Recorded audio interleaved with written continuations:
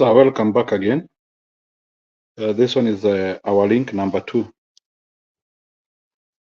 Ladies and gentlemen, welcome back again. The discussion was hot. Kujeni wote. So Julia, Lomio, Alex, she, all of you mnaweza kuja tena. I'm waiting for you. Come into the program. The program was hot. We were just discussing the effect to the dollar. The reason why the dollar is nosediving. Just as I had explained, I have checked in the curve. In 1970, that is during Kenyatta time, the dollar started descending. The dollar descend. During the Moi regime, all is 24 years, the dollar was going down. If you check in the curve, there is just a constant gradient. The dollar was just dropping in a constant gradient. Then past 202, we had a slight or a sharp dive decrease somewhere between 203 and 207 hapo. Then and I think all that time, even when the dollar is doing bad, no, it's doing well, sorry, we had the old constitution. Now we have the dollar post Kibaki time, post the new constitution. The dollar starts climbing up. Even during Uhuru time, there was that sharp increase. So during Ruto time, also the increase is being seen. So what is the problem? If somebody can be able to answer that question economically, I think it can be good to us as we talk again amidst other things. Does it mean that Kenyatta 1, Moi 1, Mr. Moi, and Kibaki were better leaders now that during their time the dollar was just going down? What is the problem of our post-modern leaders? Is a question we can ask. Is it a political issue? What is the problem past 2010 where the dollar is seeming okay, link inaitishwa, poleni. Okay, natuma link sahi, poleni. Haya ndio hiyo. What is the problem of this dollar, by the way? Because this dollar is not behaving well. I want to read some of the projects which we did. I want somebody to also come and explain. Maybe as you people prepare to come, we are talking of the odious debt at I don't know the meaning of the word odious, but I want an explanation here. Romeo, okay, Romeo is there, Alex is there. Good. So let me ask a question as I wait for other people. There was Euroboard of 2014 to 2024. I'm hearing we were supposed to pay 300 billion. Then there were flagship projects. We had things like SGR, Ramu Port, Thika Highway, Expressway, all those projects. How were they financed? How was their financing model? When were they supposed to be paid? I think somebody needs to explain to us, because we have seen so many infrastructural projects which were actually done post 203 flagship projects, especially during Uhuru and the Kibaki time. Have those things affected our economy? Because Bwana Alex, I know you understand economics. Even during Moi time, the dollar is falling. Like the there is the value of dollar, like the Kenyan shilling was strong. Let me use that one. It was strengthening even during Moi time. One of the person who people were criticizing, like his policies are not working. Like, what is the problem which we are having during both Uhuru and Ruto time, that the dollar started nosediving? Maybe that is something I want somebody to make me understand.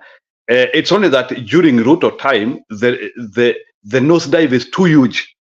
But even during Uhuru time, there was a nosedive, and we should not run away from that. So I would like somebody to relate for me from Uhuru and Ruto time, what is happening on the dollar value, because the climbing is noticeable on those two regimes.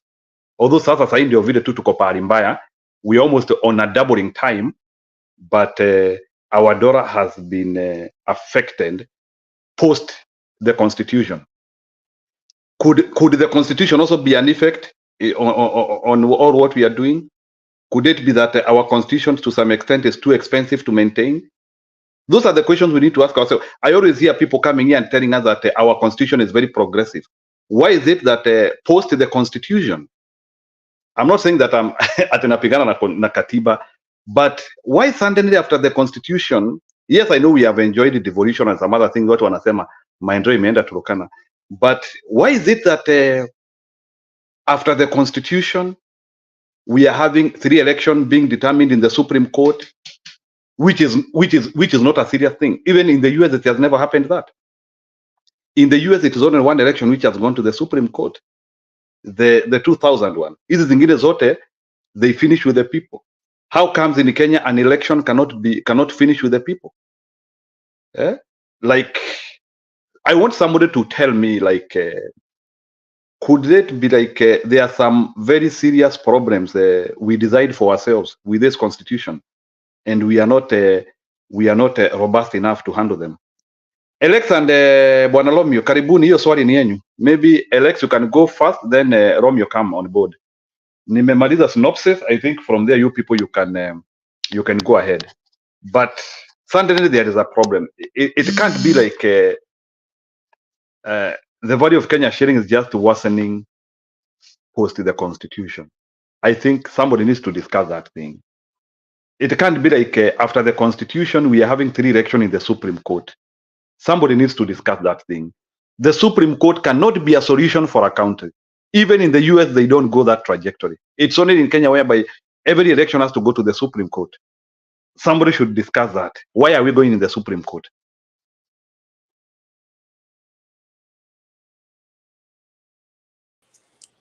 Alex, is Alex frozen? Alex, go ahead.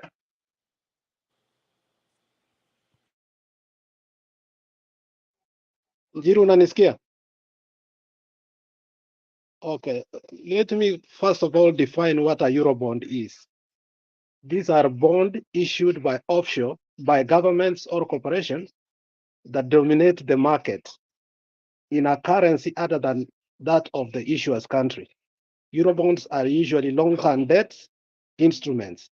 Eurobonds are dominated by the US, and US likes making sure that other currencies fall. For instance, now that they have raised the interest rate going up, so that loan becomes, they give you when the interest rate is down, but they want you to pay when the interest rate is high. Anytime the bond is dominated in a currency different than the origin country. For example, even if a Japanese company gives a bond in US dollars instead of yen, it is called Eurobond. Now, let me say another thing. There is a difference between Eurobond and a foreign bond. So Eurobonds are underwritten usually in an international company using domestic currency and then traded outside of the country, domestic foreign market. But the foreign bond is issued in the domestic country by a foreign company using the regulations and the currency of domestic. That is the advantage. So Eurobond was so expensive to us. What we will pay is we will pay 3 times more than what we originally borrowed. And that is about 300% of interest rate. And when we started paying it, I think what I don't understand is the our minister for finance has come out rightly to tell us the country is broke, and Ruto is refusing when he gave us the speech during when he was being interviewed by the, what we call them, when we were being interviewed by the media. He lied so many things there. He said that we are the 29th country in the world rated most progressive. You know, he kept lying and lying. So we are in a situation.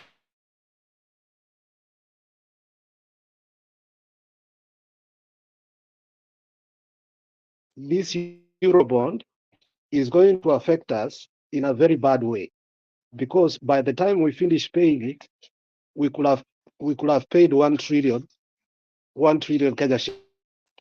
So one of the things we need to know is the disadvantages of Eurobond. Investing in Eurobonds carries certain risks such as exchange rate risk, political risk, and credit risk. And that's why Uhuru wanted to pay this money so that we cannot risk our credit. When a credit your country is considered to be junk, it will be difficult to make exchange rate risk due to fluctuation of exchange between the currency of the investor and the currency of the Eurobond denominates. Now, one of the things Uhuru made a blunder, and we need to condemn him, is listening to Ruto so they could take the Eurobond. And you know, the Eurobond never got to Kenya itself. It got, when it got itself to Britain, it became odious debt now. So we are supposed to pay for what we have not consumed as a country. And you remember, it took 2 Eurobonds, and both of them never got to a country. So we really don't have a debt, as Romeo had said earlier. What we are paying money that went to the politician. And let me tell you, Ruto is a conniving character, very conniving character. Yeye ndiye alifanya hizi vitu, zile vitu zote ulikuwa unasikia za NYS, zile ministry for ile ulisikia ilikuwa kwa Ministry of Health, all these things he did it intentionally, and so that he could get money for his campaign or something of the sort. Now, you have asked a good question. What should we do? What ought to be done is we take Wanjigi's word as the Bible and make sure that we take these people to court, because without taking them to court, we will not have helped. And if we are able to prove that what we have is an odious debt, then we investigate, where did this money go?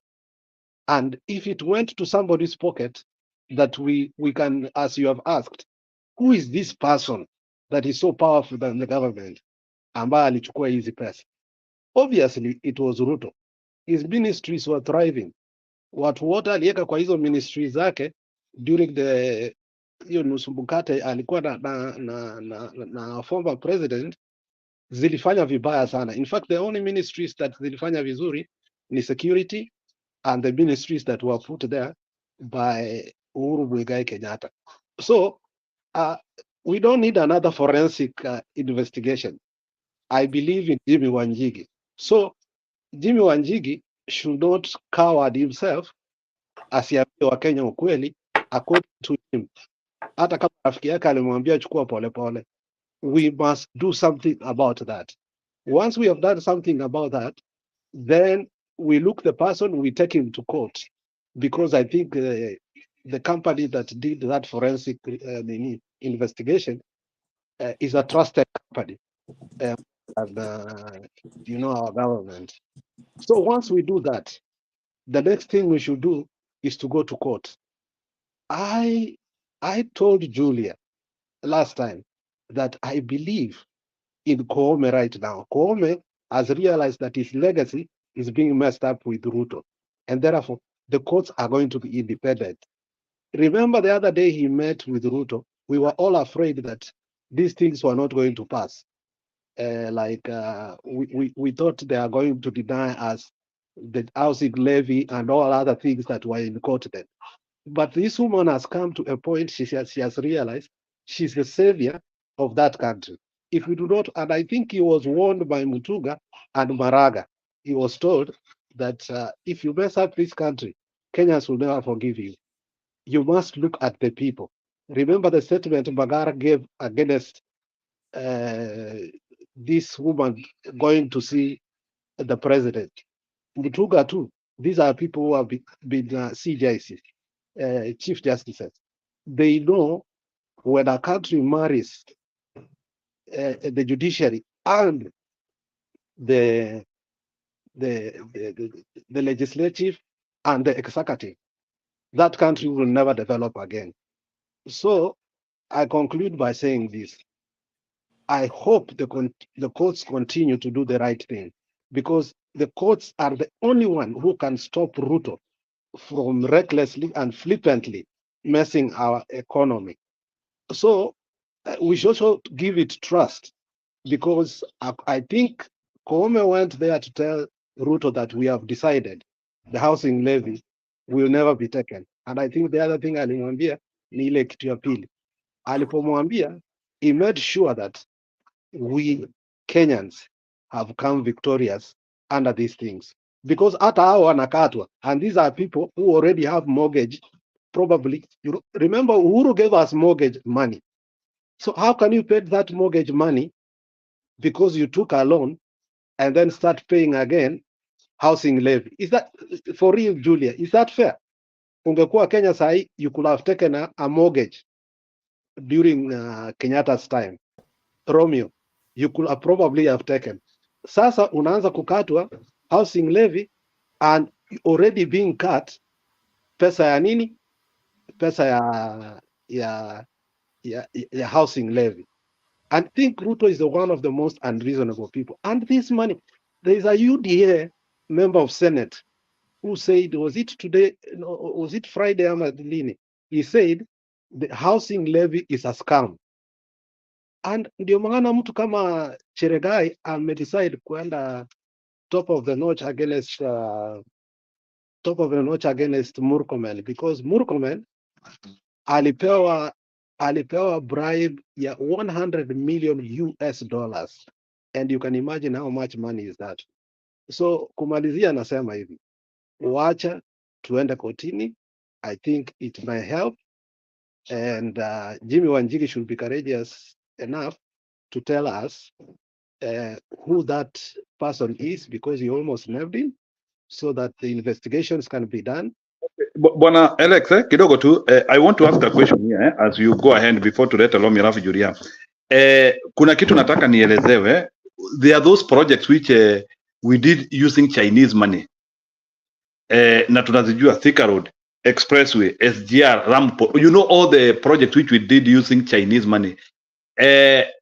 Those projects ziko kwa loan gani if we say that Kenya doesn't have a loan, or where I want somebody to explain to me, tulichukua loan kujenga hizo vitu? First of all, did we take a loan? We took it from China, but odious debt is always given by two countries. That is Japan and the US. China does not give odious debt because it knows the danger it will face, because it has dominated the African countries. Okay, so in other words, the Chinese project, those loans we are still paying. So those loans are there. Can we say that? Yeah, they are there. But okay. You know, they are not real money.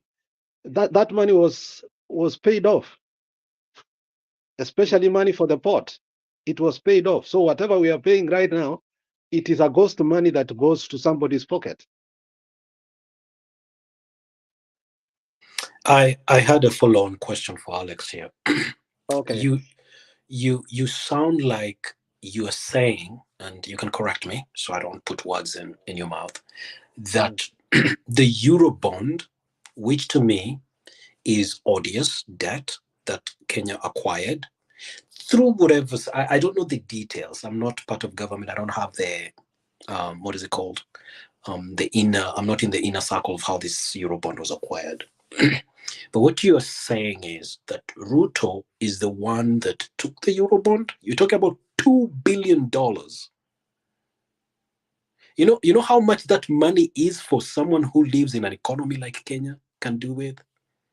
This is not just money to campaign with. This is more than what Ruto spent during his entire. This is money that you retire in Kenya for the next 6th, 7th to 10th generation. They don't need to work. I don't know what, to me, what I'm trying to say without saying, I don't think that money went to an individual like Ruto. I'll give you a chance to react, Alex. You know, when Uhuru said, afadhali mzee kuliko mtu tamtam, and you remember, it is Uhuru himself, when he was in Israel, who told us that we are being schemed 2 billion a day. Just imagine 2 billion a day. So Uhuru was not lying. Uhuru had gotten to a point whereby Baba alikuwa amemsanitize to a point that he can speak truth to the matter. Do you know why the President Uhuru, through the help of Matiang'i, had even to stop NTSC? NTSC had hired 5,000 cars, and they were paying every day one car 60,000. And that 60,000 times 30,000, you can see how much it is. And that money used to go to Nick Ruto's account. Moderator, weka kichwa tukuone vizuri, inakuwa ni tabia mzuri wakati tunakuona. So you can imagine that is just one company that they were stealing from. Then tuko na hii kitu ya mbolea yenye alipewa mbolea ya free alafu akauzia watu. That is another problem that we have, that he was given mbolea free akauzia watu 3,500 alafu anadanganya mbolea imeenda chini. The third thing is this scheme that is bringing ya NHIF, is changing NHIF to something else. Anatudanganya people can pay 300 and then you will get services. Which services? There's no services. Hata hiyo it's illegal, because 300, as you know very well, today is less than $2. How can you pay $2 for an insurance? So what I'm trying to tell you guys is Ruto is a thief. In Alex, history, we call him Simbiri Nyamoivi. Alex, yeah, from left and right.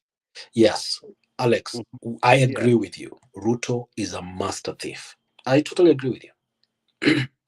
But what I'm trying to understand is separate what Ruto steals from NOIS. That, you know, when you're stealing from things like NOIS or money that has already been budgeted in a fund, and then when it's being disbursed, that's when you're stealing. That's one thing. Hiyo ndio wizi wa Kenya wanajua. I've seen that many times, and not just in Kenya. Most governments do it through POCs and PACs and different things that they can, different ways to steal. I get that. Eurobond, okay, and the audience that we have acquired, these are not just international. These are country-to-country deals. In other words, it has to take, listen to this. If Eurobond, the bond we were buying was coming from, I don't know which countries they were buying from, but whatever countries coming from. Eurobond we bought was coming from America. Correct. Thank you. I didn't want to go there, but you did. If we're buying a Eurobond, the bank that is doing transaction has to get approval from different, for lack of a better word, agencies, that this agency in this country is buying your bond for this much, from this much, and this is what is happening. So there's a transaction happening internationally between countries. When we are told that Eurobond never made it to Kenyan's account, the central bank's account, or whatever Kenya account is, it just disappeared. Number one, we have to hold the bank that did this transaction accountable. Okay. Number two, this bank has to tell us it did not go to Kenya's account. Which account did you transfer it to? They need to show us, because it doesn't show, according to Wanjigi's audit, it's not showing which account it went to. Now, then that also tells me not only is a bank involved, but another government is involved. Please correct me if I'm wrong, Alex. No, you are right there. You are exactly right there. You see, what I'm trying to tell you is that the government to government, when it deals with the odious debt, is very expensive. And that's why the interest rate can be even 300%. The second thing you need to know is this. They know that these leaders, I want you to, after this, I want you to read an article written by a Zambian called Zambians Intellectuals Are Lazy, on how when the crocodile man, what was his name? The one who died in Egypt, they will tell you how they were lending this money to Zambia to a point that when HH, the current president, came in, he had to deal with the issue of debt first. It's the same way thing that probably we are going through. So what I'm trying to tell you is this. Odious debts are meant to be corrupt borrowing. And the Americans and the Japanese knows how to do them best. But the Chinese have refused to do them because if you do that, not more countries can borrow from you. Now, if you look at the IMF loans and the World Bank loans, they have strict treatments on how you can borrow. You have to show the project you're going to do.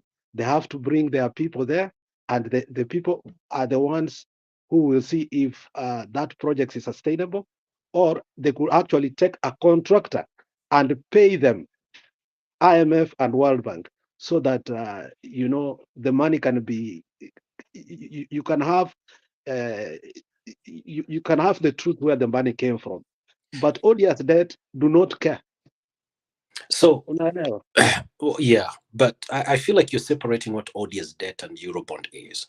So Eurobond became an odious debt because Kenyans who were supposed to acquire the bond never really got the bond in the beginning. So the Eurobond was never a debt that Kenya as a company, for lack of a better term, forget a country, never really got that bond. It disappeared between the giver and the supposedly receiver, and the receiver for sure never got it. And for some reason, the receiver never raised alarm that, hey, that bond never hit my account, which is Treasury, I don't know if it's central bank governor, should have raised that alarm, but never did. Now, then the question becomes, if the central bank never received it, that means the governor never saw the money. He probably doesn't know even how that route took. So to me, we have to trace that money back to who issued it. And whoever issued it needs to tell Kenyans why they issued it, because the reason is when you're issuing a bond, and anybody that is here that understands this even better can correct me, you need to understand the laws of that country and how they buy bonds, because it's a country, it's not just a company. You need to know that, hey, a bond needs to be issued this way, in this company. This is how they do it in that country. So the laws of the countries should be adhered to. It means the person that issued the Eurobond, or the company, or the bank, did not know Kenyan's laws and didn't even care about it. Because if they issued that bond and it went to a different account, never reading the Kenyan law and how it works, they're in the wrong. They should pay that money, not Kenya. If they were swindled that money, let's say Ruto became a Nigerian conman and he found a way You know why Ruto's daughter was married to a Nigerian? Because that's man. That's the man who transacted the amount. Do you think? I think it was confirmed, because even the Nigeria government was investigating him, how that money got to Nigeria. You can go online and read. There was a lot of investigation about the guy because the money got to Nigeria and it was so much. And when money is not accountable, to an economy, it causes inflation. You know that. For instance, Kenya inflation sometimes is too high because the Somalis send a lot of money to Kenya, and then that money gets its hands in Kenya, but its footing is in where? In Somalia. So, Alex, when you're dealing yeah. with $2 billion to an economy like Kenya, yes, you will notice that money has come in the car. I totally agree. Even if it's Nigeria or whichever way you're wiring this money, it's too much money that it affects so many sectors in a country like Kenya or even Nigeria that it's very noticeable. I am doubting. I'm not a Ruto supporter. What I'm trying to say is this: it's impossible for one person, even Uhuru himself, to take $2 billion and just disappear. You know, the first term of Uhuru, remember who was the president? It was Ruto. When he became too powerful, that Uhuru could not control him, that's when he saw that Ruto wants to impeach him. At some time, they talked about impeaching Uhuru because they wanted Ruto to take over. Because, you know, there's a book, a nice book says, leaders do not eat alone. Okay? That's why he used to eat with his men. And his men were very happy. The people who used to work in his office also ate that money. It is not only Ruto who ate that money because he was preparing himself in 2022. So he was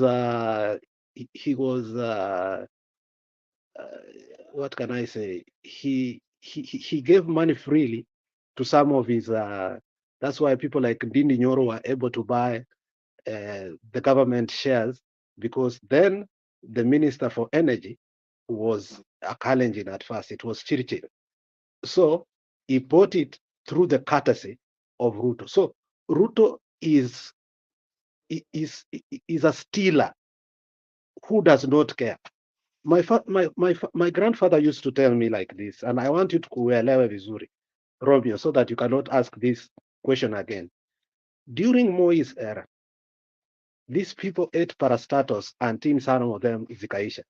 And that's why my grandfather told me, because he was in politics, he said that wakati Mkisia anakamua ng'ombe, anaachia ndama nusu. Wakati Mkikuyu anakamua ng'ombe, anaachia ndama a quarter. But wakati Mkalenjin anakamua ng'ombe, anakamua mpaka the white thing which is called pus comes out. So Kalenjins are not good caretaker of governments. They are proved to be so. And right now, you remember that ule mzee alisema wamekula. He was right. Remember that meeting that was in Eldoret, where they were discussing about how maize money had been eaten. These are thieves. What did you expect about Eurobond? You expected Eurobond to be in Kenya? Uhuru was never a president in the first term. Uhuru was actually the president in the second term. Ndio maana wakakosana na Ruto kabisa. But at that time, alikuwa amekula na Chebukati, amekula na kila mtu, amekula na Koome. This person was stealing 2 billion a day. So he knew how to distribute his money. That's how he bought Muturi. That's how he bought Waiguru. That's how he bought Mudavadi. He bought people en masse. So what I'm trying to tell you is this thing was a long game that Ruto played. But when we were supposed to do lifestyle audit, that's where now nakuja nasema Uhuru was not courageous enough. And the reason Uhuru was not courageous enough, I hear it. I have a moving company. One day we went to move somebody in a place called Menetonka in Minnesota. And this person said something, I don't know if you guys can believe it or not. He told me when we were in Kenya, we went to a gay party with Uhuru Muigai Kenyatta. I was so shocked. I asked him, are you sure? He showed me the pictures. So there were things Uhuru feared that were going to be revealed about him, to a point that he decided not to pursue the issue of what? The issue of this Eurobond and how that money was eaten. Because I don't know if it's true, but that guy showed me pictures. I swore and I told this person, you are lying to us. He told me, why should I lie to you? Her cousin who lives in Switzerland is the one who took them to Kenya, and they were in a gay party. And Ruto probably knew some of the weaknesses of Uhuru. The only one they like talking about ni ya nini ya jinga ya ati Uhuru anakunywa sana. It is not, I drink, it is not wrong, it's not illegal to drink. But they had this one bomb that they threatened with him all the time, that if you do this, we will say this. And you know, Uhuru is a man who is very sociable. He's a good man. Akona roho nzuri. So probably he must have told Ruto some of his secrets that he should never have said. So what I'm saying is this: there were manipulations that were being done in our country to make sure that Uhuru does not take this man to court. But Uhuru revealed when he was in Israel that 2 billion Kenya shillings are being stolen every day. You think he was lying? He was saying the truth. And as a caretaker, unajua kuna wakati Matiang'i alikasirika, sijui kama unakumbuka, akasema kuna upuzi inaendelea hapa Kenya that we need to deal with. Somebody cannot be lying all the time as if he eats lies. Akasema, I'm going to reveal these things if the president is not going to reveal them. So what you need to know is that Ruto really stole, really stole. How can a daughter of only 24 years own a big farm like the one she owns? Where did that money come from?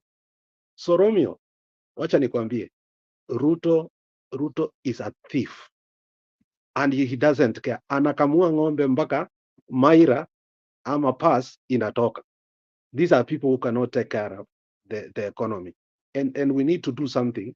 This week and last week, the last 3 weeks, we have an advantage of having very good rallies, and they empowered Kenyans. Kenyans were able to see that kumbe watu wanapenda huyu mzee hivi, especially the coast ones. Sasa watu wako encouraged at least that we are very powerful. Huyu jamaa kushinda kura. What we need now to ask ourselves, ni maandamano tunaenda ama ni nini tutatakana tufanye? And if we don't, the only thing that Ruto fears ni maandamano. Let me tell you, vitu zingine he doesn't care. He will look at your face, anaanza kusema ule mzee wa kitendawili, ule mzee si wa maandamano. Kama juzi alikuwa anasema kule Meru kuwa hapa si mkutano ya ODM, msilete hiyo jina ya ODM maandamano. Yeye mwenyewe ndiye anagrivate watu, anaanza kutumia tactics za kudanganya watu kuwa they are behaving like ODM. While Raila was having peaceful rallies in the coast, you know, he likes using tactics, divide and rule tactics. So wacha nimalizia hapo, at least Julia aongee, kwa sababu I think naona kama tutadominate hapa. Wacha Julia ingia tuambie kidogo what she thinks. Sawa. Asante Alex. So I get your point, and really Ruto doesn't believe in doing anything right. So it was possible for him to mismanage all that money. And that is one thing I was disappointed with Uhuru, because he saw it in the first term and he was the president and he did not do much to stop it. He had all the powers. He should have asserted himself. He would even have preferred losing his presidency the second term and did do things right. So he let the guy get away with it. Ruto doesn't have Romeo, maybe you need to understand what Alex is trying to say. Ruto doesn't have any culture of doing things right. He thinks somebody can get away with grabbing land, mishandling resources. Okay, he doesn't have to be paid that Eurobond check into his bank account, because Treasury and even the banks that lend that kind of money will not do that. But when he gets his hands on the resources, he'll misappropriate them to his benefit and use his powers to do that. So I want to brief what Alex is saying, that during the first term of Uhuru, Ruto literally took over the economy. Remember the time that Ruto was working with Baba and Kibaki. I stand to be corrected. Someone can tell me more about that. I think at one time Baba sacked Ruto. I mean, removed him from his cabinet portfolio because of mismanagement of resources. So this guy is a Moi son. And unfortunately, I want to agree with Alex. I don't know whether it is a community, the tribe, that these people cannot just do things right.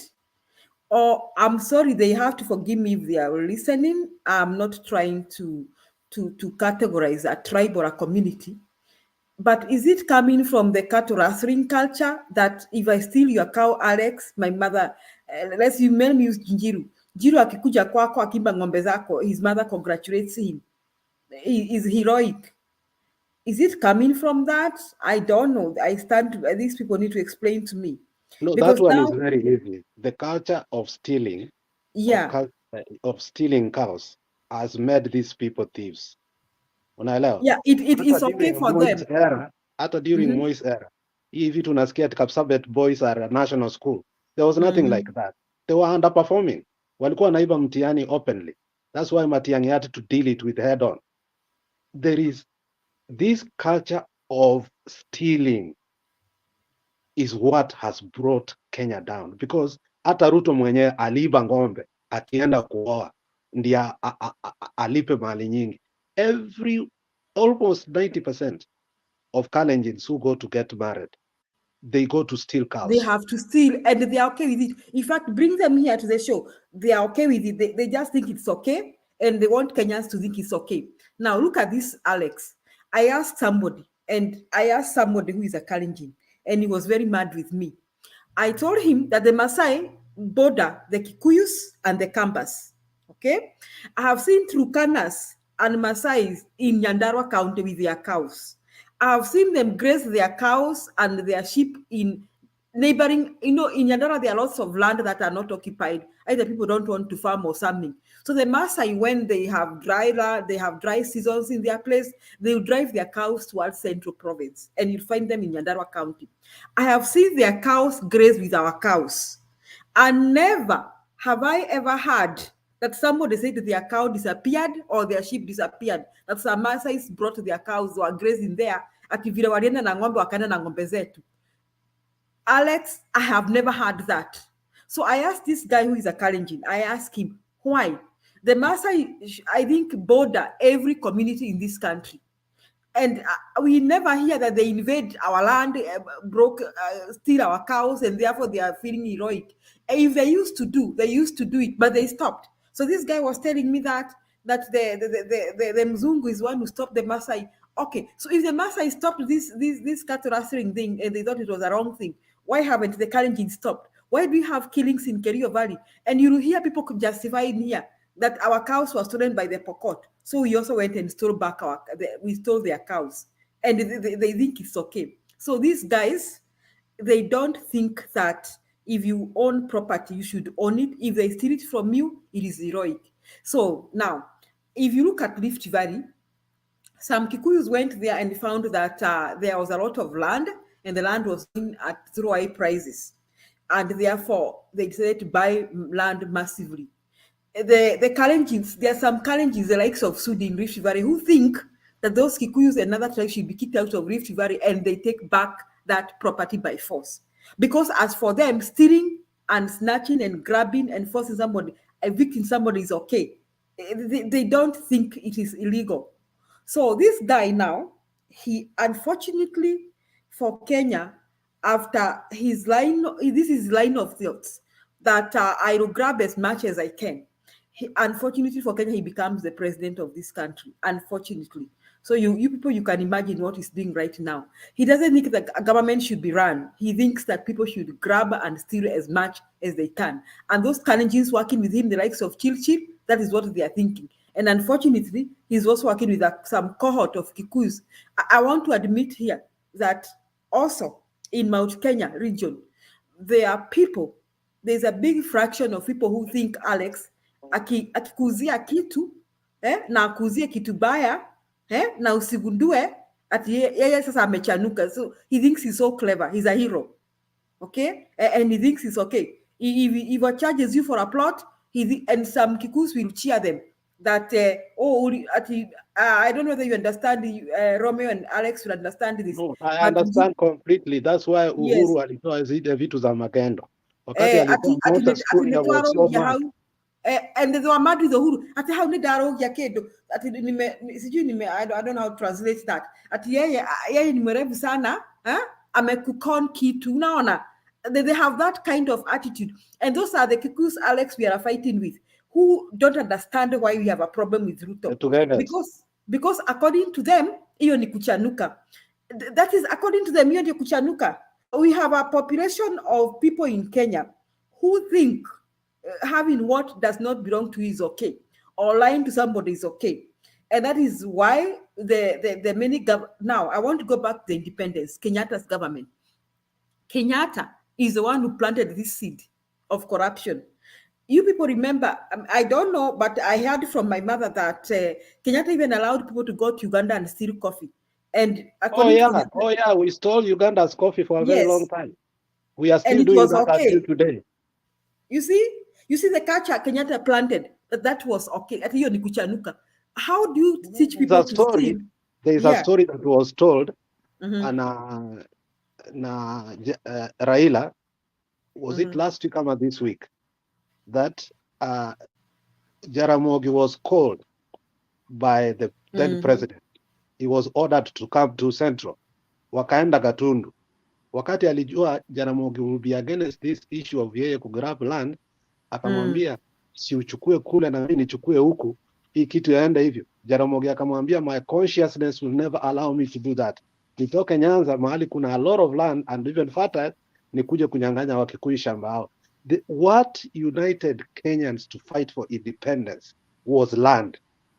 Yeah. Before that, we used to have tribal clashes, but when our land was taken by Mbeberu, it united all Kenyans to get our land back. But this disease of land, and I don't think we can win this war easily, was started by the first president. Ukiona watu walikuwa in the first government, hata the second government, unajua hata Kalonzo amegrab huko Yatta, hata kama tulimtetea last time, Kalonzo ile land ya Yatta farm ni kubwa kuliko shamba ya mtu yote. Unajua how much that hiyo shamba ni kubwa. So hao watu walikuwa KANU, first government and second government, they stole a lot of land. And hiyo land mtu angekuwa amepewa who is progressive and productive, Kenya hatukekuwa na shida. One of the most heroic things that Mugabe did was to take the land from the white man. But Mandela chickened out. Okay? After today, the people trying to fight for South Africans to get land are Malema people. So, Alex, 1 minute. Wacha niingize point hapa. Kidogo, before we have long. 1 moment. Bwana Alex, we have this land tenure system in Kenya, and the continued subdivisions which happen in Kenya, like for example, based on what happens in Kenya, don't you think like there is no value for land? Like, is what we are doing with land sustainable? Like, I have a quarter plot of land. I have a 1/8 plot of land, and we need land for farming, another thing. And sometimes we are not able even to some of the land. Like some of our parents used to do subsistence farming, which they used to maintain us with. But how comes right now in Kenya we can't even produce enough food? Is it the issue of what is the problem? Too much land. Saa zingine some people are not using it to the full exploitation. Saa zingine nasikianga ile shamba ni ya Uhuru, ama ni ya kina Kenyatta, ama ni ya Moi family. Nothing has been done there. Like, what is the problem? What is the Kenyan problem with land? How should the ownership be? Who should be owning the land? And like China, America, how is the land ownership?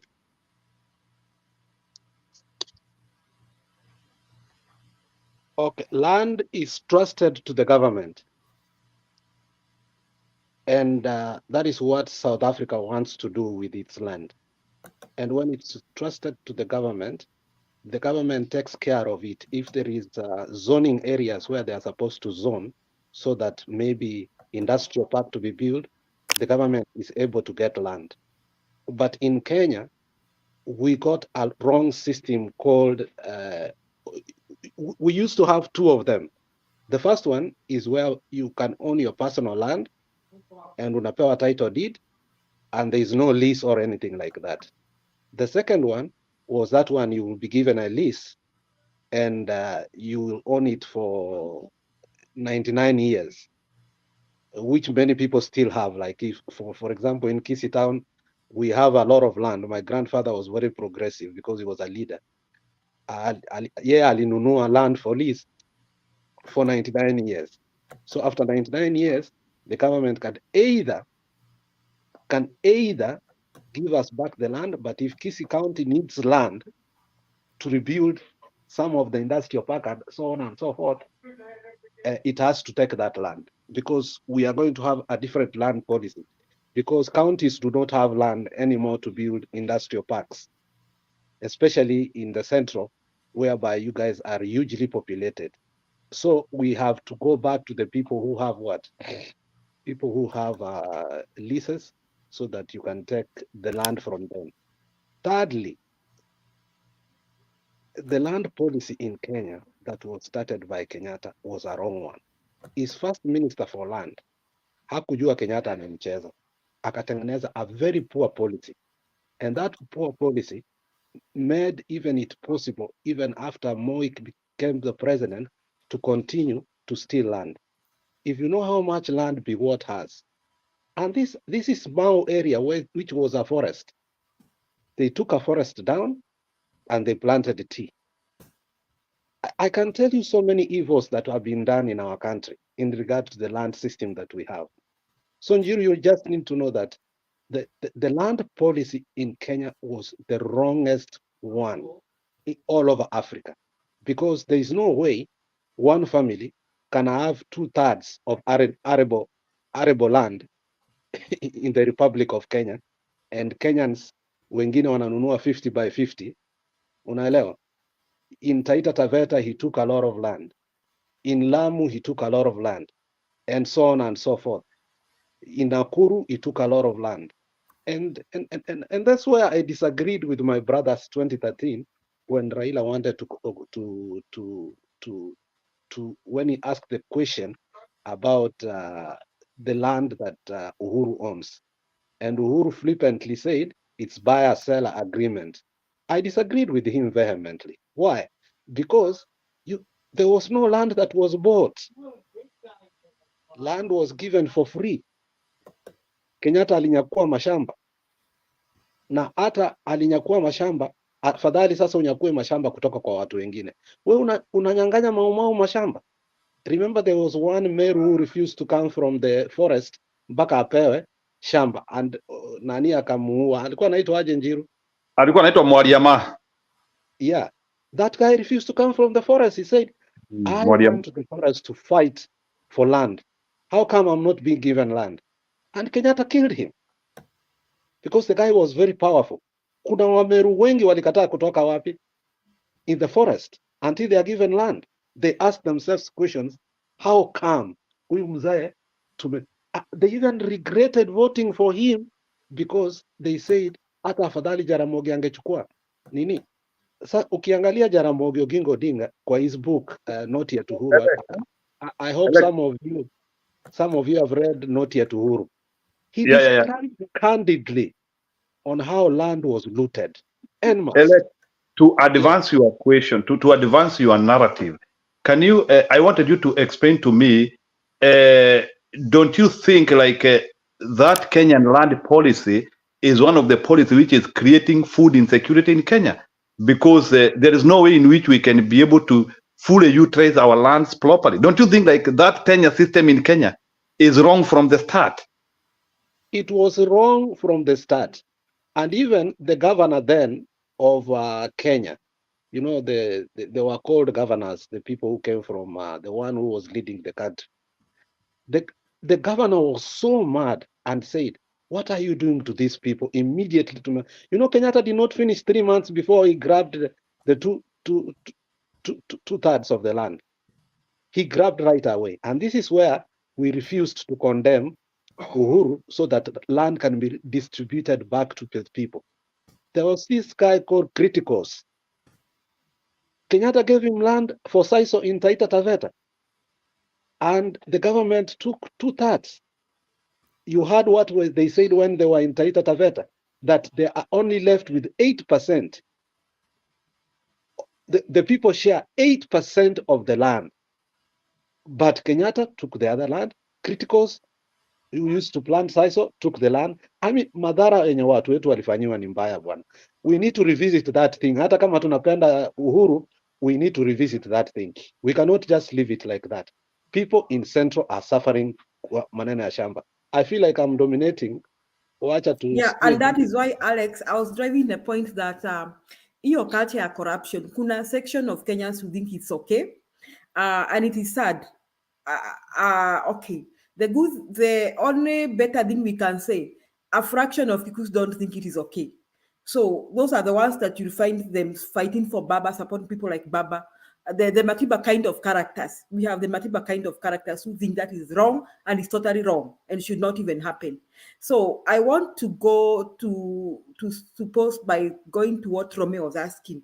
Do we think that even if Baba was the president, he would manage the Eurobond and anything? Yes, he would manage. In fact, Romeo, I want to tell you something, that it is not just no, Julia, you have really reconstructed that question the wrong way. The question is not that Baba will manage Eurobond. I'm sure Baba can manage the Eurobond better because it will not happen on his watch. That's not the question. Yes. The question is if this Eurobond happens, and to me, it looks like it happens in all regimes that we've had in power so far. It's different kind of odious debt, or so to speak. If it keeps happening, because of where it's originating from and how it is worked,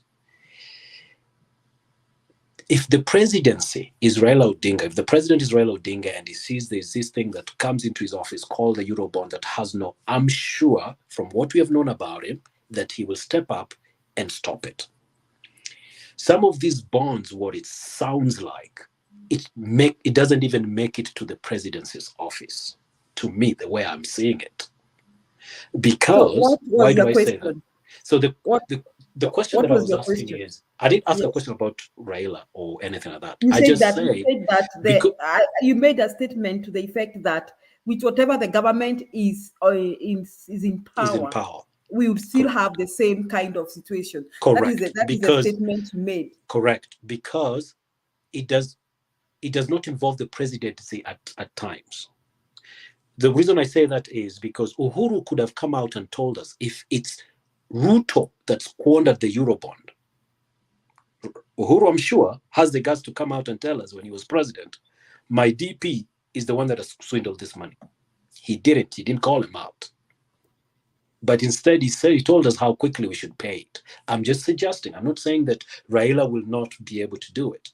I'm just saying this is probably above what we think is the presidency can handle, which is Ruto now, Uhuru was, Kibaki was, and even Moi was at one point.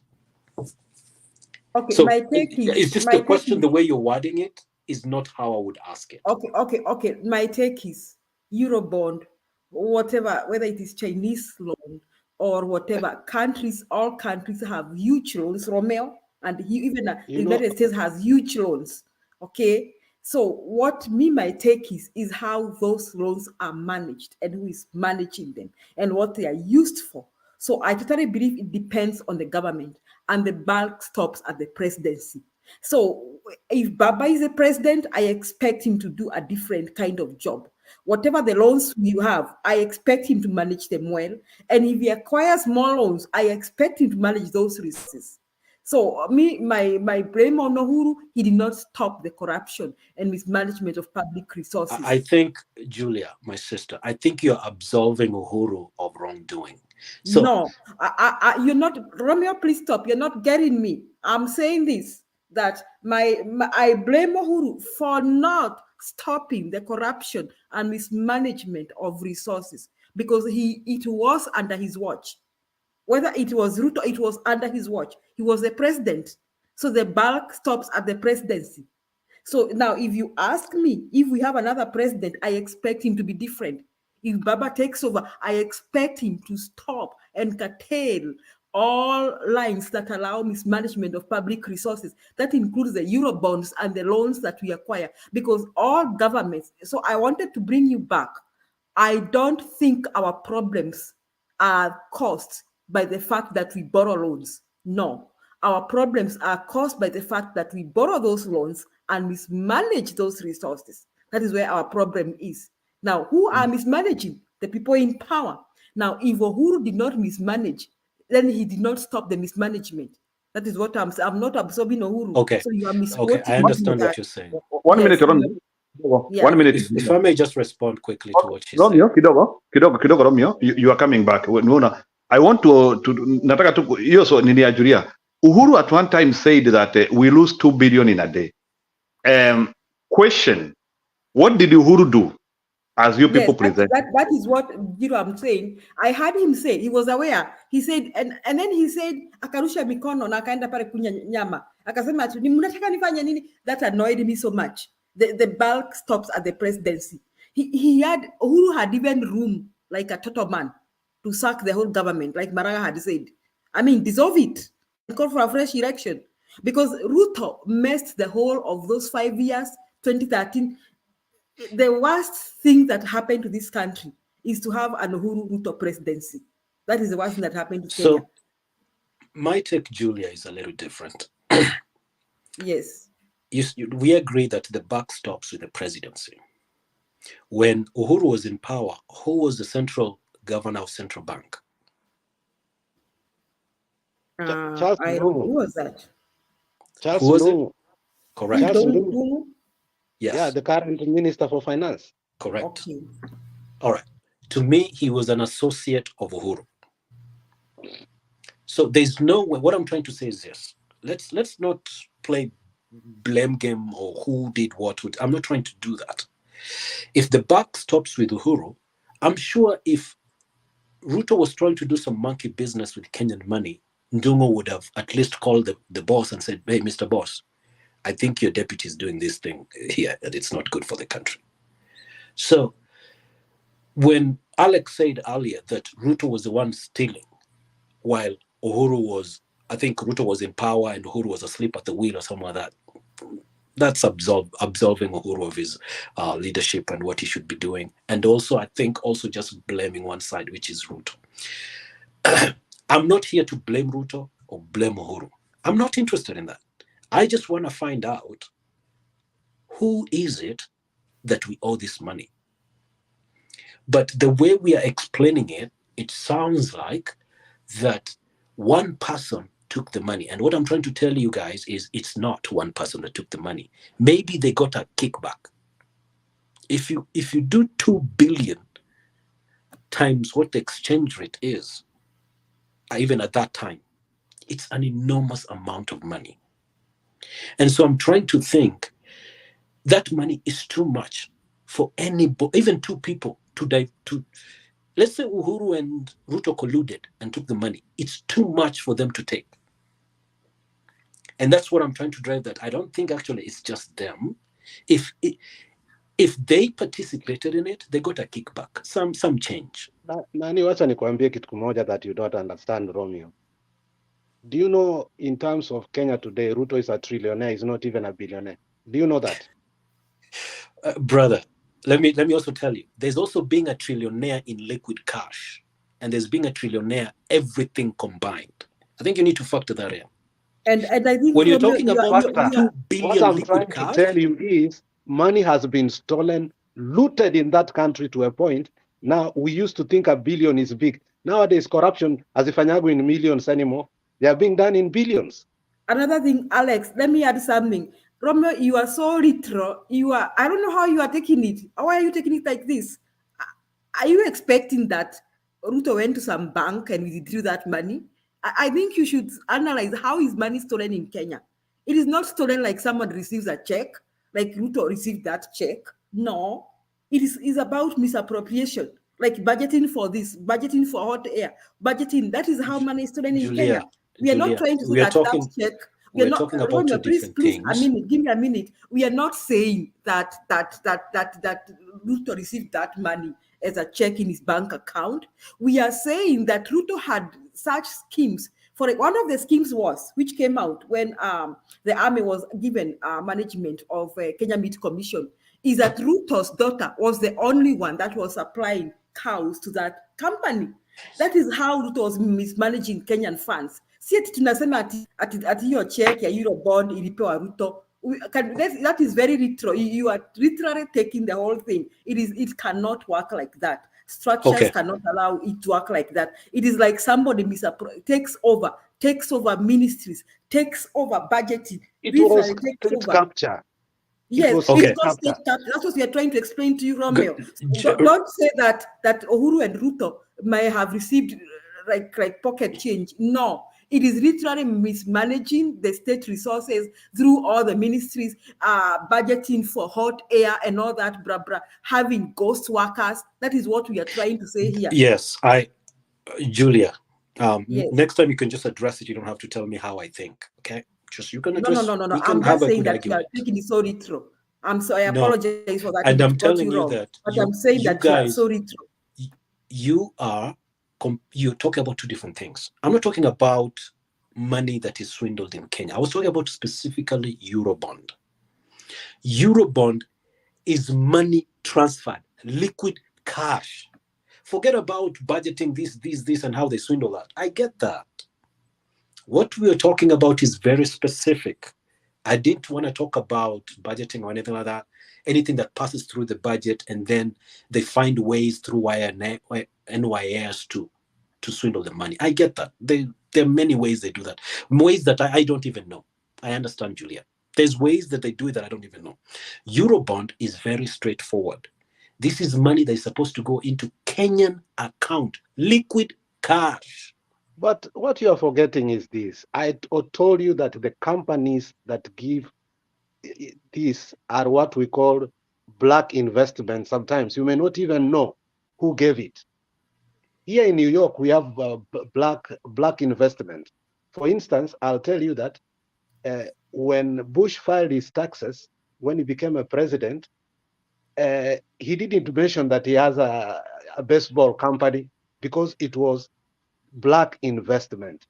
When Mitt Romney ran for presidency, he did not even mention some of the companies he has, which are in Nairobi Stock Exchange, because it's black investment. Black investments, you get an IRA number, and that number becomes your identity. It's not put under you. So what you're trying to say is that we find out. We can't find out. We can't find out, but Jimmy Wanjigi knows who has the money. And it's not hard to tell. I'll pivot into something else. I'll let that go because I feel like we can agree to disagree then, if that's okay. Let's go to something else. What do you want us to talk? No, I was just going to comment about what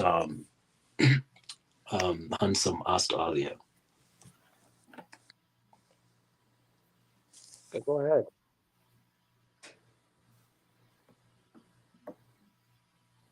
I'm sorry. Remind me what the question was, because I don't want to go back into that Eurobond thing. I think we have exhausted.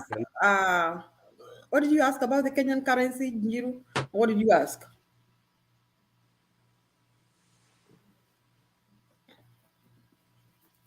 Yes, Julia, nilikuwa nasikia mkuwa na discussion hapo, lakini you guys muadresiane vizuri, sio wacha kila mtu tu atoe tu point yake vizuri, hiyo haina shida. So he's asking you your question. You had asked a question. You had a question, yeah. So sikuwa nataka kurudi back to the Eurobond because I've accepted that we can agree to disagree on how we view it. Yeah. Yeah. So I Yeah. wanted to go back to the question you asked. That's what I was going to comment. But Okay, the question which I was asking, because naona ni kama unaelewa economy kiasi or much. Ukiangalia curve ya dollar during Kenyatta time and actually the whole of Moi time, that curve is going down. Then somewhere during Kibaki time there is a very big dip. Unaona yani hiyo value ya dollar the value of Kenya shilling is highly strengthening. Then we now come post Uhuru time and hiyo post constitution time. Hiyo pesa inapanda up to now. Even during Uhuru time, unajua ni vile hatutaki kuongea hapa, the dollar was slightly climbing. Hata kama iko inapanda sana, but that value was climbing. There is no any single day ya Uhuru in the regime where the dollar was not climbing. But during Moi time, it was reducing. During Kibaki time, it was reducing. So what is the problem during both Uhuru and Ruto time? The dollar is not behaving well. What is the problem? oh yeah, so yeah, thanks. I'm going to be honest. That question is a heavy question. I'm not an economist, so I might not get it right completely, but I can attempt. I think the fundamentals of the economics in Kenya during Kibaki time and why you're talking about that V-shaped recovery is probably because of how, one thing that Kibaki did was able to increase tax collection in Kenya by not increasing taxes, by increasing the amount of people who came into the pool to be taxed. The pool was bigger, so more tax was being collected. I think he collected more taxes.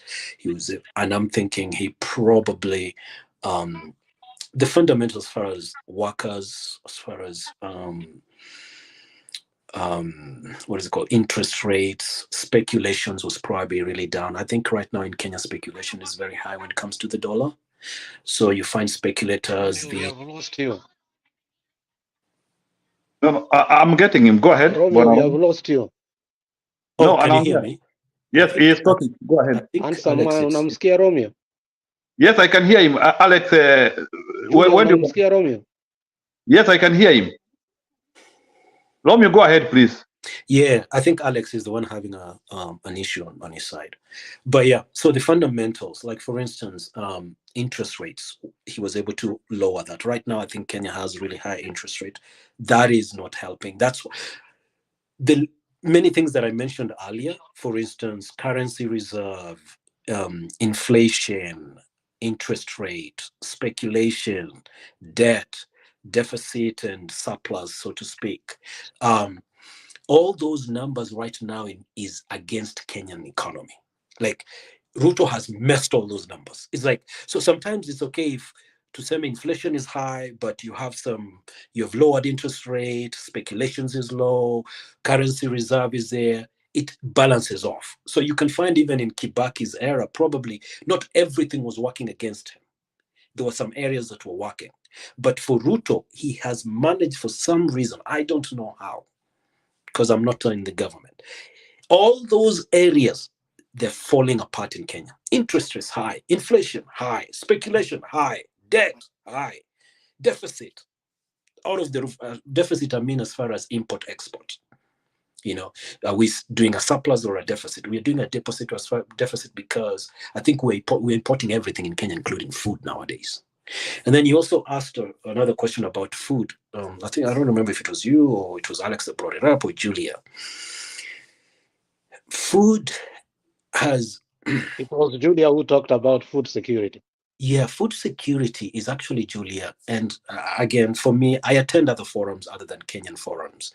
Every country, even European countries, you can see in Germany, farmers are burning tires, are blocking roads because subsidies that helps them produce food has been cut off, although they want to help fund Ukrainian war. So in France, farmers are also demonstrating and rioting. And it's not just Kenya. And this thing is something we all need to look at it globally. If you go to even Asia, There's food shortages in Kenya. And all this thing, for those of you who follow international, not just politics, but news, you notice that it's not only Kenya where food production started going down at the beginning of the 2015, 2016, even 2013 area. Food production all over the world started going down.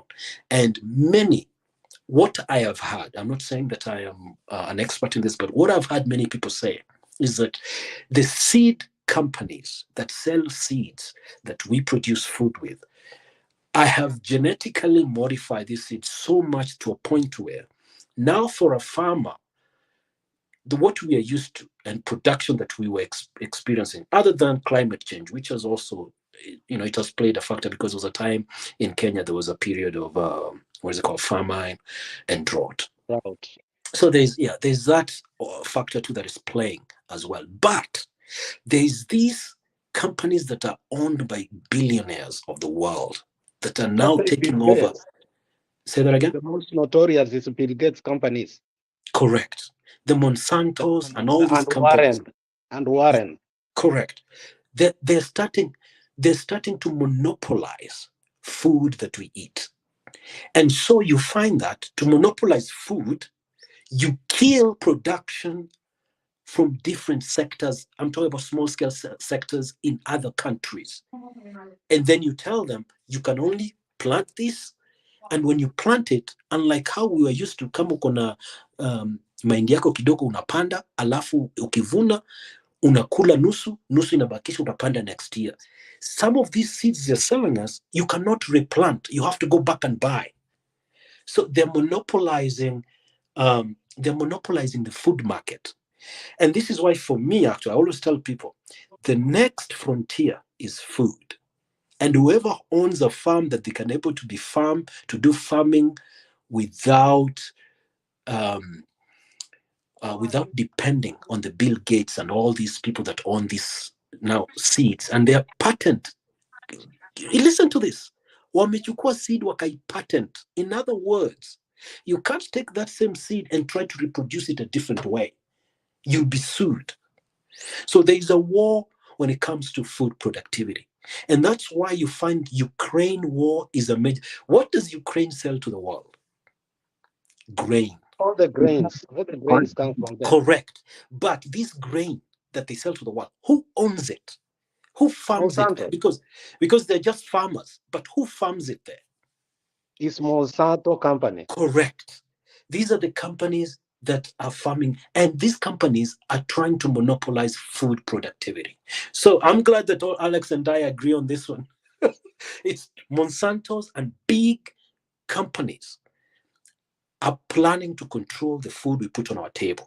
They've already done it in countries like America. You guys know that your banana, if you go to Texas, you go to Maine, you go to California, your bananas comes from 3 companies.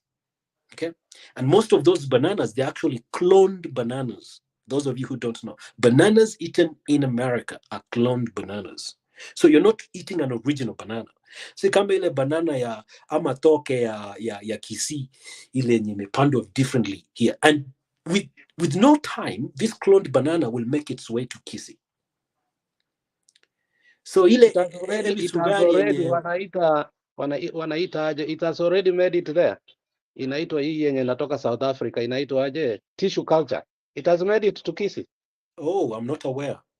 Yeah, it has made itself to Kisii. So how is that affecting the bananas that used to grow for 2 years are now growing in 6 to 9 months? Holy shit. Sorry, I didn't know that one. It has already made it to Kisii. So how is that affecting the indigenous Kisii bananas? It has affected so much to a point that now if you have the original Kisii bananas, you get more money. These ones are sold for 200 shillings. But the original Kisii banana is sold for 1,500. You can't afford it anymore. Okay, you cannot afford even the sugarcane that comes from Suneka that used to be good. Yes. It has also been cloned. Ile yenye ilikuwa inajaa kwa barabara hapo kwenda Keumbu, Busocho. ukifika Keumbu, hapo ndio walikuwa wanauza sana. Na also Suneka. Yep. They've already done that. And now that Ruto is in power, you know, during the election, I went home. I went to campaign for my friend Simba. And one of the things I told him, we need to make a banana factory for indigenous bananas so that we may not lose them. And true to his words, he made a banana factory so that our patent can do what? Our patent can remain original. So true to his word, he did that. But when Ongwae was there, Ongwae is the one who distributed the tissue culture bananas. The avocados that come from Kisii are the most original ones. Sahii wameanza kutuletea ile miti fupi kuniliko imeanza kutoa nini? Avocado. I've seen them. I was once in Costa Rica where most of bananas are grown that are sold in the United States. Ndio nani alikuwa Murkomen alikuwa anasema siku fulani aje, grow avocado, you will make more money. He was right though. Because hiyo kitu inamea sijui ni 6 months imeanza kutoa nini? That's the fake avocado. That's a fake avocado. That's not the avocado from Kisii. I know the avocado from Kisii. The avocado from Kisii is original. Ukikula na nyoyo, Yes. unasikia umekula avocado. What we eat here is not avocado. You know that? What we eat so here that is avocado is in Kenya. Unasema? That fake avocado is in Kenya. It's already there. What do they call it? My neighbors plant it. Oh God. The food industry in Kenya is already messed up. The Kenya Seed Company, once it was taken over by the Moi family, you know, the Kenya Seed Company is owned by Moi family. You know that? I thought it was Kenya Seed is a Kenyan parastatal. No, it's owned by the Moi family. So they wanted to change Linagu, Chinsaga, na the other one is called what? Nimesahau. Even the fish that is in the Lake Victoria is now the fish from China. Wame change out of the fish, they planted those planktons. Zikaanza kutuproducia. Samaki is not as original as it was. Omena sahi iko more whiter than it used to be. The food industry is already messed up, my friend. So we are coming in too late. We got this forum too late so that we could have discussed those things earlier. So is there anything? There's no remedy of all this destruction of the Kenyan stable mill. There's no remedy. Nothing can be done. So are we now doomed? It's really hard because let me just really go. Minnesota, there are people who have brought the original seed for Linagu, Managu, and Saga. So we're still growing it here. We started growing it here. I think a person called Castor was the first one to lease land and started selling vegetables and a certain pastor. So we still have the original ones. But what we are saying, the Kenyan one is being destroyed because Kenyans also have a bad manners of liking cheap things so that they can make quick money. So if they can't be educated on how to preserve these seeds, that is how we are going to lose them. I hear in your country, South Africa, where you love their politicians so much, 95% of their original seeds are destroyed. Is it true? Yes, so South that's Africa correct. is destroyed completely. I used to attend the EFF events, and Ndozi is my personal friend. Ndozi told me that the South African farmers, who are mostly the white farmers, have also destroyed the kind of food people eat. And that is why nowadays you find people getting diabetes and blood pressure at the age of 25, my friend. It was never normal. If you had to get that disease, sabini na. Especially these grains we are buying. You know, 4 countries that sell grains in this world are America, which sells the largest amount of wheat, which is fake. Russia comes number 2. Ukraine comes number 3. India comes number 4. They have all gone under Monsanto. You people don't know that? So, Alex, I have a simple question. You are saying you talk with EFF people in South Africa. What are these vibrant South African leaders, including Akina Malema, doing to rectify that situation? Like, is it out of hand? Is it undoable? Well, for them, they have revived their original food. They worked so hard. EFF ilikuwa inaenda mashinani, inaenda university, ina recruit watoto wa university, ba wanafanya agriculture, wengine wanafanya scientific nini. They have already revived it. It was Alex, bad. Alex, I don't know Yes. how. Please explain how they're doing it, because I saw somebody talking about this, where they said most of these genetically modified seeds, when you plant them in your farm, let's say farm yako na yangu are next to each other, wewe umeplant your Sageti original, mimi nimeplant modified. As soon as cross-pollination happens between my farm and your farm, your stuff is also damaged. Exactly. So what how are they did- able to So keep what they the did- original? What they did, they told the black farmers that the only solution is stop planting food for 2 years in their farms, and they made their land. You see, we used like plant in Kisii, we used to only plant once a year. We never used to plant maize twice a year. Unaweka, ukishaweka, unakuja unaweka mboga. So that helps the soil kind of change. You revive it a little bit, not so much, but if you leave it for 4 years, the land will be revived completely. Uache nyasi imee mpaka nyasi imee nyingi, and then you go to deal with it later on. But people became impatient in South Africa. By the 3rd year, they were back to their farms. And these were only black farmers who did it, because the white farmers refused to do it, because they said the food security in that country is going to go down. But South Africa had enough food in their, what do they call, strategic reserves, okay, to feed their people for 5 years. So there was no hurry in that. So that's what happened. But they were able, at least, not fully, at least, to make sure that their soil is revived a little bit. But Kenyans, I don't think we can be able to do that, because the land we have, especially in Central, ni kidogo sana. Ni kidogo sana. Nowadays, people have even started buying grass from Nakuru. This grass. Naita hii. Like for us, we buy in Mwea. Ya hii michele. Like for us, people from Embu, Kirinyaga, we buy in Mwea. You have to buy hay in Mwea. Like if you have to do potential livestock keeping. Lakini kama ni ng'ombe moja Karimangova hivi hiyo tu unaweza tafutia tuko kwa shamba yako kidogo, but hay is now hitting the roof in terms of feeding. Yeah, so now we have gone the hay side. Julia, I feel like we are dominating.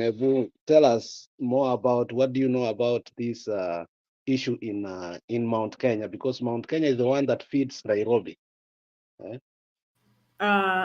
Alex, Mount Kenya can actually feed the whole country if places like Nyandarua are opened up. Can you believe that Nyandarua has challenges of roads and connectivity? And si mliona juzi wakisema wanapatia ng'ombe boga, cabbage. I saw that. And kuna time hata Nyandarua ilikuwa inamwaga maziwa. Yes. Because it so can't reach, Nyandarua can even feed the whole country. Nyandarua can feed the whole country. So what I would like to say is that we just have bad policymakers all through since our independence. Kibaki alijaribu, lakini we have not gotten somewhere. We just need somebody to decide. Unaona sasa, like, what is annoying, when Uhuru decided to construct this Mau Road. This Mau Road was going to open up Nyandarua County. And some idiots like Didi Nyoro and Kimani Shingo wakaambia watu hatukuli barabara. And aside that road has been stopped. It's not even been constructed. So we just have bad policymakers who don't strategize. And I will still go back and say that however much the rest of the world is going through what we are going through, we had a different government today. Baba talked about one county, one product. Right now, we have just specialized and finance Mount Kenya region, especially Nyandera County, for food production, proper food production, corn, Irish potatoes, and things like wheat and milk, and that can feed the whole country. Then we got to Nyanza. We decided that Nyanza is going to give us sugar, Nyanza and Western. We got to Coast. We decided what they're going to give us. If we had thought about such policies, we were not talking about food shortage. And how do we do that? We do that through through things like what you see, we had mnaona history ya Kimorero Dam, the dams that had been started to be being constructed. You know, we cannot go on doing this subsistence production and just doing things the way we used to do. We cannot go on depending on the rain to do our agricultural production. How in this era that we are still waiting for the rain to rain so that we have enough food in the country, when we can do irrigation, when we can even harvest rainwater in dams. Now, mnakumbuka hii story hapa Nakuru, sijui ni Nakuru ama ni wapi. There's this man, I don't know, an Indian or something, who owned a dam that he was using for irrigation and all that. Yenye ilibeba watu.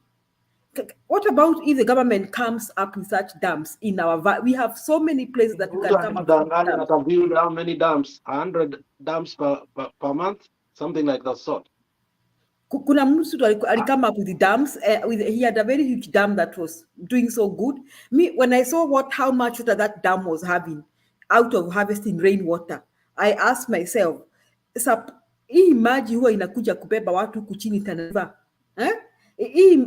Okay, if you go to Mwea, one example of irrigation, do you people know that Mwea Tabere, there are canals, man-made canals. Alex, utapita Kirinyaga, utafikiri umepita mto. It is a man-made canal that they are using for irrigation.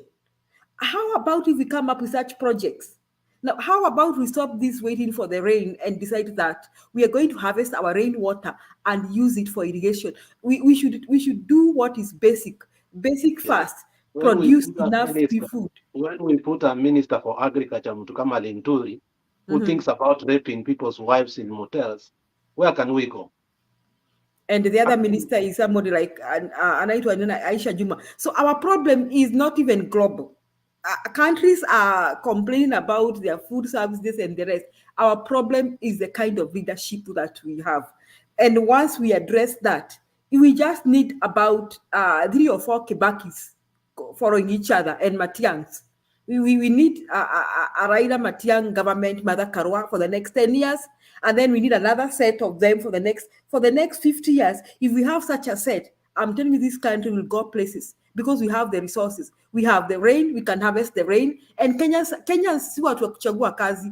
Look at the Kenyans in America. Do you know Kenyans in America are go-getters? They just survive wherever they go. So we can decide that our young people and our Kenyans back home, just give them the resources, give them the rainwater, give them the tools, and give them the land, and they will produce food for the country. And once we have food security, we move to the next agenda. We say, tuko na barabara, tunabeba chakula tunaleta Nairobi, tunaletea watu. So our Kenyans can afford food at low prices. And then we can ask us, what else do we need? We need to provide education for our children. We need to provide health services. Tunakuwa tumebeat all the 3 targets that we need. We wouldn't need to build for them houses like they do for them in Middle East. No, they'll build their own houses. So unfortunately, Alex, I don't know. Romeo had said sometime, Maria here, the only solution here is to have Ruto step down. That is what I would like to say. Here before, when understood a tea factory. Today, the people in that tea center, what wanakatwa pesa kumpay billions of money that he was given by the court, and he sued it. He never even used to supply tea there. I don't know how he succeeded to sue it. So the education sector is going to go down like a spiral roll. Na mtashangaa mahali utafika. Right now we have not been able to even resolve the examination saga.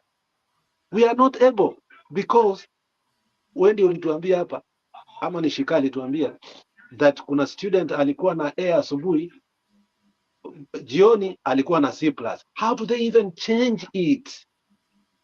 It doesn't change. It's just somebody messing around with the systems, Alex. Nobody cares about what is happening to our children right now. And if we don't take care of our children,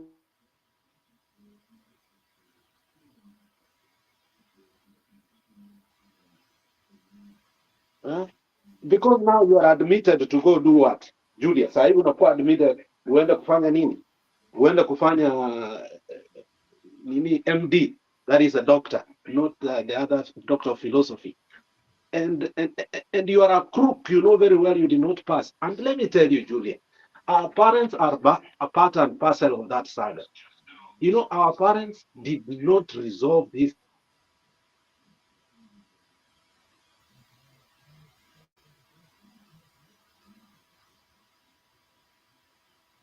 Alex, unaongea ukipotea. Ama ni mimi simsikizi. Ni wewe labda. So the stakeholders, unanisikia sasa? Yes, I can hear you. Mm-hmm. The stakeholders of education sector, NAT and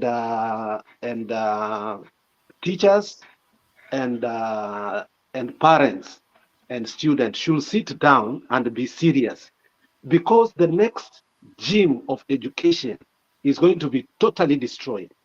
When we went to school, Julia, during our days, I remember me carrying a complete and auto gateway. Na kuna ingine sijui ilikuwa inaitwa encyclopedia. Kumbe hata wewe ulitumia gateway to the university. Yeah, gateway to university. I used it. And they were so educative. There was no shortcut. I remember my teacher for commerce used to come and teach us so proper to a point that yani hakuna kitu nilikuwa na miss, because he was a good trained teacher, because diploma teachers were better than the teachers who have gone to university. Then wakadecide wakawachukua primary, you know. So there are people who are properly educated, and I'm telling you, we don't have that gem of, you can remember your teachers for English and literature, how they used to be very smart. At class 2-3 we could write a good composition. Yes, that's what our education was. Like But what has hazikuwa it become? private schools. It's a job because of this man called, hata nimesahau jina yake, the Minister for Education, anaitwa nani? He used to be an MP for Haruna, ataniambia huko chini. This guy is a joker. We cannot Machogu. We cannot put people like those to lead. Another one is Murkomen. Ati tuko na leak kwa roof ya airport. The airport has a roof leak, and then he hires 10, 11 people to just fix nini. I'm telling you, we have very bad crops of leaders that I don't even want to look at them sometimes. Me, what entertained me last week, the whole week, nilichukua break kutoka kwa sound card kidogo, ni meetings za Raila, how he was doing it. That man is a genius. Had he been given that country to control, I swear to you, hata kama Romeo and a doubt, like every regime does that. Ukiangalia hii meeting yenye walienda ya baba yake ya Ofafa Hall, the guy is walking in the feet of his father, and he has even done better than his father. Why? Because the guy has zero tolerance. Mtu alisema tulikuwa na molasses plant. I was born and I worked in Kisumu for a while. That was a land that ilifanya partly Ohuko to die, because when they engaged themselves in the money that was coming to the molasses plant, Moi wanted to own it and be what? Raila fought for it. He never owned that. There are people who owned it. Wakafika njiani, wakadecide kuuza. Raila akauliza kwa nini? Hawampei jibu. Wanasema stock zetu zimeenda juu because ilikuwa imepewa IPO. Then Raila said, this is not a good idea. Akajaribu kuambia watu wake, wadogo wakabaki, wengine wakaenda. And I think they were broke. And you can realize how poverty can make you. But That guy angepewa an opportunity to rule our country. And that's why I'm questioning if the Tugeges will vote for Raila Amolo Odinga, because we have suffered a lot. Because if the Kikuyu does it, Juzi Eddie Okech, the senator for Migori, alitueducate akatuambia, tafadhali mjue kuna red states na kuna nini, kuna blue state. There are places traditionally hata Republicans hawezi jaribu. New York and California, they have never ever time memorial voted for Republican. You know, and that is what we need to do. We need to identify counties like Busia. I'll give you an example. Busia, Vihiga. Naona dalili nzuri because of the incoming governor wa Nairobi, Tim Wanyonyi. Naona dalili nzuri ikiwa Bungoma tunaweza mshinda Wetangula huko. Tuangalie counties kama Kisii na Nyamira. I don't know why sometimes hata sisi tunakuanga wajinga, tunapea Ruto 40%. That is too much. So that we can change the narrative of this country. If we don't do that, tukiacha huyu jamaa hapa miaka 10, mutalia kwa. You are going to cry. Na nawaambia ukweli. By then we won't even have a country. Somalia will be better than us. And you can imagine what that means. Right now, Southern Sudan is doing better than us in terms of agriculture. And that was not something foreseen. Right now, Mama Suluhu anapiga kifua anasema kuna countries zingine hata hazina dola za kununua goods.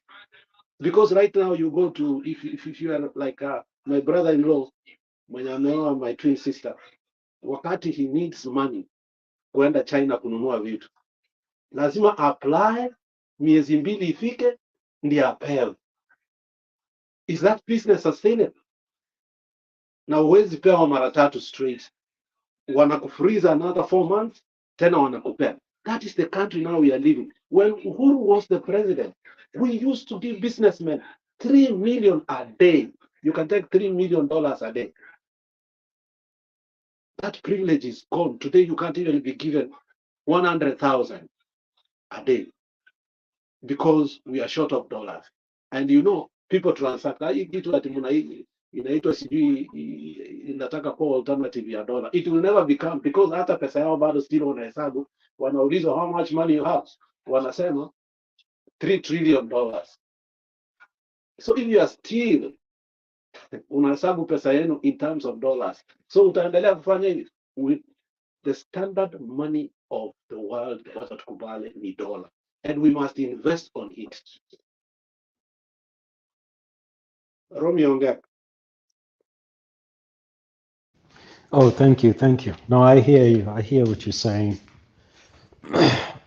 Changing what is going on in Kenya will take a lot, for sure.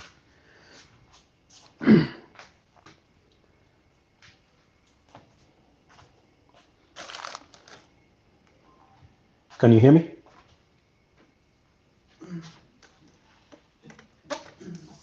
Can anybody hear me? Yeah, we can hear you. Oh, okay. Yeah, no, it will take a lot. I believe for sure the beginning of changing Kenya is getting rid of this regime, kwa sababu ime make all sectors, yani hakuna sector Kenya yenye tumekuja hapa tunaweza tuseme, you know what, hizi zote are doing bad, but this one, hii amejaribu. It's everything,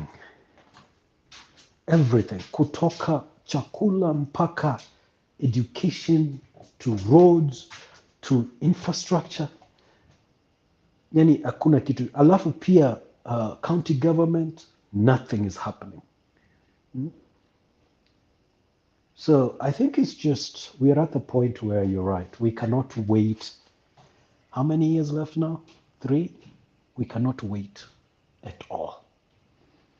I think the big question that we should always ask, and I think many people come here and and probably this is why I would say I don't come here often, because if I don't have solutions, there's no need of me coming here. At some point, Alex, don't you get tired of coming here and just talking? Because I do. Because if I just keep coming here and talk with no resolutions on how we can help, then I feel like I'm just, I don't know. I just feel like I'm not doing the right thing. I think the right thing at some point is we start talking about solutions of how we can help.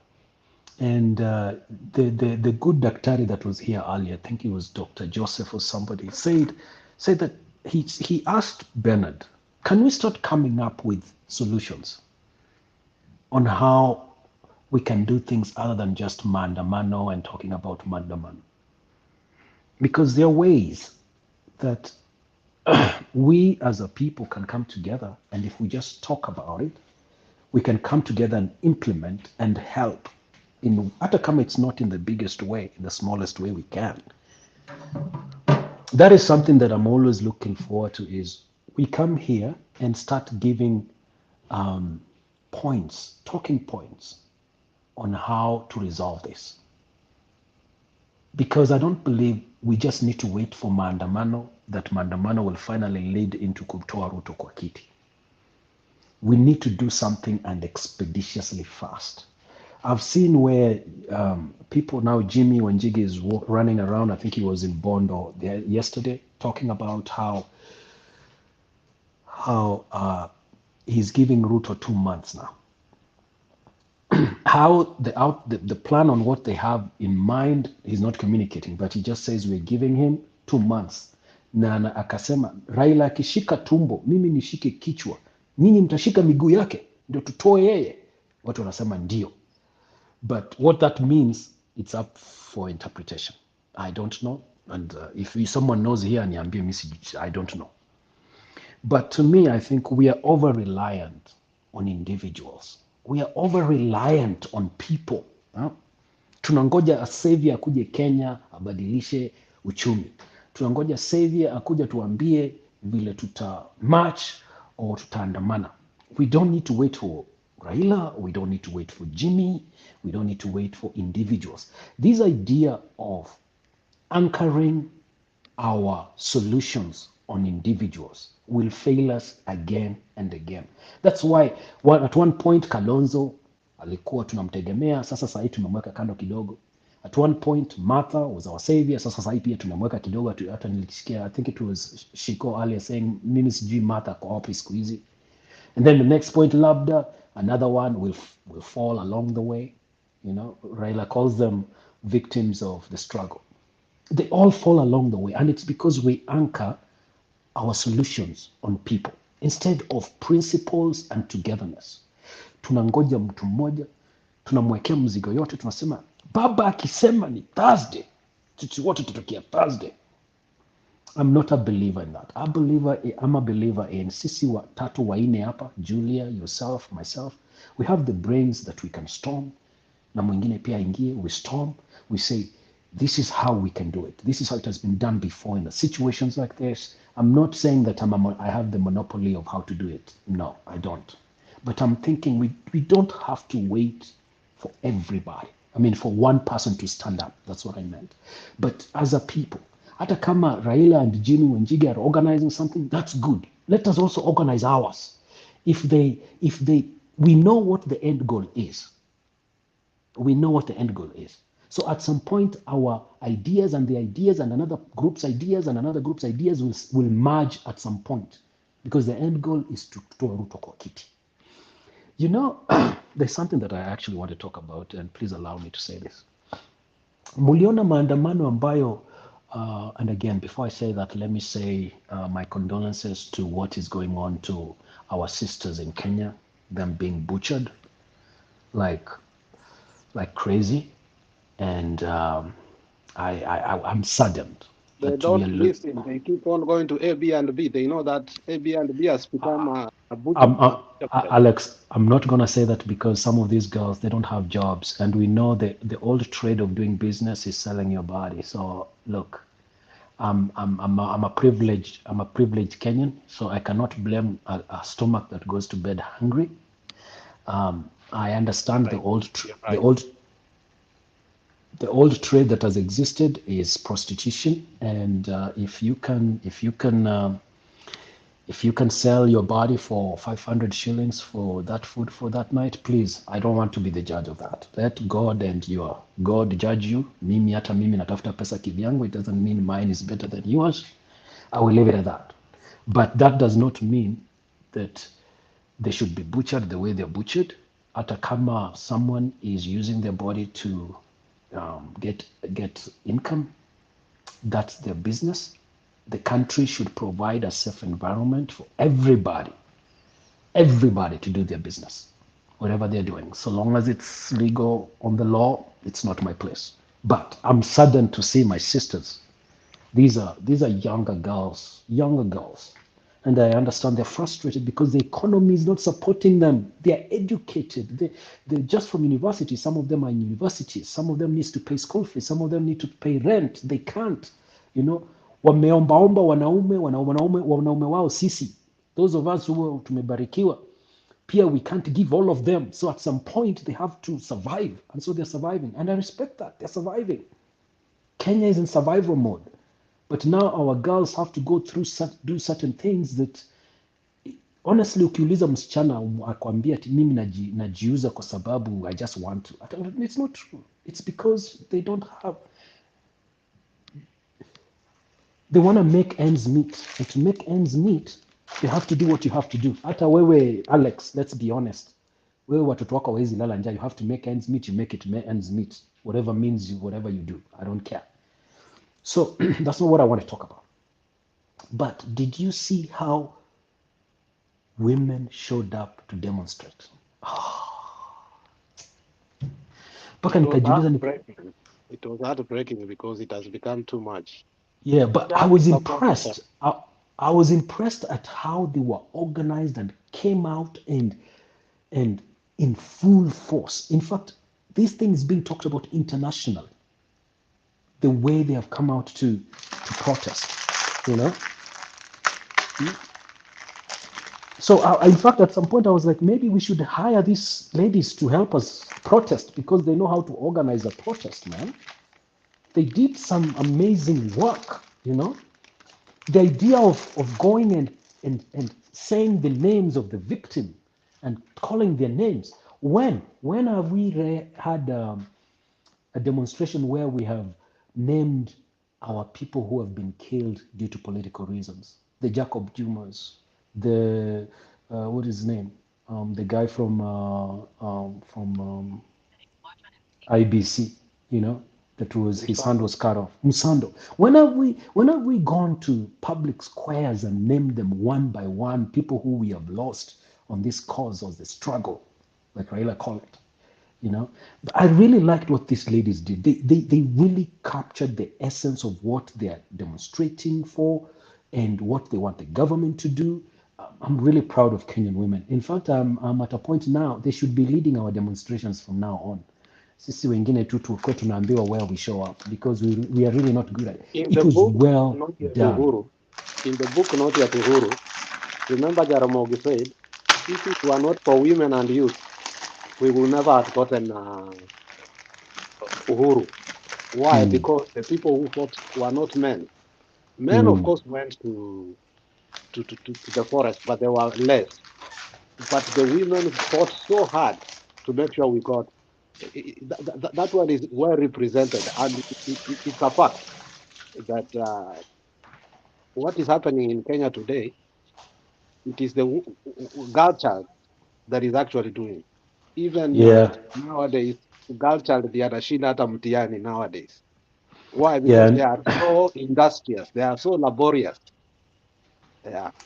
And it also happens that when the economy is struggling, the girl child also suffers the most, And I think that's what is happening. And in fact, I'm actually surprised that Ruto hasn't said anything about this.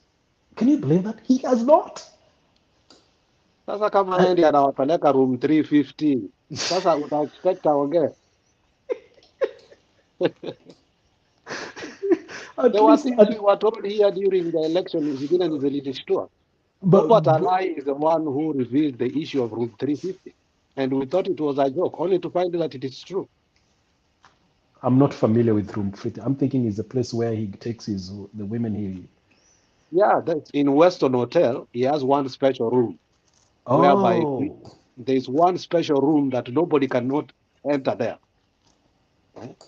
And that room is meant for him to do his things there. Not even Rachel can enter in that room. it is sad. But again, I think our sisters fall into these crimes because kama kulikuwa na makazi where our sisters are employed other than being mama na mtu anakuoshea nguo or they wouldn't be doing this. They'll be self-sufficient. If they want to be married, good. If they don't, they can still survive and support themselves through legal means. But I think because the economy is so bad, okay, and so everybody is unemployed. Our women are trying their best to survive on their own for those who are not married. And actually, very many women in Kenya nowadays are not married. So they have to survive the best way they can. And then some of us are taking advantage of them, like Mr. Ruto. But again, it's because of the economy. So we go back to Ruto. Ruto has to go so that our society can go back to how it needs to function, so that our girls are not taken advantage of, are not killed, kiunyama, that they are being sacrificed like on rituals by these Nigerians. And kitu ya kwanza I was thinking, how can Kenyan men let Nigerian men come to our country and use rituals on our girls, man? Kenyan men, tafadhali mwache ujinga, mwache upumbavu. If you go to Roysambu, We need to go and attack these. We know where they live. Tuwachome, tuwakatekate mbele yao. most of them they They will live in never come back. Roysambu. Go ahead. Most Nigerians live in Roysambu, Mr. Romeo. We know Okay. where they live. And unasikia huyo mtu akituambia free visa thing. Hiyo kitu ilinikasirisha sana because hii maneno yake ya free visa is meant to destroy our own children. And wacha nikuambie, kuna street Kisii ambayo Shivling supermarket iko inaenda all the way kwenda juu kwenda mahali Cooperative Bank is. You go there and find small kids, secondary. They don't have school fees. Wametoka shule, they have come to prostitute so that they can get money and go back to school. At least wakuwe na pads. It hurts me so much when I see the suffering of our children. Vile umesema, we need to talk about solutions. But these solutions will not come by sheer intentionality. These are things we need a think tank whereby we discuss them, maybe in Facebook, and come up with solutions that can help our women. You see, now our women are going to stop respecting us. Why? Because sisi tungewachukua hawangekuwa wanasafa. We love our women so much, Julia, tunawapenda sana, but in a short time mzungu anachukua mtu kama Akothee. Kwani Akothee ni mtu anaanza shida kuolewa na mjaluo mzuri? So what is happening in our country is sheer nonsense, and I feel like women are not doing enough to help our girl child, because as a father I have 2 daughters, and I thank God my daughter is in the Harvard University. She's privileged to be in a Ivy League school. It's because I used to overwork hard, and I go to work extra hours in order to provide for her. And at some point here in America, private schools are very expensive. I had to take them to private school. So nipate mtu amefanyia mtoto wangu hivyo, I can go berserk. You know, I can go Bisak. Eh? Eh?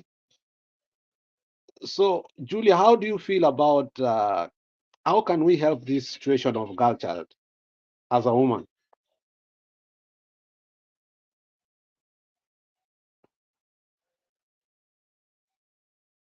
Come again, Alex. What did you say? How can we help this issue of girl child as a woman and as a teacher? Because our children are leaving school to go to do prostitution because they can no longer even afford pads because women reps were told that's not their work. So they stopped giving out. So the best thing is just to make the pads affordable, and then make education affordable. Simple. Just make it. When we were in college, Alex, I went to college through HELP. I went to Maseno University and HELP paid for me.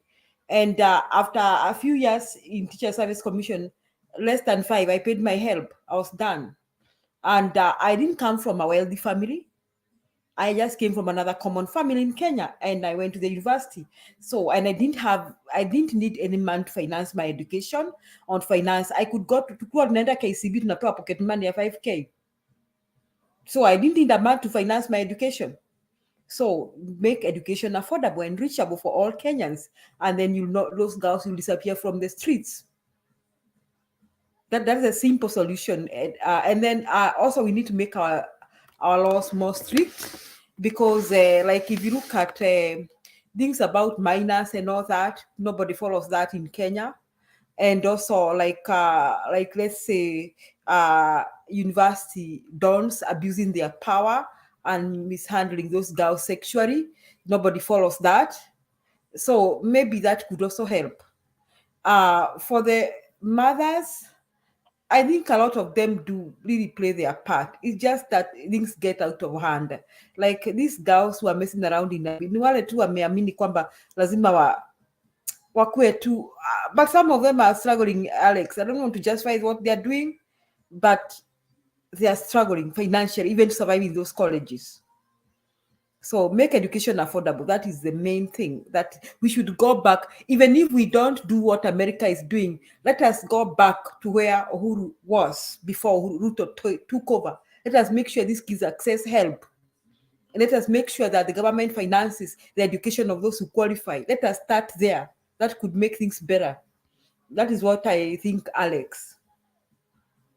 Can I get in? Yes. Yes. Yeah, nimekuta mkiongea story ya girl child. Number one, all these things are economics.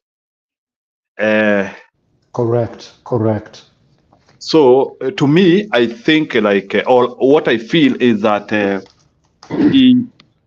we have a better life, like people are not struggling, because saa zingine we fail to understand that maybe Julia, I want to advance the problem a little bit further. It is not about watoto wa shule peke yake.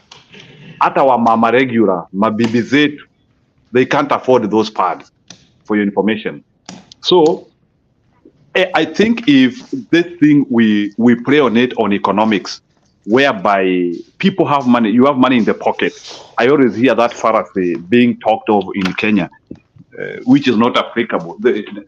I always hear the coconut head, who was even actually speaking today. Atile anasema sijui alikuwa somewhere in Bondo ama ni wapi huko. I know you know the coconut head. Sijui anasema sijui nimesikia hata anafanyia watu chini hivi. So as long as Kenyans have pocket, have money. Who was in Bondo today? The coconut head, you know him. Sitakangi kumutanja hapa. He is one of the design of our biggest problems. The golden bag boy. Okay. You know him. I don't want to talk about him. Hata yeye under rough time huko akijaribu kusema maisha ni ngumu. You don't know him? Alex? I think I know him, who you are talking about. Yeah, so unajua anajifanyanga he is a very serious economist, eh? You know. He always pretend that pale yote ambayo imefika ati kuongea uchumi yeye ndiye anataka kuongea. The guy who the infamous one, yule ambaye alikuwa ameshika chupa imeinama. na akaenda kukunywa nayo maji. Hell on to him, ashindwe kabisa. Anyway, usinifanye nikumbuke yeye. Saa zingine na nasikianga yeye, nasikia Wethimuko. You know something we call Wethimuko is like you don't want that thing, eh? So forget about him. I don't like him because he is a pretender. He behaves to be one of the greatest economists of all time. Na hakuna kitu ako nayo. So anyway, economics. Let me handle economics. So Julia, the issues of funds and some other basic needs which our women need, it's not about only tu watoto wa shule peke yake. Right now, because of how economy has deviated na watu wana pesa mfukoni, I can tell you, even our wives, our mothers who are in that period, in that age, they are all suffering in equal measure. So I don't know what they are using. Sijui kama vitambaa zinaweza tumika in that thing. But I can tell you this suffering is bigger than kids. It's only that for the kids, it's a priority because they are in groups and they have to be in school with others and they don't want to expose that thing to others. But the truth of the matter is, even our mothers, our wives cannot afford this thing. It's that bad. So when it comes to availing of these social amenities to people, it is purely on economics. Nimewahi tumwa hiyo kitu nilienda kwa supermarket and bei ya hiyo kitu, I want to tell you Julia, you cannot afford a packet. Saa zingine unakuta mama anaenda kununua moja. These days even local shops wanafungua hiyo kitu, unaenda kununua moja. So you are in a family whereby you have like 3 girls. Na moja sijui ni pesa ngapi. At the same time hiyo pesa uko nayo hapo, I need to buy some unga, I need to buy some sugar, which are all priorities. So saa zingine so unaanzia sasa, unakuta sasa you start now prioritizing sasa ni hizi vitu ama ni unga. Remember, no matter how vital these things are, haiwezi kuja mbele ya unga hii kitu. Utasikia hata mama anasema hiyo kitu enda ukimwaga. Because at the end of the day it is economics. So Julia, if our economy was working well, if vitu hata tuwezi kuwa tukiongea hapa, if people are in jobs, people are working, we have a good, we have like the numbers of I was shocked actually. Hiyo kitu tulikuwa tunaiangalia leo with a very serious economist in Kenya. Ndiye hata alikuwa ananiambia, Bwana Njiro, are you aware that the unemployment rate in TZ is 2.3%, the same as some of the states in America? Nikamuuliza, what do you mean? Yeah, hata akaniambia. I was shocked as I was doing research. I thought that this thing was a Google fallacy until now. So we are actually trying to dig what is making unemployment rate in Tanzania to be in the same category as America. It's appalling. It's unimaginable. A country which Kenyans say it's backward, ati watu wajielewi. Guys, I think Kenyans, we have to stop hii mushene mingi ya kusema our unemployment is 40%. TZ wako 3. Julia? Yeah. Something So is working in TZ. handsome guy, just to add on what you're saying, all this to me is tied, the vices that are rising in our society right now is economic related. I was on another forum and if someone knows of this story, please, you can add on the comment. I don't know if it's the exact amount. That a Kenyan girl was sharing on TikTok how she got paid 6 million for her kidney. I mean, we're so poor right now, we're starting to sell our body parts. Not just for prostitution. I'm talking about for organ harvesting, basically. That is how much poor we have gotten. I mean, mtu kama, yani Ruto, anyway, hata kama tu uko na utu, anything left in you, you go to bed kulala ndani ya State House that we Kenyans are paying for 1 million shillings an hour. And you wake up and you look yourself in the mirror and you see a case like msichana wa nchi yako wacha kuuza your body is one thing, but we're starting to harvest our organs, selling them. That is how bad it's getting. I mean, at some point, I'm thinking, man, you wake up as a president and you say, look, I tried my best, but this scenario is messed up. Let me leave. And you just walk to a point where No, watoto Romeo, if you don't love your people, you can't rule them. Ruto is not patriotic. You must know that. Ruto wakikuwa na Jirongo in YK 92 alianza kuibia Jirongo akikuwa mtoto mdogo sana. So huyu jamaa amezoea uwizi. The guy is thick, he's stubborn, and he was never meant to be a president because he doesn't know how to run an economy. I don't even think he believed in his own manifesto because at least when you have a manifesto, you should do something about it. He said women were going to be part and parcel of his government. How many women are there in his cabinet? Very few. eh? So don't believe in Ruto. It is Frans Fanon who said, if you do not love your people, you cannot rule them with justice. Ruto does not believe in patriotism. Ruto akiamka asubuhi thinks about stealing, na akilala he counts what he has stolen in the evening. at what cost? At what cost when you're stealing in an economy that you can't even spend because your people can't even afford to sustain what you know, wacha nikwambie Alex, Mhm. kama we ni mwizi in a country that function, you enjoy the fruits ya wizi umefanya, unaelewa? Hapa states ukiiba, you can take that money uende Vegas uiponde urelax, okay?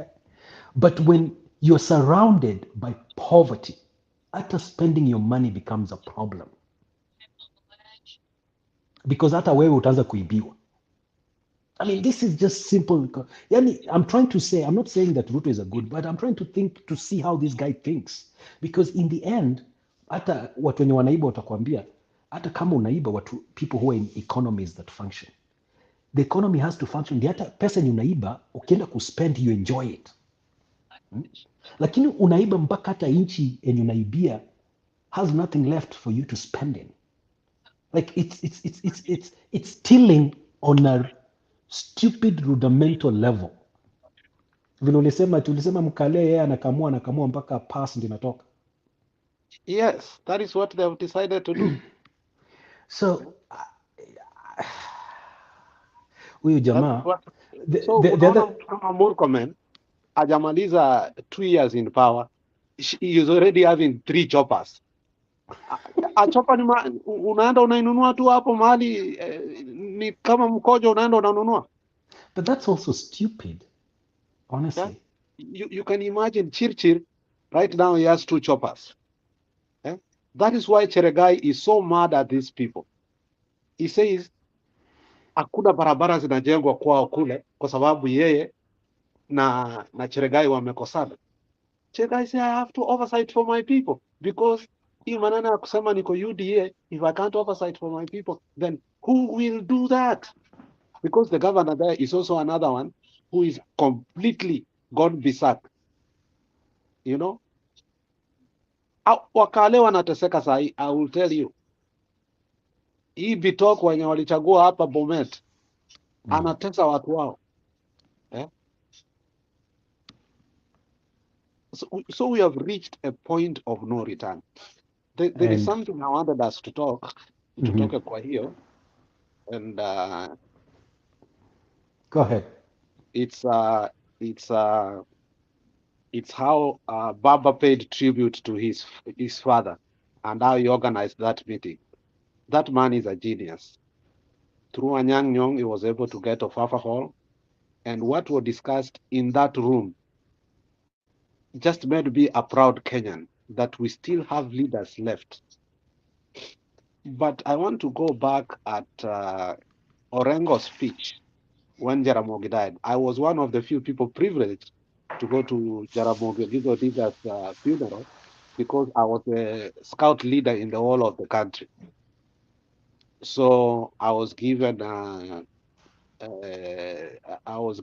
pass out from State House so that I can bring scouts because they slaughtered 100 bulls. But I want to read you something here that we need to remember. In 1994, it rained tears at Kangoka, Jaramogi.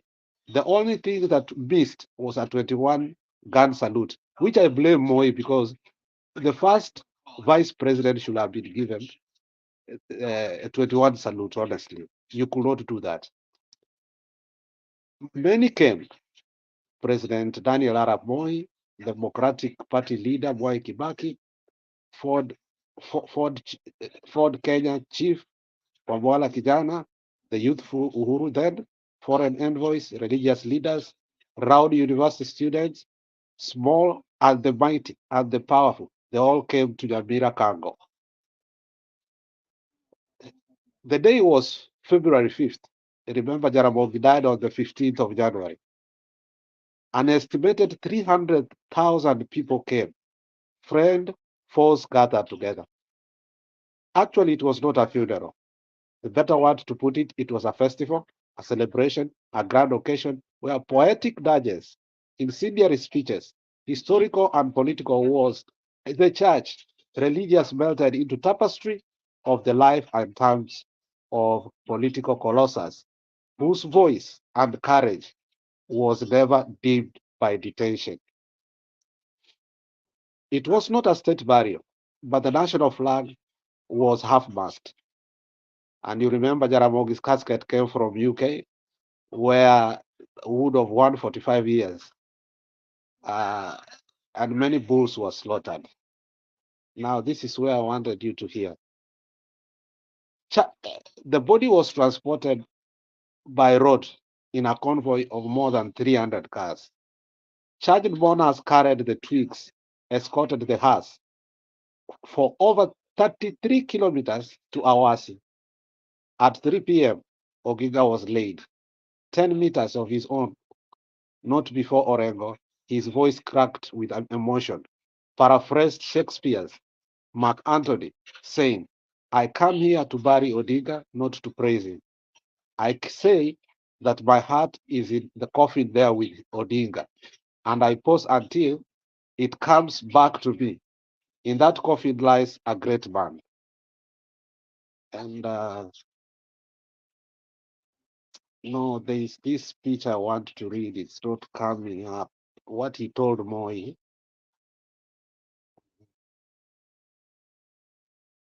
Let me get it.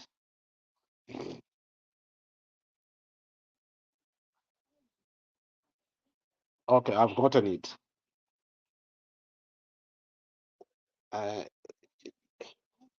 Tennessee.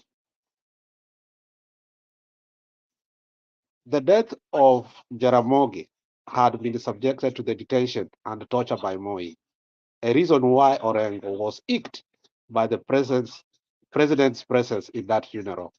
So Orengo said, woe unto you hypocrites. Yes, I say, woe unto you, you hypocrites, who torture and detain this great man, and now you come here with false praises of his greatness. Inwardly, you mourn not.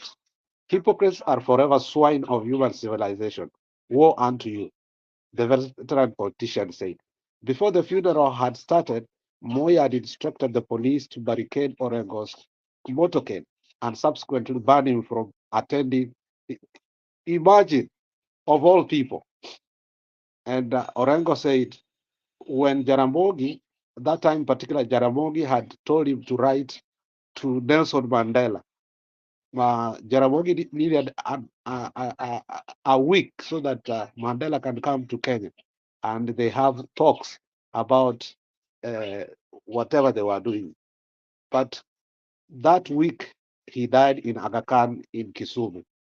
And the last word he left, do not relent until the cause is finished. That last part is what ilinishika sana. Jaramogi knew he was going to die. He said, do not relent until the course is finished. So, and what he said during the organized funeral on Saturday was also very powerful. was very, very powerful. So I want to give our people hope that look, we have relentless leaders, leaders who have fought for our country and who we need to honor before they die. Because this honoring of our people when they die, I don't feel it is good. Raila should be honored right now. Orengo should be honored right now. Anyang' Nyong'o should be honored now. Should be praised now, not when they die. Because it is very painful. We are going to lose in the next 20 years the crop of leadership that fought for the second liberation of this country. The people who are tear gassed, whatever they did, they could not relent. Mpaka they had to bring in the second liberation. So I'm urging you, my people, I want you to know that you have leaders still, and they are going to stay with us for the next 15, 20 years. Let's honor them. Let us remember what they have done to us. In that meeting, Jaramogi was being honored. I felt like I wish Jaramogi was there to see how people respected him, how people loved him, how people felt about him. Julia, you being a teacher, let me tell you something. We talk about airlifts. Baba gave a powerful speech of how he took the guy went to China, from China, he went to Russia, from Russia, Yugoslavia, and all other countries, and negotiated 1 month 5,000 scholarship. Among the beneficiaries of that 5,000 scholarship, I didn't know my father was part and parcel of it. So basically, Jaramogi educated my father. He took him to India, he educated him through the scholarships that he had written. Romeo, there's a book that Jaramogi has written called Due Ario China. It's in Doluo. I've read it. You need intellectually to read that book to understand how Jaramogi took a whole village that was totally in darkness and brought light to it. Jaramogi was never a tribalist. They said there's a couple of leaders from Central that he also took. There's one they said, I'm forgetting his name, you know. So my uncle was a beneficiary of it because my grandfather used to be his personal constructor of whatever I wanted. My grandfather used to be a constructor of building houses. So they loved each other. My aunties went to India courtesy of Jaramogi Oginga. That is the aspect that many people forgot about Jaramogi, the teacher. That one man negotiated for 5,000. How impressive is that? Actually, hapo.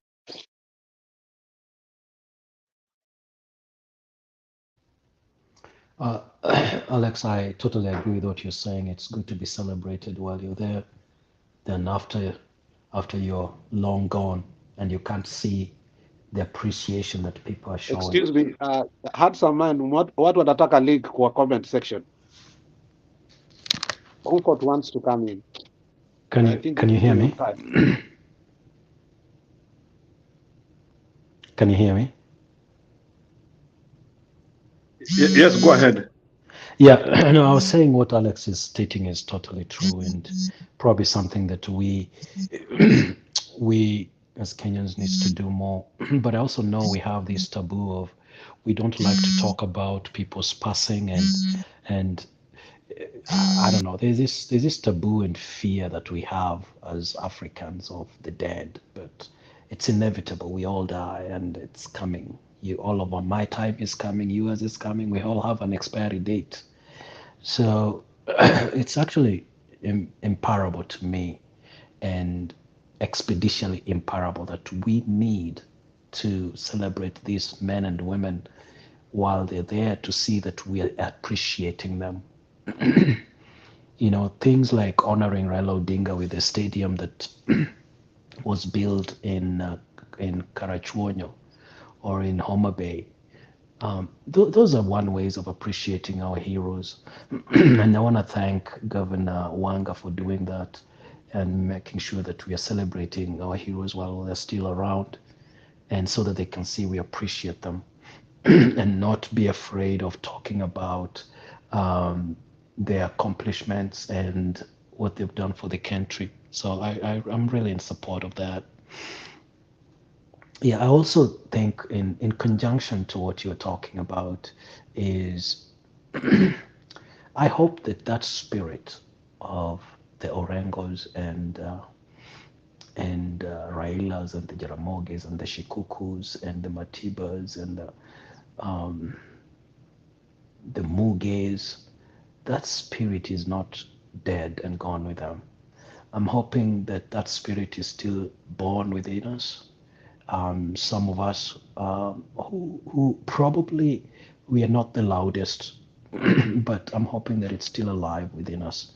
That so that if you know anything about, okay, I'm not going to use the word democracy because Kenya is not a democracy. Please, please, I keep hearing people talk about democracy, democracy. Kenya is not a democracy. Kenya is a constitutional republic, just like the United States. Democracy is the word that you use to blindfold people when you want to do stupid things. Like, I'm not going to go into that. When the constitutionalists, Republic constitutionalists formed American Constitution, after closing themselves inside a building for several months, I think it was one of the founders was asked by press, so what's the result? He said, oh, they've decided to go with a constitutional republic, but if they can keep it. What I don't he know, I meant, can't hear you, Romeo, now. can you hear me now? Can you hear me? Yeah, now I can hear you. Sorry, sorry, I think I'm starting to lose my voice. I also came down with the bug going around, so I've been sick as well. So I'll keep clearing my throat, that's why. But what I was saying is, now when they came together to write the Constitution, I believe they forced themselves into, I'm talking about the American founders.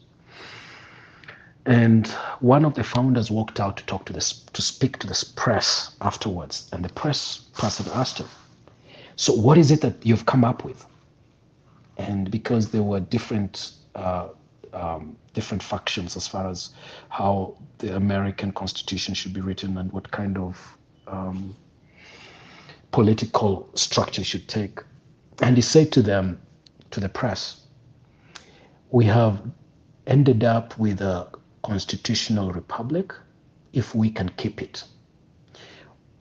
He was asked, what do you mean by that? He says, with the constitutional republic, you have to be on guard all day, every day, so that your rights, your wealth, everything that makes you part of this union is not taken away just like that anytime.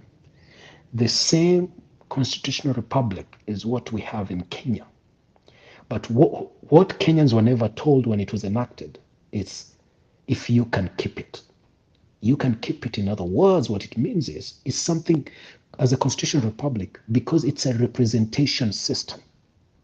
You have to always agitate for your rights every day, all day, never sleep. It's always about fighting back and forth in different factions and arguing. That's how you keep a constitutional republic. If we just say that we have a constitution and go to sleep, you will one day wake up, and because it's a constitutional republic, the leader would have taken over or captured the legislature, which is happening in Kenya. The leaders would have woken up and captured the judiciary, which has happened. Kenya just hasn't woken up yet, but judiciary is gone long time ago. When it comes to representation, politics is not like democracy, because democracy, you represent yourself as a person. Constitutional republic is representation by us agreeing to have someone go there and agitate for us, who is our members of parliament and our senators. But they were failed. Our MCS, they're failed. They're busy looting. They're busy scrubbing the little they can find there. Keheka Kimani, who is actually my governor because I'm from Nakuru. I mean, look at what she's doing. War Memorial Hospital is a hospital that I've been there. I went to that hospital. I can't believe they're trying to grab that hospital.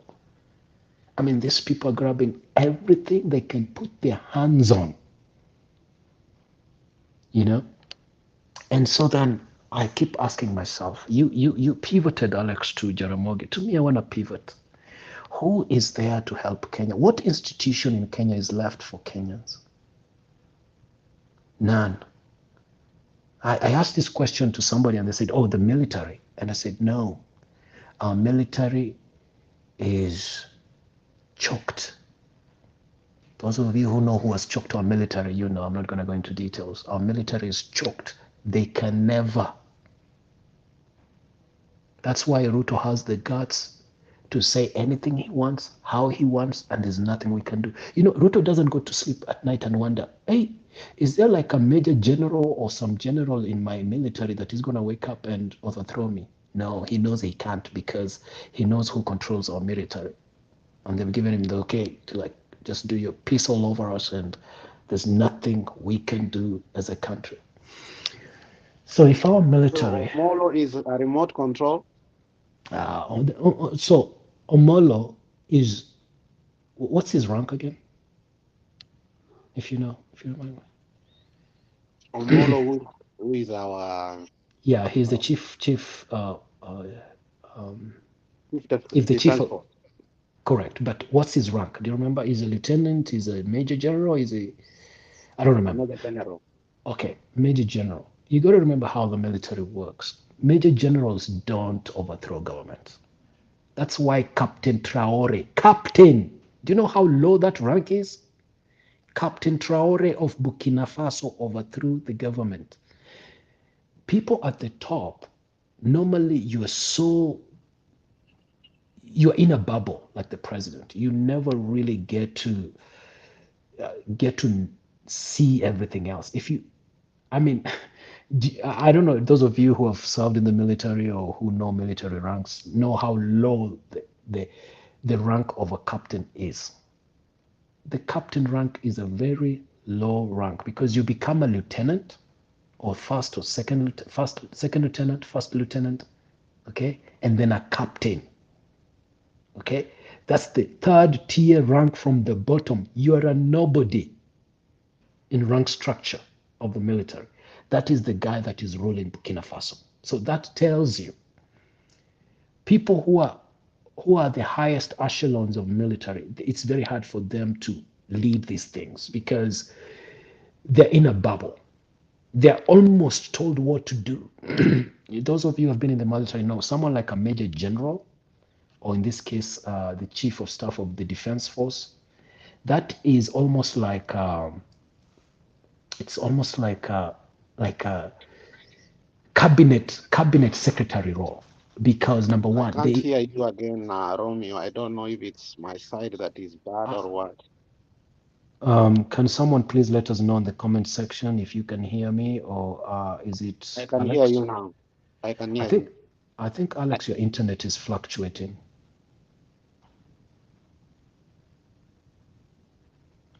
Okay, I was gonna say that, yeah, someone in that role of where he's at, Omolo, he's literally he has people who do things for him, lower ranking members who even write his letters and different things.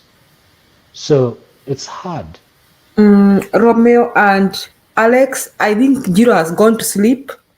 I also want to go. Can we wind up? That's fair. Yes, we can. At least from me. I don't know about Alex. Alex? I think Alex. Yes. Alex, are you there? I'm there. So can we maybe give our closing remarks? Yeah, we can start giving. I think let our brother go first. Okay, I'll just sum up what I was saying, and then that will be my closing remarks. So Ogola, not Omolo. Yes, thank you for correcting us, Danny Darius. Yes, so Ogola, the position he's at, that is not the person to even look at, because people at that position are very... You have attaché who put things together for you. You know, where you sleep, where you are. It's hard. That's why I was saying anyway. The reason that came up is that's why I'm saying someone in the rank of Captain Traore of Burkina Faso is the one that took power. It's a very low ranking, but the reason is because he's able to convince his comrades at the low level where there's the majority of the military to rise up. Even Sankara was a captain. Yes. So it is at that level. So our question is there a Captain Traore in Kenya? But you got to remember, because we are divided in tribal ranks in Kenya, it makes it difficult. You don't know who will sell what you're about to do for 50,000 Kenya shillings and out you, because I'm thinking that's what his name, what's his name? The Ochukas were caught, right? It's the same thing. In Kenya, it's impossible. Almost, I'm not saying impossible, almost impossible because of the way we are divided, okay? And within, I'm sure within their ranks, there are spies who are just watching to see those people who have influence in different sectors or different branches of the military, what they eat for dinner, where they sleep, who they sleep with, okay? It's really hard. So that was the institution I was hoping for. But when I look around, it's really hard for those guys to do anything. So we are left with, hey, Mwananchi, we are left alone, honestly. Judiciary is gone. Parliament is gone. Executive doesn't care. In fact, he'd rather live in Italy, and then when he gets back, probably doesn't get back, but go to another country, because this country doesn't even work for him. So in my closing remarks, I am hoping that we citizens, my fellow countrymen and women, we find our last breath somewhere, whatever that breath entails, to fight for this constitutional republic. And remember, constitutional republic, you don't get comfortable. As soon as you get comfortable, it's taken underneath. The rug is pulled underneath your feet so quick, you'll be tumbling. Unless we change our constitution, if this is what we want, then every day we have to keep fighting. Just like women have to demonstrate all the time through the women's suffrage until now. They're still demonstrating for simple rights like femicide. It's the same with constitution. We have to agitate. Even after we get the right person in place, we cannot go to sleep. Because it's just after that person leaves, the next Ruto will come. I think I will end my submission there. To you, Alex. So I could say we have had a very good debate. And these are the kind of debates. Earlier on, I was in Jake's debate. We were there with Julia. We also had a fantastic debate there. And the only reason we do this is because Jaramogi told us, do not relent until the course is finished. I was in his funeral. I heard people what they said. Going to Jaramogi's funeral was one of the privileges that I will never forget. Because in there, I saw 300,000 people, how many they are. We are talking something that cannot even fill Nyayo Stadium, more than that. And it was well coordinated. You know, when they slaughtered the bull every day, they knew how to distribute it. But during the funeral, I think they slaughtered, I think, like 20 people ate. And I felt like I had done a duty to my country at my young age. So when you look at our country today, we are having what is called existential threat. Like we may not survive. You know, when Abacha was the president of Nigeria, that military man, his weakness is like Ruto's weakness. Where can we get two prostitutes to help us take him out? The people of Nigeria cried to God. And the reason they were crying to God because Abacha was brutal. Brutal. he never left any space for anybody in the army, hata kusema ngwe. But after a couple of years, God heard the cries of Nigerians, and 2 prostitutes did their work very well, poisoned him, and he died. So, you know, it is possible that God, if we cry to our God, you see, prayer has powers. Hata Daniel atakwambia. When you cry, remember in the book of Esther, when Mordecai cried to God, and they say the women did not sleep that night. The king did not sleep that night. Our God who lives in heaven does not sleep. He who dwells in Israel does not slumber yet. And obviously, the devil does not sleep. So what helped those who did not sleep was they fasted and prayed. And I think we are forgetting that that is one last tool we have that can help us. And I believe in that tool, because God will never leave his children suffer the way we are suffering right now. Sisi saa hii Kisii, kitu tunafanya ni kuchangia watu kuenda shule, kwa sababu watoto wetu hawana school fees. Na unajua Kisii are very industrious. So what I'm saying is simply that if you leave our country in the hands of this man, he has destroyed the health sector, he has destroyed the education sector, he has destroyed the treasury. Amepea rapist to be the minister for agriculture, and you wonder, with such kind of leaders, where are we headed to? So I want to thank Julia and Romeo for having a fantastic debate today, and I believe in having good debates. I don't chicken out when there is a good debate. When I realize now we are not talking solutions, we are not intellectual, I simply get out of the panel, because saa ingine tunafanyaga mchezo sana kwa hii panel saa ingine, but I think today we have done a good job. So good night, Romeo and Julia, and also those in the panel, Dani Darius, Angela na wengine wote, tafadhali singeweza kuwataja majina. One more thing, I am sick bwana, ugonjwa imekataa kutoka. Niombeeni bwana tafadhali, ugonjwa imekataa kutoka kwa mwili yangu, sijui kwa nini. Hata kama ninakujanga hapa, mumerealize voice yangu is not the same that it used to be. So please pray for me. Remember me in your prayers. The prayers of faith will heal the sick. So with your faith, just pray for me. Thank you. Thank you, Alex.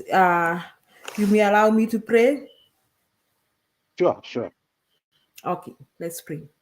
Father, we thank you so much because Alex has informed us that we need to pray for him, Lord. We thank you because he has also confirmed that the prayer of faith will heal the sick.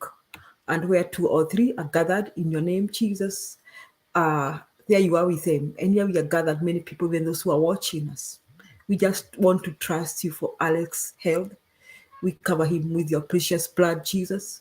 We speak complete healing upon him in your name, Jesus. And we pray that you give him strength, Lord. We want to hear him with a good voice. We want him to come back and give us a testimony of your faithfulness. We thank you, Lord, because you have heard us. And we thank you because you appointed this day that, Lord, we meet together. We thank you and worship you. In your name, Jesus, we pray and believe. Amen. Amen. Thank you. Thank you, so much. Alex. It will be well. Romeo, thank you so much. Thank you, everyone who joined us. Thank you, Travel with Fred, Irene Ayembo, Jeshi, Danny Dairas, Angela Wamboi, and everybody else. Thank you. And even Jiri was here. The debate was fantastic. We shall join again when time allows us. Mr. Handsome just joined us. Mr. Handsome, can you close the meeting? We were just winding up. Juu ulituacha ukaenda kulala. Sasa Watu walikuwa Watu walikuwa wameitisha link. Unataka kuendelea? Nauliza, kuna watu walikuwa wameitisha link. I had just been called by someone. Sorry for that. Oh, we were winding up. Mimi naenda kulala, Alex ameenda kulala, Romeo ameenda kulala. So I hope I'm saying kulala, not kurara. That one we allow it as long as you are from from that region of. I hope I'm making sense. Pole hata kama mlikuwa mmefunga. Kama kuna mtu anataka kuja kutoa maoni yake, naweza mpea dakika 5 akuje. Sasa nimeshukuru nyote. Thank you so much. You people, you are awesome. You are an awesome team. Thank you. God bless. Okay, thank you. Watu wabarikiwe. I'm still here. Wale watu wanataka kukuja wakuje before I call it a day. Romeo, sijui kama pia wewe unataka kudisappear. Romeo, na kulikuanga na watu walikuwa wanaitwa Romeo and Juliet. Do you know them, Julia? Yes, I know about that book. Romeo. Sasa sijui hawa Romeo and Juliet. Hii Julia yako ni Julia ama ni Juliet? Hebu tusikie. What are you trying to say? No, sijasema kitu. No, but there was Romeo and Juliet. Ni vile najua nimeona kwa skrini nikauliza and okay, sawa. Yeah, I think Jiro, you are a funny one too. I forgive you. I know Nizo spirits have to kuambia when Mr. Handsome. Mr. Handsome, Mimi, I like where you're going. If Julia wants to be my Juliet, Julia, suniachie namba tu hapo nyuma. Already Julia alitafutwa na jamaa mwingine alikuwa anaitwa Mbudhi hapa. I don't know where Mbudhi went. Nilimwambia atoke you at least Romeo, we can talk the same language. Huyo nilimwambia atoke UDA. Where is Mbudhi? Mbudhi ameni overwaste bana. Yaani Mbudhi nimekutetea yangu yote na usikii. Kwenda. Mimi, I will be. You can be my Juliet, and I can be your Romeo. Dear. I thank God we are not on camera. I guess you're blushing. I hope so. Oh no. Julia atakuwekea macho yote. Julia, unajua kuna kitu nasikianga ikiambiangwa at before you meet the right one, you will meet with many frogs. Many frogs. So sijui bwana Romeo, how many frogs have you met? It's okay hata nikiwa frog number 10 ya Juliet ni sawa tu. Yeah, there are lots of frogs, but si mtu anafikaga mwisho anaamua sasa wacha nipumzike. Unaachana na frogs unasema kwamba sasa let me make up my mind for once. Or you reason with the last frog. Unajua pia kuna hiyo concept. Hey, so I can be your frog and you can reason with this frog. The story to be continued by Mr. Handsome. Hey, Handsome, thank you for connecting me. Mimi sikusema chochote.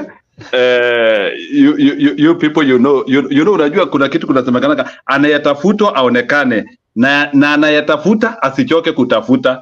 So I believe this out candid aiongei tu maneno ya baba na Oruto peke yake. You're hoping one day weddings will come from here. Yeah, of course we need to hear them, lakini bora wasikuwe wa mascammers. That's what hatutaki watu isikuwe ni mascam, but if I can hear watu walipatana Saudi candidate walikuwa na argue wanagombana juu ya baba. Kwa hiyo kugombana wakaamua. you know how they say you make fun or you create controversy with the girl you like or the guy you like. That's my strategy here. And then before long you agree on one thing. Exactly. Julia. Yes. I want to read you one of the most beloved quote by Shakespeare. It says, "Love looks not with the eyes, but with the mind, and therefore it's wicked, cupid, fated, blind. Love is blind and lovers cannot Is it see. really blind? What did you say? Is love really blind? Do you believe that love is blind? You haven't watched the Netflix show called Love is Blind, where people date, they don't see each other, they just talk, and then they fall in love and get married. Yes, that one I can believe that because kuna mumeona hizi there are lots of online stuff people are doing that those blind and it says they're even blind dates, though I don't know how that works. And for us in India, sisi wa Hindi, we believe that you fall in love while in love. After umeolewa sasa ndio unaenda ku fall in love huko ndani. See ati we start in love. So love has to come up. In those marriages, there's nothing like love. It's commitment. It's commitment. That's right, Romeo. Yes. Okay. It is not. I think I have some Indian friends na nimekuwa nikiangalia maisha yao, and I'm almost buying that what they do is also good. I agree too. Yeah, because they agree I'm going to be here for the rest of my life. No. And they commit themselves to that and they work out to make it work. Yeah, because if your marriage is based solely on love, na kesho wamke udecide ati wewe unalala na mdomo wazi kila wakati, mimi nimekuacha. You see what I mean? So love can only take a marriage so far. At some point, commitment and being kind to each other has Not to only commitment. Another thing is management. If you cannot manage anything right, you cannot make it. Management is very important. That's why I like reading books about management, because they help me manage my children better, my wife better, and also they help me manage myself. Where did you say you manage your wife? Usiseme hiyo in America. Hiyo utachapwa na divorce ingine kwa utaamka hivi at you're managing your wife. Hiyo umewachwa hata kabla hujamaliza sentence. Hebu niwaulize sasa, na venye Kenya iko na mismanagers wengi, walipata mabibi aje? Sababu are Kenyan women, are some Kenyan women not having choices? Some of the guys even akina Coconut Head wamepata bwana, na naona wako na warembo wazuri. Go ahead, sorry. Go ahead. Okay, so Kenyan women, my heart goes out to them, though we are trying to empower them so much. They just have to do it so much. They have to deal with a lot of stuff, and they just let it go because they let it slide because of so many factors. Unaangalia watoto, unaangalia culture, unaangalia what will the family say. Lakini like Romeo is saying in America, you can't say those things here. I hope haukuenda kumanage bibi akakuchapa na divorce. One of the guess he didn't mean that. I guess he didn't mean the managing. I understand managing children, lakini ukisema wacha mimi niseme pole, watu wengine wasisikia hapa nilale kwa basement. Go through. Basement. Kuna mtu anaenda kwa store. Wewe unasema nini? Iko rafiki yangu Mkenya. Anataka kufanya sound candy talk kwa store. Iko rafiki yangu Mkenya bwana. Alisema tu some really stupid things, in an argument na mke wake. Bwana akakuwa relegated kulala kwa gari during winter time. Wow. Wasikupe kama wale majamaa watatu tumesikia wamekufia tu kwa nyumba tu. Have you heard of that story of those 3 guys who freezed after the game of Chiefs ama alikuwa anaitwa aje? Very bad story. How did they freeze?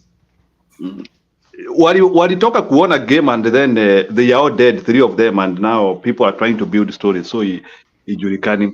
But anyway, in a nutshell, or they died in the car.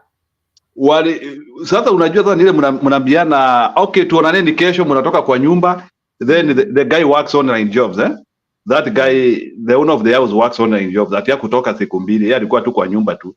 When he is getting out the next I think 2 following day, au majamaa wanakutwa kwa backyard, 3 of them, and they undercover, by the way. So how did they freeze? It's very many questions, by the way. Njiru haikuwa na frostbite. Nimeipata siku moja, but umesikia story yao majamaa watatu wamedai because of freezing. Yes, Yeah. freezing is bad. Freezing is bad. There's a time I froze my fingers. You know, hakuna dawa unaweza pewa one freeze. Now, as long as you are frozen your hands, because inaanzia mkono kwanza. As long as you are frozen your hands, utangojea tu mpaka upone. You know? So like right now, because I have a knee injury, I'm not able to drive because I had a major knee injury. You know? So I have to take a bus or a train. Na Minnesota sahi, last week, it was so bad that tulikuwa na negative 32 windshield na negative 15 normal. And I had to go to the hospital that day again. I almost froze again my fingers. So I'm telling you, frostbite ni kitu ingine mbaya. Usiwahi jaribu kuipata. Because inaanzia mkono, inaenda miguu, and then inaenda mdomo. So, and how when does it happen? How long does it take when you're in cold? Like, how long do you need, especially when it's a severe cold? 5 minutes, 10 minutes, 15 minutes? Approximately 30 minutes.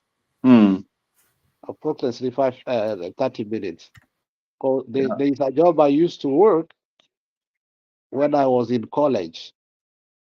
So siku ingine, one of our managers akaenda akaingia kwa freezer room kuchukua chakula, because I was working as a student. I was working for student pays so that I can pay my loans. So akaenda akasahau akufungua mlango vizuri, wakati anataka kutoka akashindwa kutoka, na kutoka mahali freezer room ilikuwa, mahali tuko ni mbali kiasi, hatuwezi sikia. So ikafika jioni, hatumuoni alienda wapi. So I told my other manager, the last place alienda ni mahali nilimuona akienda ni freezer room. When we went there, what I saw I will never forget. Yani, when the body freezes inakuwa white, inaanza kutoka white scales. That was about it was after 3 hours of not seeing her. So she froze until she died. I could guarantee you that freezing by death is one of the worst tortures. Especially, one of the coldest states is Minnesota in the old, because of the Highway 35 that brings wind from all the way from Canada to here. So Minnesota is really a bad place to stay. Na watoto wengi wamekufa kwa sababu hiyo ya kufreeze, kwa sababu unajua watoto saa ingine wanaenda basi kiwakosa, basi ya shule, they have to walk to the bus line, kutoka bus line ndio waende shule. So unapata they walk a long distance. Watoto wengi wamekufa hapa juu ya hiyo freezing. Frostbite is bad. I can guarantee you that. Thanks. Yeah. Kuna story kama hiyo tulisikia. So back to Romeo and Juliet. So anyway, kwa hii program wale wamepatana na wapataneko, tuko na mapasta kama kina Darius. So Darius, you need to be coming here, ushikanisha hizo maharusi. Mbona musiskamiane? By the way, we need to start hearing people forming families. So hii maneno ya watu kukaa peke yao hatutaki tena. I've been following some, I don't know if you follow any Kenyan TikTokers on TikTok. Hiyo ni kitu moja nimesikia inaongelewa sana, hii kuwa lonely majuu. Watu wenye wako majuu wako so lonely, sana sana those who are single. Tunachapwa na frostbite hata kwa kitanda. So Bwana Romeo, you know, even if people are lonely, but you also need to know that it is a personal effort to make sure that you are not lonely. So unajua uwezi letewa Yeah, huwezi letewa bibi kwa table room. So there, you have to identify What? and you have to make some cogent effort. Go ahead, Julia. Lazima kukuwe na effort. Siku hizi nasikia mkisema mwanaume ni effort. So na how comes Romeo, how do people? I think that is why now we are changing socializing. People are gone online because Yes. where else do people meet? In church? Unajua Right. kitambo. sasa Traditionally, ukitaka kuzama enda kanisa sasa siku hizi. Yes, kanisa ndio utaanguka. many people meet online. Sijui kama Yes. Njiru uko na hii shida, sijui kama uko na hii shida ya Facebook Messenger. You see, Utapata kamrembo kanakuwa sasa, so unashangaa huyu mtu mimi simjui. yeah, of course they start there. It is called coaching, yeah? Au wanakuanga wanaume ni maconmen wa Kenya. So, Wameka yeah, picha ya mrembo. you have to be a bit careful with that, eh?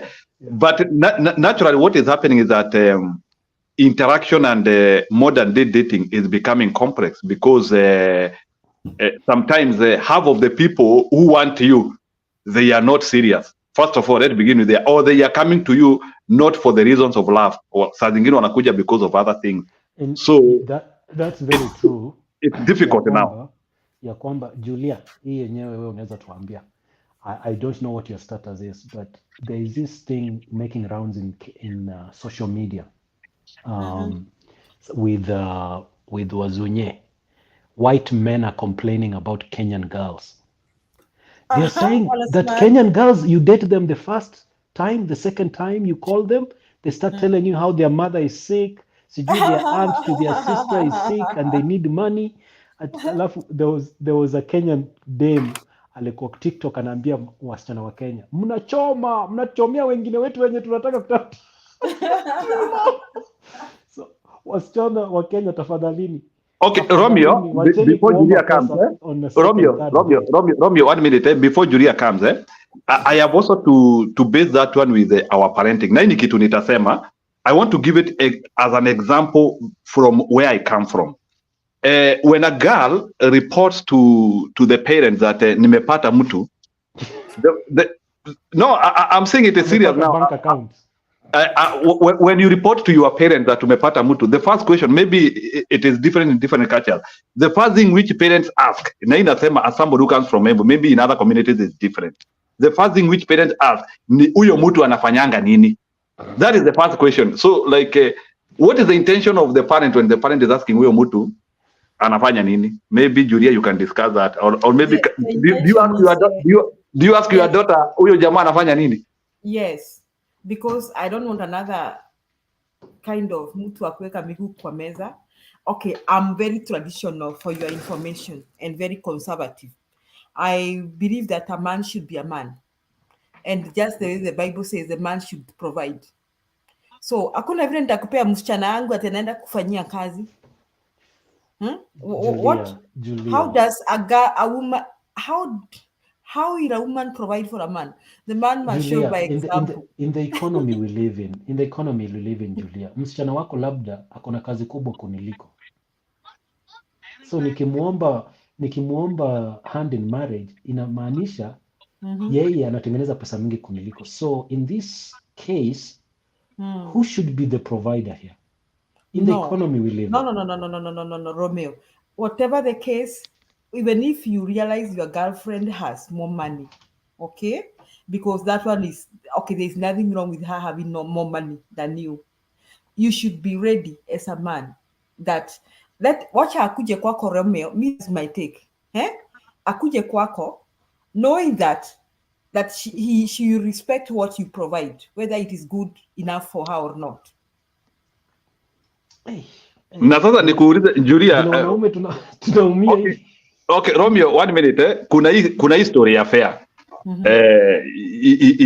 In our times, it was very rampant when we were looking for wives, but siku hizi nimesikia kuna hii kitu mnaita fair ama like there is some extortion spirit which our girls are building. Hii sitakataa kusema hapa, like una realize like simply because wakati tu umeambia tu msichana I love you, suddenly ni kama dunia yake imecollapse. Sijui my mother akona hii, sijui my younger brother, yani it's like every day there is a problem. What is that? Or the girl asks for the fare. Na vitu zingine, yani like akona mashida haziishi. Hiyo ni tabia mbaya. I don't expect my daughter to do that. Hiyo ni tabia mbaya sana. Ati my daughter meets a boy and then anaanza kumwambia ati airtime imeisha, atijui nini. That is very bad manners. Ama ukimtumia fare, ama ukimtumia credit, saa zingine wengine wanasema hata sina credit ya kuchat. That's very bad manners. Unatumua tu message 3 na anaenda mute until kesho anasema hana nyingine. Yes. Like that is very bad manners. That girl is badly brought up by the mother. But you see, there's a quote that I saw on Twitter from a Kenyan lady. She said this: women are not broke. It's just the guy they're dating at the moment that is broke. hey, Oh my goodness. Yani, a man has been reduced to pocket change, okay, and that's sad. I understand the traditional part of it, that you're supposed to be a provider, but in the world we live in, those of us at Kenya Sai, this is the lifestyle. If there, in cases where spouses, the female spouse of the relationship is a boss somewhere, makes more money, probably double the husband. And in America, there's this situation that goes around, which I really feel for Kenyan men, that unapata mtu yeye na husband wake, they both work hard, they both make good money, but the husband is the only one that pays the bills. The woman, ye pesa yake ni, her money is her money, your money is our money. So you find I think, Romeo, for that case, when you are husband and wife, I think it's a very bad thing to say my money, because hapo mnaenda kukosana. You are heading towards a divorce, because when you are married, I think now you should now accept you are married, you are a family, and everything that is concerns that family is for both of you. Sasa musikwe, I know of some couple of some friends of mine that eventually walikosana and wakachana vibaya sana, and they are Indians, for your information.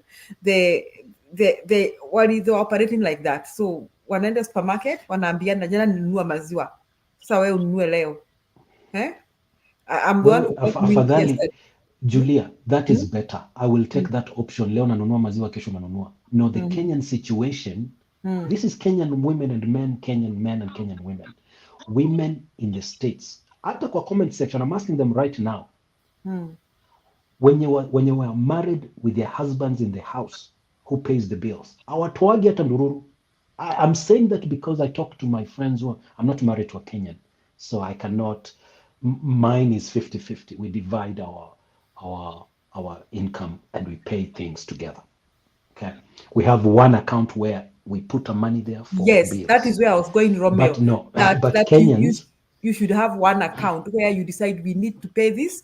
You see what I'm saying? We need to pay this. Okay, I think maybe somebody may think I'm thinking on an utopia situation, but that is what I think, that you have one account and you decide we have mortgage, we have car bills, we have insurance for our health, this is our bill by the end of the month. So we have this account for this. Sasa hata kama niko na pesa yangu natumia mama yangu, we already done what you're supposed to do for the house and won't pick a fight with each other. That's how I see. So chenye najaribu kukuambia Julia, Wakenya wanaume wengi, na I've lived in this country 22 years and I've met very many Kenyan couples, Kenyan to Kenyan married, I mean. Ukiongea na mwanaume, mnaenda tuseme out, you're chatting, you're talking, anakuambia story vile he has a job, she has a job, good paying jobs, but mke wake atoi hata ndururu ya bill. Yeye ndiye analipa nyumba, yeye ndiye alipe childcare, yeye ndiye alipe chakula. Na pesa ya bibi inaenda wapi? Romeo, kuna kitu kwao kwao na kujipodoa na kujinunulia mambo. Hiyo pesa yote iende kwa kujipondoa na kununua nguo. I'm not getting it. Then I'm telling so you, are we only, talk to men out there. You know, Njiro, it's like you're discussing me, guys. Sorry bwana. pole. Tuache ama tuache. Tuendelee. I want to give you an example. I had a very thriving trucks business here. Na bibi alikata, and she was a nurse practitioner. Alikataa kabisa kutoa pesa kwa nyumba kulipa mortgage ama kunisaidia. So what I used to do, because nilitoa jina yake kwa mortgage. So nilipotoa jina yake kwa mortgage, akajaribu kuenda kwa child support, ati nianze kumulipa child support. What I explained to the judge was very simple. I had receipts of all my mortgages. I had receipts for school fees that I was paying for the kids. I had all the receipts for everything. I asked judge, why is this woman trying to extort me? Judge alipoangalia, sasa judge akamuorder yeye ndiye anilipe child support. Unaelewa? And we were able to resolve that amicably. So what you guys are discussing is a very good topic, because those things here in Minnesota and Texas, they are happening a lot. You know, the divorce rate sasa ya hapa Minnesota is 70%. Watu hawataki kuoa anymore. Today I was with a friend who married na akakuwa extorted, na mwisho wakati aliona wanaenda kudivorce na pesa ana earn, he was earning a 6-figure salary. Akaona, unajua once wamekuwekea hiyo inaitwa hiyo child support, hata kama mshahara wako ikirudi chini, hiyo ndio utalipa mpaka watoto wafike. He had to resign a good working job so that he goes for a bad working job, ndio nini salary yake iende chini. And I'm telling you, child support is killing our people here in the US. So my uncle just finished paying his child support. He was so happy. Aliniambia walidivorce na mwanamke after 5 years of marriage. So that means 13 years he was paying child support, and he had a very good job ya insurance. So she used to pay child support $4,500. That woman was never going to work. Alikuwa tu na mwanamke mwingine kwa nyumba, wanakaa na yeye, hakuna mahali anaenda, haendi kazi kwa sababu pesa yenye amebaki nayo. Those times apartment used to be paid for $1,200 peke yake, not $1,200, $800. So ukishalipa rent, you are left with a lot. You are left with a lot ya kulinda throughout. Yeah. But hizo vitu we went through, and it's very painful. Asante. Okay, let me chip in, Bwana Elect, and anyway, thank you for that story. It's unfortunate that you went through that. I thought maybe love wins in everything. So kumbe ikifika wakati wa pesa, upendo ni kama inajigawa. Away from that, there is something I want to advance here now that you people, you feel free, you can discuss this topic. And I know maybe it is helping people without looking at religions and how these things happen. Maybe marriage concept in Kenya, marriage concept in the US, marriage concept in Europe. There is a question I'm having here. What is the future of marriage if now people who are having money, some of them, whether male or female, they are fearing to spend on people who they love? What is the best compromise, like based on your own thinking? What is the best compromise of how resources should be spent, especially like in the US, where I know chances of both partners working is very high. So which is the best compromise, which you think can offer a solution in that space? Can I start? Yes, go ahead, Julia. Okay, first I want to agree with Irene Ayumba when she's saying that, okay, from the start, I want to say let the man be in charge. Okay, let a man just be the man that is in charge, that can be depended on. Si mwanaume mwenye anaangalia, you are marrying a woman and then you start planning on their salary. That is very bad manners. That huyu mwanamke ako na pesa mingi, tutakuwa tukigawana bills. Be in charge. However, if you love a woman and you treat her with love, she can even give her all your pay. Women are called multipliers, and if you give them love, they multiply the love. Now, in the hard economic times, there's nothing wrong with a family coming up, according to me, with a joint account that they used to meet their demands like bills, mortgage, and all that. It's, for me, that is okay in the hard economic times. So that is also a good way of managing finances. Ndio kila saa msiulizanage kama ulitumia mama yako pesa yote, sasa hatujalipa mortgage, ama ulifanya nini, hatujalipa nini.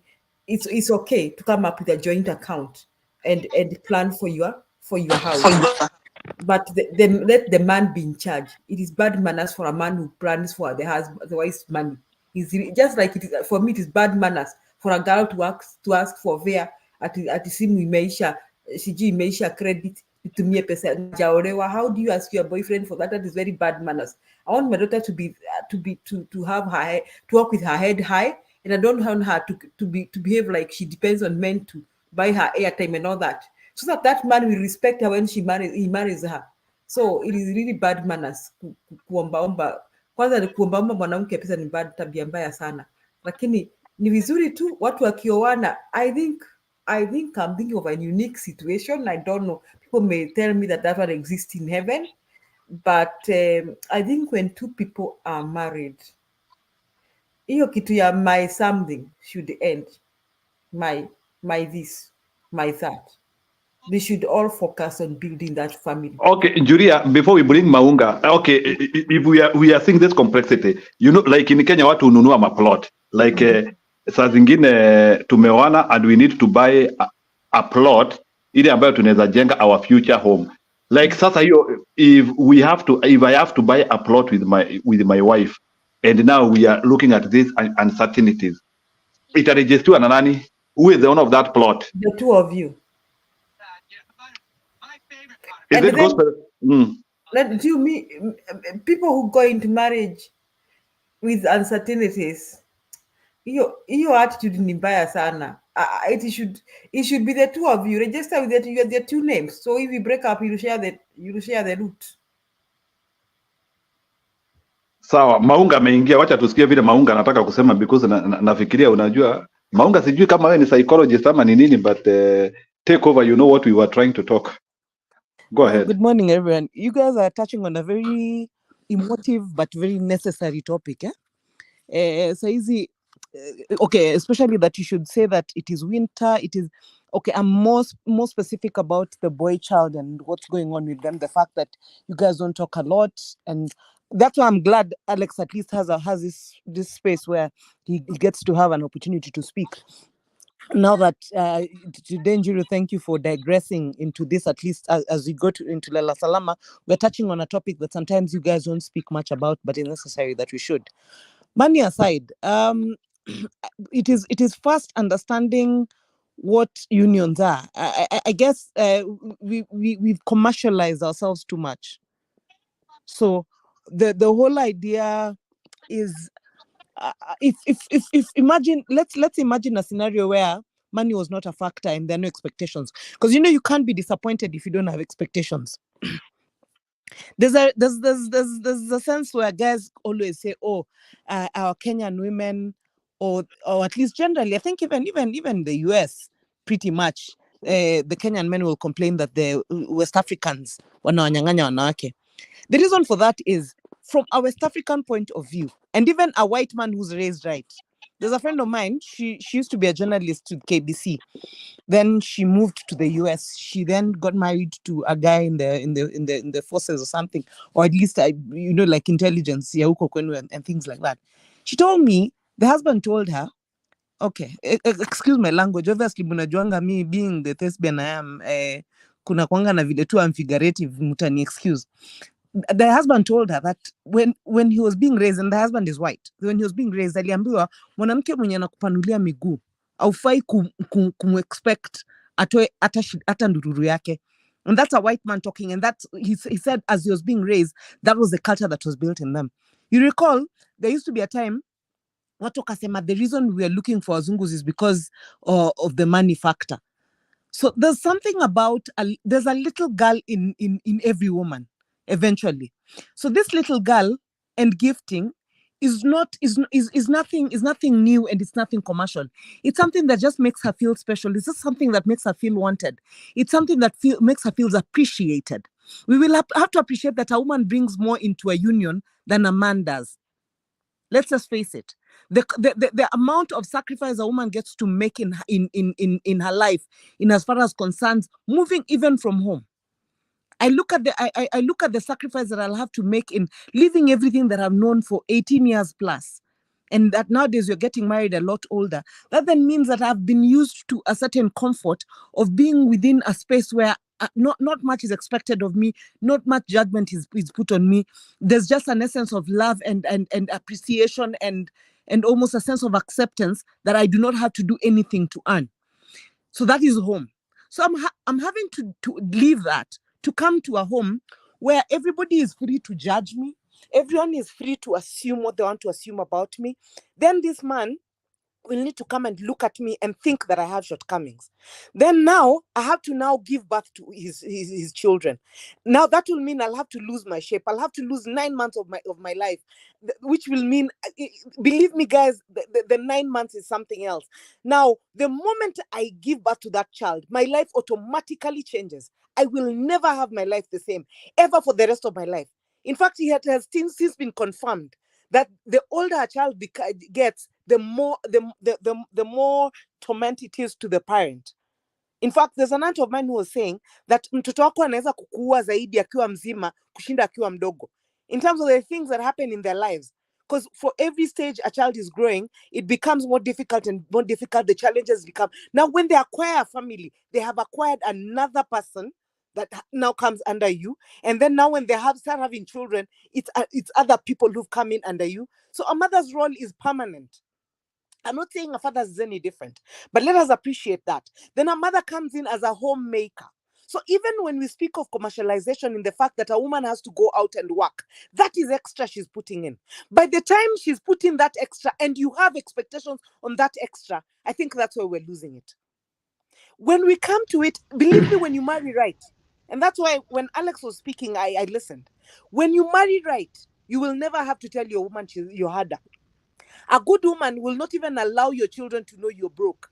As at the time when things are hard, she'll be the one to give the children money almost like it came from dad. Let your children always know that my father walks in through that door and a sense of authority and provision has walked in. And that with my father there, he's always a superman. That is the one position, if you can build in your home, trust me, that confidence is one of those things that will never make you feel the need to kill your woman because you're thinking you're feeling inadequate. Part of the reason why we're getting the femicides we're getting right now is because men are feeling that women are more empowered than they are. They feel that we are more independent than we ought to be. Which then begs the question, why is it that you guys are claiming you want us independent? When we are too independent, again, you're claiming we do not need a man because you're too independent. Excuse me. Let's get to a point where we're understanding what it is that men actually understand by the fact that they have a woman beside them who is not their sister, their mother, or anyone else, but someone they acquired to be their partner to walk by their side. But provision is one of those things that gives men confidence, in my experience. And that is the reason why you will be told, oh, women look for riches. Women don't look for rich men. We love the confidence. There's nothing as attractive in a man as confidence. Utapata mtu amekaa ka gorilla. Lakini the amount of confidence this man has, and I could have given examples only that siko sure wanajionanga kama wako handsome. But the truth is, a man sazile akona kwa kitu kwa pocket, he never cares about his face. There's a sense of confidence and masculinity that radiates that is very attractive. And that is what we fall for when you have money. Irene, this is Romeo. Yes, Romeo. Have you ever seen a confident broke gorilla?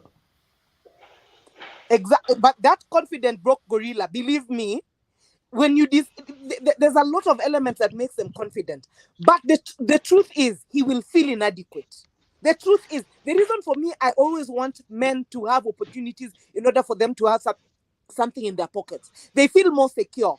They feel more grounded when they have money of their own. And that is a fact. I can tell you as a woman who became independent at a very tender age, but as I grew older, I appreciated the fact that mimi sinanga, my man has to be the one to provide, and I know how much joy it gives him. I'm a very strong female. So Na yako unapeleka wapi? Okay, a minute. Okay, yangu, like yangu, I take care of him in ways that no amount of money that he can quantify can never he can never count on. Look, I'm a homemaker. I make his home.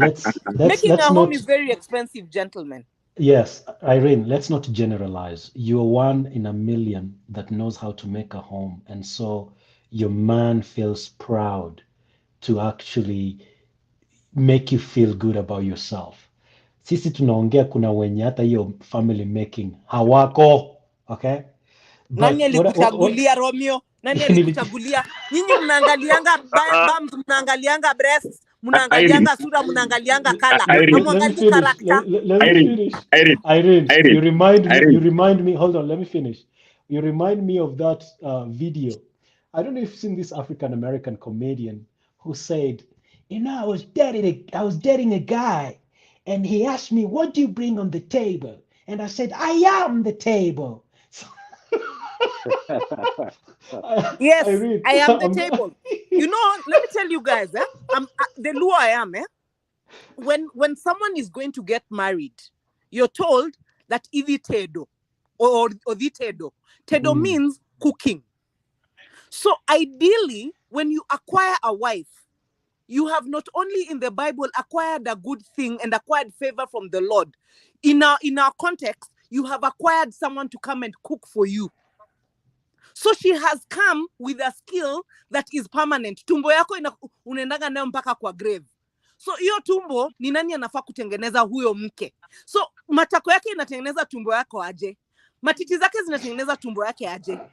Nini skin color yake inatengeneza tumbo yako aje? Hizo pesa zako zenye uko interested in inatengeneza tumbo yako aje? Sasa zile wewe ndio unafaa kwenda kutengeneza. Alafu ile kitu umeleta ndio yeye anafaa kuwa amekaa hapo kwa nyumba amejiandaa, kwa sababu tumbo yako is extensive plus your third leg. So akiwa amekaa hapo kwa nyumba kimarinate, and Muslims would tell you, because Muslims within their culture, your wife is not supposed to do anything including at hizo house chores. Mke wako anafaa kuwa kwamba yeye she's your entertainment in bed purely. That is what Muslims say. And Muslims know they provide, and that is why mnasikiaga wanaambiwa they can marry sijui 4 wives sijui nini. So hiyo inakuanga entertainment package. So when this whole thing about telling us nini provision nini what a woman can bring and everything, believe me, that is where the problem, that is where the rain started beating anyone, when you started considering a woman's money a factor. Okay, Maunga, 1 minute. As I bring, I think, Irene, you are mixing issues. That's what I'll tell you.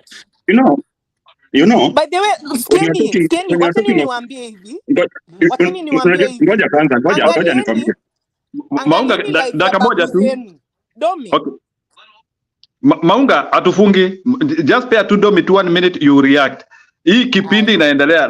Lazima muoane na muolewe. Kwa fujo. You know, when you are talking of Muslim women, okay, generally, you know, Muslim is majorly like originated from Arab world. I mean, the Arab world. I'll tell you this. So that they come to that conclusion is because most of the, let me specifically talk of the Arab world. They hardly do anything. They hardly go out to, they don't even go to work. They don't even go out. Most of them, they just stay in the house. Yeah. They are hardly, okay, there are some areas where they're even not taken to school. Yeah. So that is the situation they have been put in. This is somebody who will depend on you more or less 100%. Men Because prefer those women who depend on them. Domi, in my experience, now, sikudanganyi. listen, that's why I told you are mixing issues. I'm not. All you're saying is, Listen, you're saying listen fast. illiterate women, you're saying fast. Muslims. Listen fast. Okay, Maunga tumpe time eleze tuko hapa. You will You see, react. in extension to what I'm saying is, my daughters, I have to pay school fees. I'm paying school fees for them. I'm empowering them. Yeah.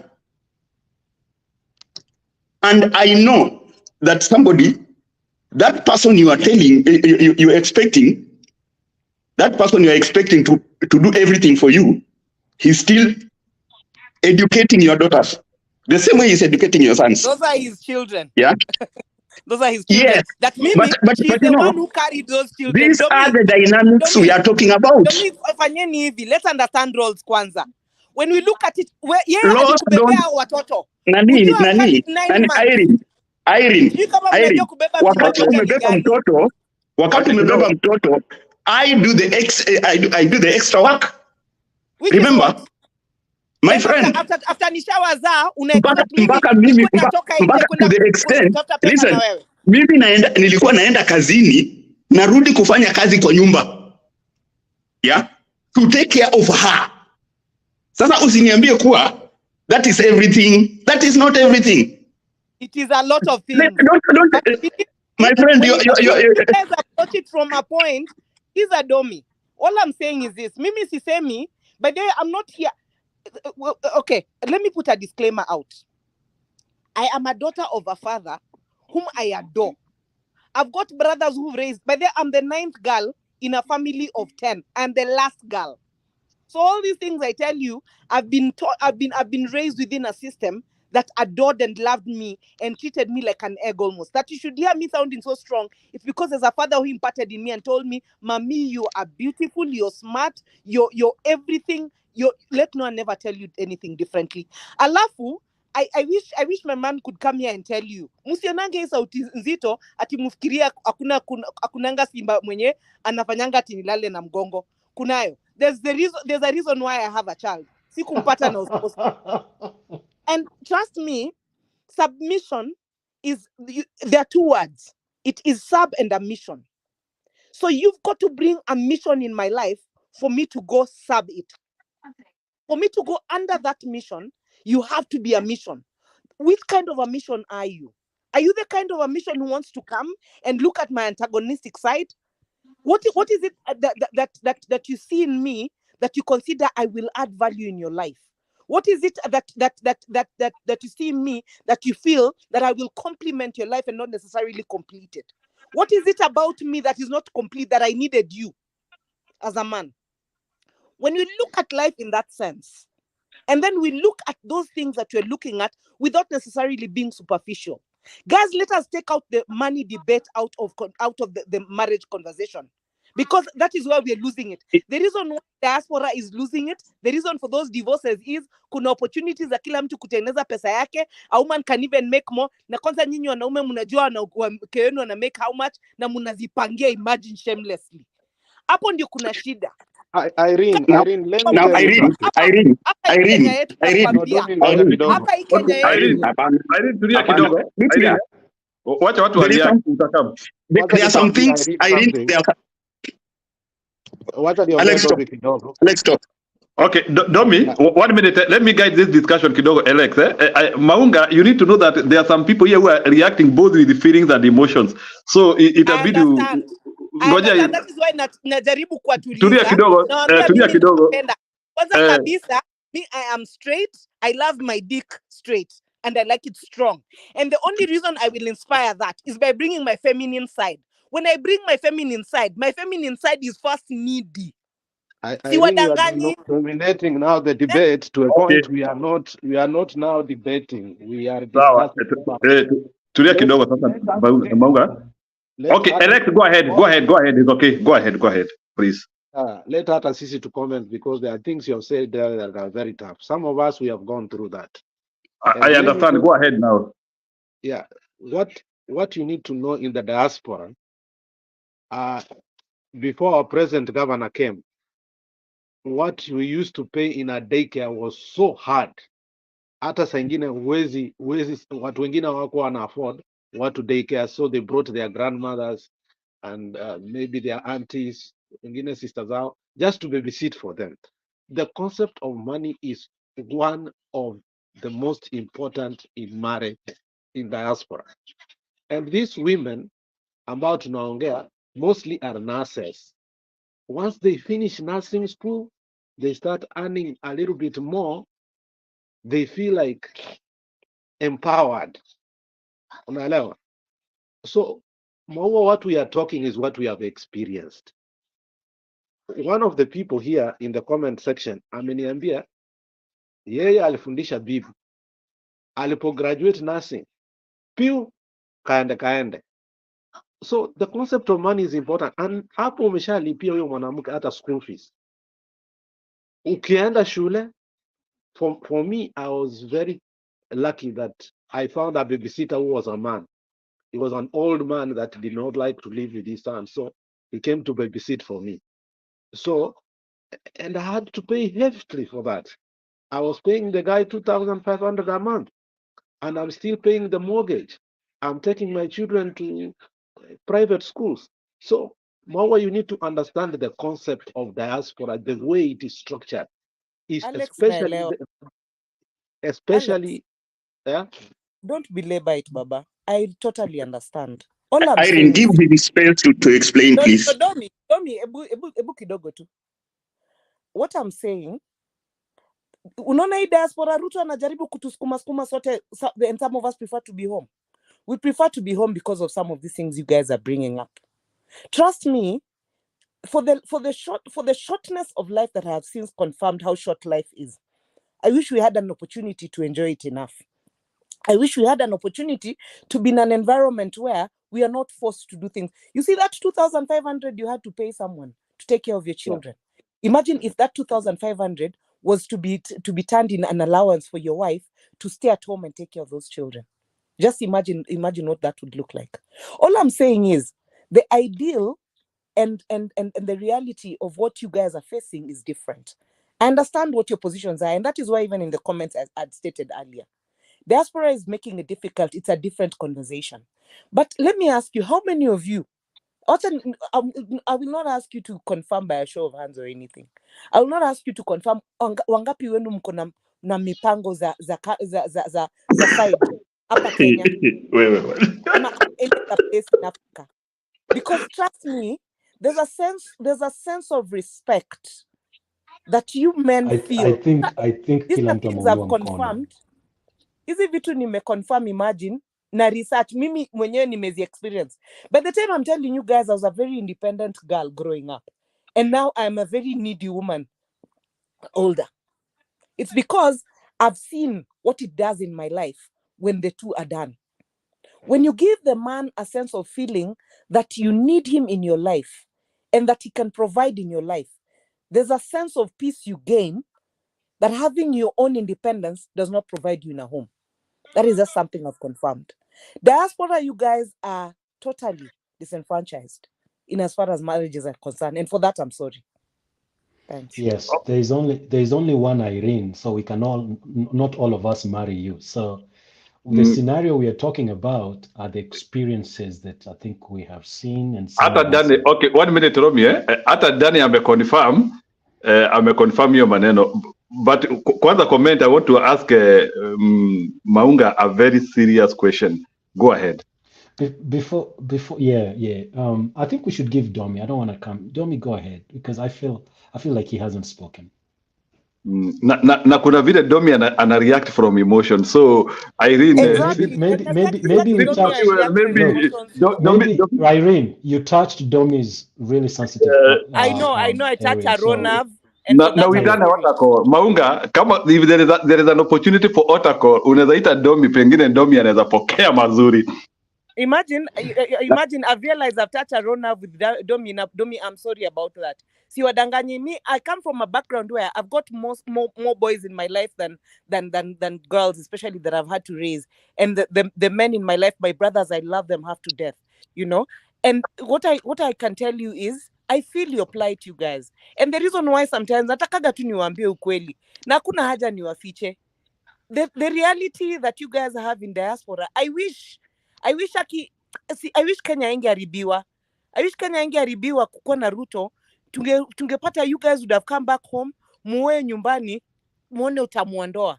Mkiwa Exactly. nyumbani, especially na pesa zenu zenye mumegain. Hii Kwa sababu hiyo maneno ya diaspora yenu na marriage haki. hii Sioni. maneno lakini Mwaunga, hata tukikuja tunaitwa masama bani, badala mtupatie the Sasa needy part, mnakujanga time mna kidogo, mna mnatupapasa mnakuja small time. Saizi mnatuita gold diggers, na sasa hiyo tunataka tu kupapasa some green dollars. Hatuna ubaya, yani kuwa make mfeel ni kama nyinyi ni mabazu, nyinyi ni makings. Sasa hizo mnataka kutuita gold. What do we do? You guys, you're making it difficult for us. iko vile unaweza nipatia tu, yani, you know, my what is it called? What's the right word? I need to use the right word so nisifungwe. Unaweza nipatia tu raha mzuri, lakini pia usinionyeshe tu ni pesa unataka kwa. Unajua kuna style nyingine wa manzi wa Kenya bwana. That is not it. You see, that is the problem. Anakutoanisha Romeo, hata pesa ya Romeo, ukiwa unapatiana mwenyewe hautatoanishwa. That is the other thing, I'll tell you guys the truth. na hiyo ya kupeana viatu na your woman, hapana. What you guys need to know, hata huo mwanamke wako wenye uko nayo hapo, hata kana anatengeneza $10,000 on top of what you have, hiyo $1,000 yako yenye unapatia ata value itakuwa tamu kushinda $20,000 yake yenye yako nayo mwenyewe. Si wadanganyi. Maunga kidogo, hebu Domia ongee. Domia amewashwa, hebu Domia ongee kwanza. Okay, I'll be quiet. And please, Maunga, usi-interrupt Domi. Just let him finish. Interrupt. I promise. Yeah. Just allow him to. I don't think Domi anasikia. I think I'm a freeze. Okay. Anasikia. I can see him moving. Domi, go ahead. Okay. Now, you know, the reason why I was talking about mixing issues is this. You know, if you are talking of, you can easily make that point that you want to make when you are separated. You deal with one issue after another differently. There is one thing that we need to understand, and this is how you are talking of Kenya. Let me tell you, bad things are happening in Kenya. That Kenya we are talking about, bad things are happening. You see, a man spends his money to empower a wife. Yeah. Do extra. Umetafuta mpaka mfanyikazi wa kazi. You pay school fees for the lady. She goes. After kusoma, akimaliza, then she tells you you're not his type. Reason is because she has more money, or she feels that she's on the top of the world. Now that's the problem. That's one of the, you know, if you're bringing a picture that what is mine is for you, and what is for you, what is yours is yours alone. Yako ni kufanyia mapamba and whatever. Then what's the family for? What are we building? I did the first part of the whole thing. After somebody is sacked for only 2 months, paying bills for only 2 months, the lady is telling you, he's telling you everything. Really?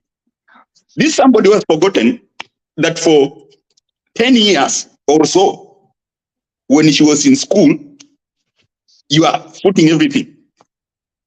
Footing for the house for 2 months only. He's telling you how okay, you're a nobody.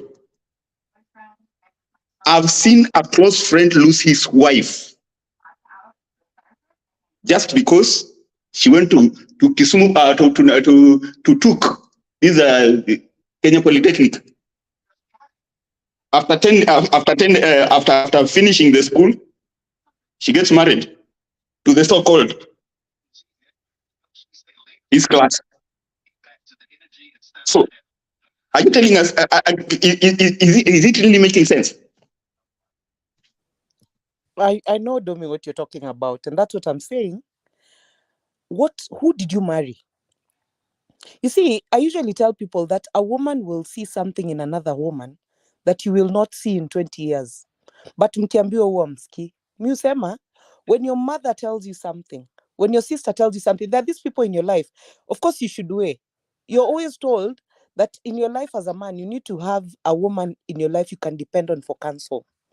The reason for that is normally as follows. There are things I'll be able to give an emotional view of, and it's very important for you. I'll be able to see something in a fellow woman that a man will not be able to see in 20 years. When he eventually sees it, he'll claim the woman changed. But it was a red flag that he refused to see because the sex was so good, because maybe he was overtaken by her looks. So he overlooked character. If the men focused on the character of the girl that you pick up, trust me, all these things would be secondary. Then you talk about the girls that you're educating, your girls that you're educating. I usually advise men to this state because I've also subjected that to research. Educate your girls up to the highest level. Hata akiwa kwa bwanake mfundishe. Because mnaona hii conversation mnasema hii kwamba mtu amepelekwa shule alafu akaenda akapata klasi yake. Men will reduce your dynamic daughter to nothingness in order for them to dominate them. That is the true essence of how powerful men usually feel, and that is how they feel that they ought to dominate a woman's life. So trust me, the truth is, it's a social tear within the fabric of life that we need to fix. We need to first raise right. It is about who you raise in your house as opposed to what it is that you found. Because someone will find your daughter. What will they have found? I saw Comfort having written earlier, asking about Julia's daughter because she has 2 sons. Why? She's had the conversation of the kind of a girl Julia raised. Ideally, that is what is there.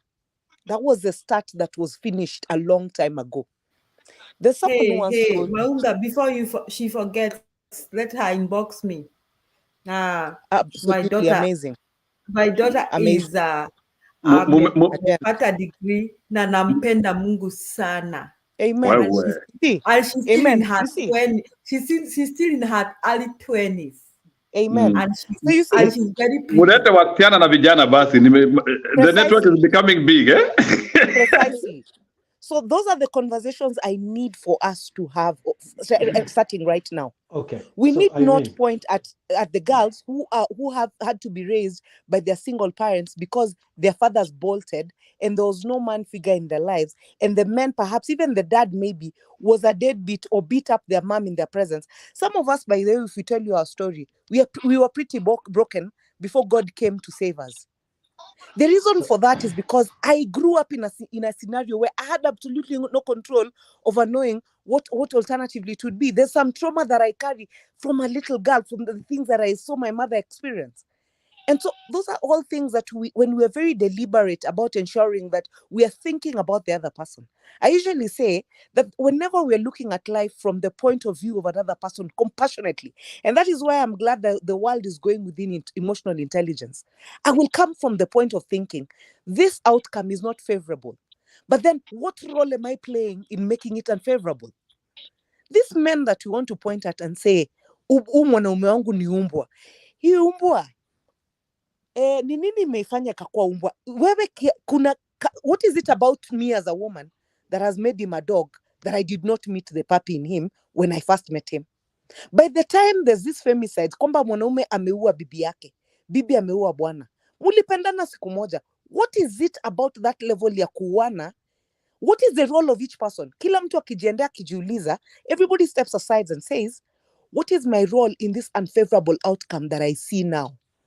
When we do not become so much of me, what have I done? What have I given? What have I put in? No, it is about what am I doing now that makes this situation unfavorable enough for this person to feel uncomfortable enough to want to either bolt out, hit me, or kill me.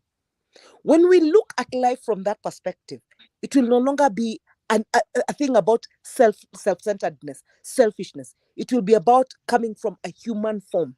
The moment we do anything with humanity inside, and that is why we keep, earlier on in this conversation, Comfort had told you that the reason Tanzania is thriving is because their president is female. Precisely. When a female is dealing with a situation, she's handling it from the point of, I am taking care of this for my child. I am taking care of it for my mother, for my father. If she married, right, for my husband, then for my son. So everybody is catered to when she's legislating. About a man, it will be about the individualistic side of him. How will I get that Ferrari? How much money will I get out of this? How boisterous will I look outside of this because of this particular move? So ideally, that's the difference. And that's the absolute difference. And one of the things that we need to change. When we approach anything from a human form, guys, and that includes marriages, you will not have to tell me to provide. I will automatically step in when the need to step in comes in. I will not think about your pocket. The only time I will think about your pocket is because I think that your money is going elsewhere. And that is where the woman becomes a monster. If I may jump in. Trust me. If I may jump in. Maua, This is place you are Romeo. not understanding us. Alex. There is a place you are not understanding us. You know, when you marry these women, they are madly in love with you. Hizi vitu zinaanza especially wakianza kupata watoto wavulana, so they fall in love na mtoto mvulana. Do you know how many dry spells tuko nazo hapa US? Watu wananyimwa kitu. What do you Kwa mean, sababu Alex? Alex, come on. Ebu post hapo. Listen, it is not that they fall in love with your son and they are not in love with you. I think somewhere the two of you stop giving each other attention. For the children, for falling in love with the son, women always love their children from the word go, whether boys or girls, like adore them because there is a very strong attachment between the mother and the baby.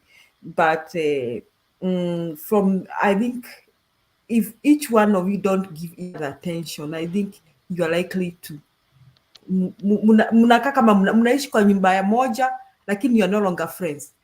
I don't know, I have been there. I don't talk about my current status, but I've been there. And I think your wife should be your best friend, whether you have small babies or not, and your husband should be your best friend.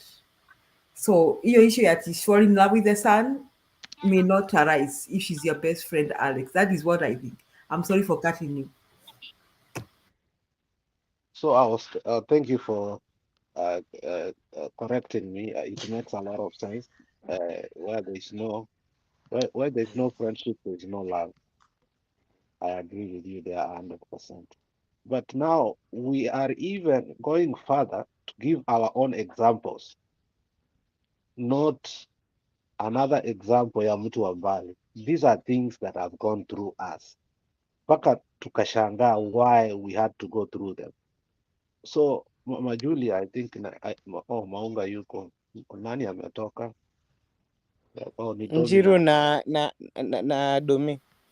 Jiro na Domi wameogopa hii talk na Jiro mwenyewe ndiye ameleta hii talk. Nileta hii topic hapa. Lakini sisi hatuna light skin, we are thick skin. Hii kitu tutaiongea na tutapiga nduru mpaka we save marriages, because let me tell you. Amen. Yes, Alex, that should be the agenda, that those marriages, we save the marriages that are still together. Because Babu, unaona Alex, what Maunga is saying and what you are saying is helping us understand each other. Unaona, as you talk, Alex, is also helping me understand where men are coming from. That is how I see it. Mm-hmm. Yeah. I feel like men haven't really stated where they're coming from. I think when we come to this talk about marriages, women and men. Let me tell you what happens. And I'm saying this to my sisters in a very sensitive way. Sometimes you guys dominate the talk to a point where anything a man says feels like it comes out misogynistic, or they don't know what they're talking about. So I will ask my sisters that the men that when we try to speak, because of the feminism movement, it has actually gagged men a lot to a point where men now suffer in secrecy. They don't, because as men we don't talk to each other. Huwezi sikia mimi nipigie Alex simu on the side tuanze kuongea about his broken marriage. I will never do that. We never do that. Although I know about it, I'll never do that. So when you hear Alex coming here and talk about it publicly, it takes a lot for a man. And so what I will ask my sisters all over the world, even those who are listening in the background, sometimes just allow, some things might come wrong from the man's mouth that you don't like, but allow them to keep talking because they normally don't have any spaces to talk about it.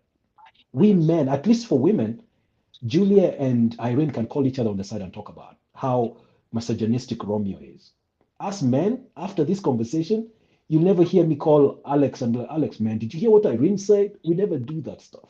So to me, sometimes what I've seen, okay, and I've seen this so many times, and I call it, there's masculine toxicity, which is a feminism word. And now I'm starting to see a feminist toxicity where if you understand the theory of the pendulum swing, men have been in power and men have been in position of authority over women for many, many millennia. I don't know how long. I've only been alive for 39 years in life. But now I'm seeing a point where the pendulum is swinging to the other side, too far to the other side, where anything a man says that does not sit well to a lady, it is either misogynistic or it is toxic masculinity. And so what I've seen a lot of men do, and I have many friends, men who just, they feel gagged. They can't say anything because anything you say, you might cross that line of, oh my God, I said the wrong thing to a woman. Now I'm an I evil can't man. hear you guys. I don't know if it's on my side. I'm an Can you It's guys on your hear me? side, Alex. Okay. It's on Yes, his I can side. hear You you, can Romeo. hear him. Yes, Mhm. I can So hear for you. me, from a man's perspective, actually, I'm a little bit forgiving on both sides. And I know Irene comes from the background she comes from, and Irene, trust me, many of us men would love to have a woman who we come home and, all our areas of need are taken care of every day. All men dream that, but also not all women are like that. And we got to accept that. Not all women are like you, or not all women are like Julia.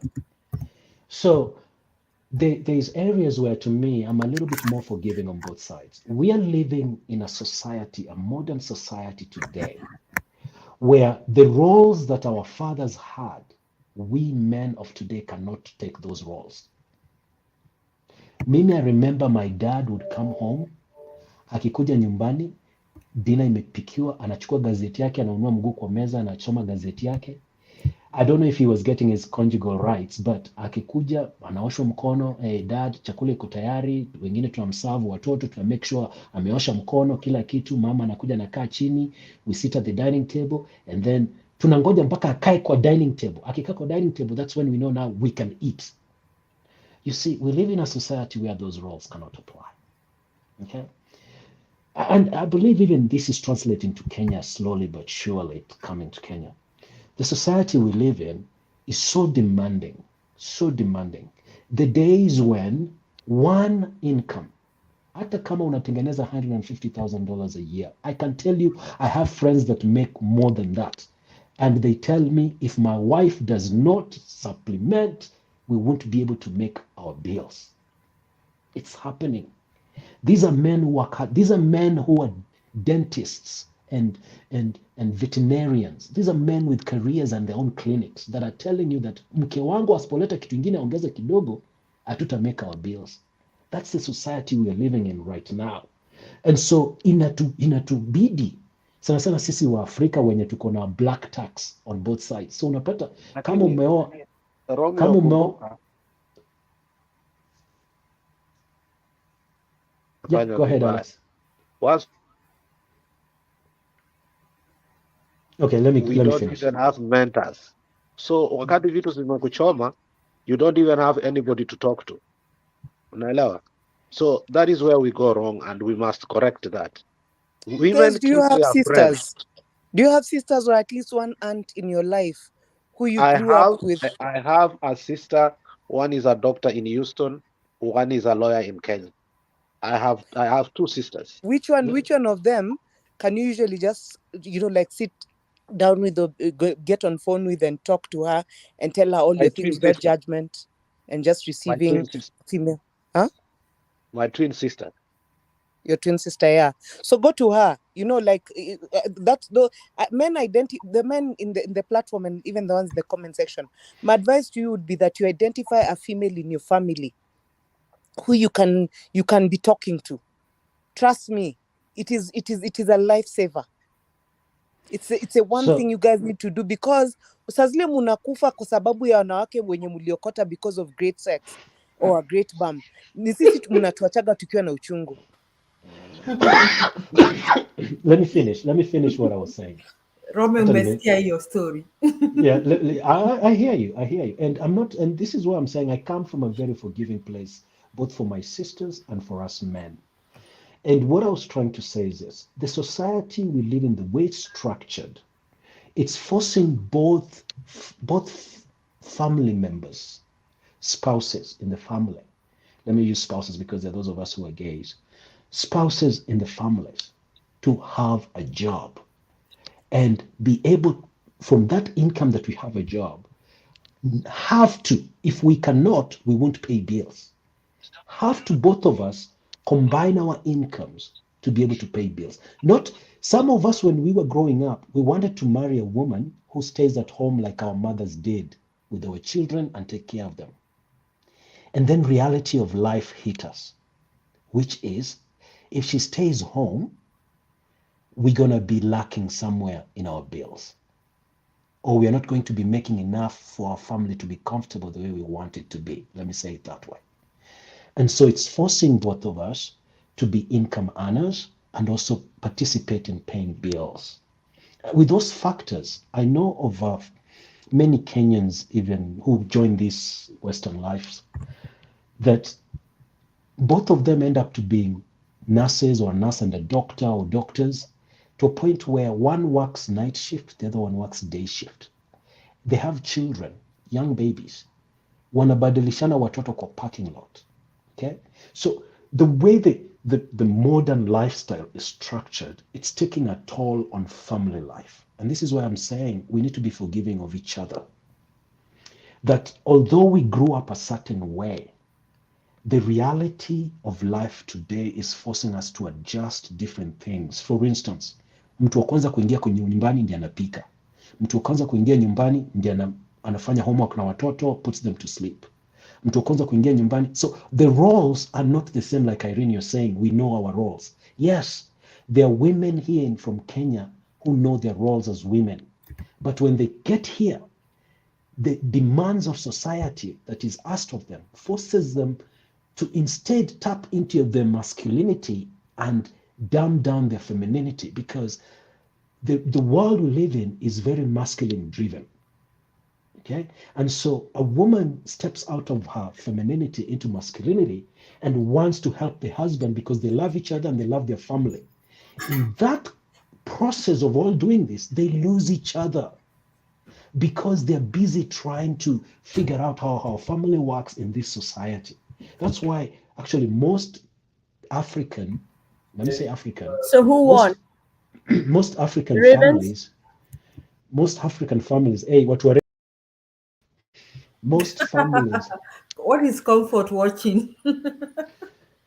No, sorry, my younger boy, they just came in. They're going to watch Ravens, the semi for the Super Bowl. I was asking. Oh, yeah. Go Raven. So you live in the East Coast then, huh?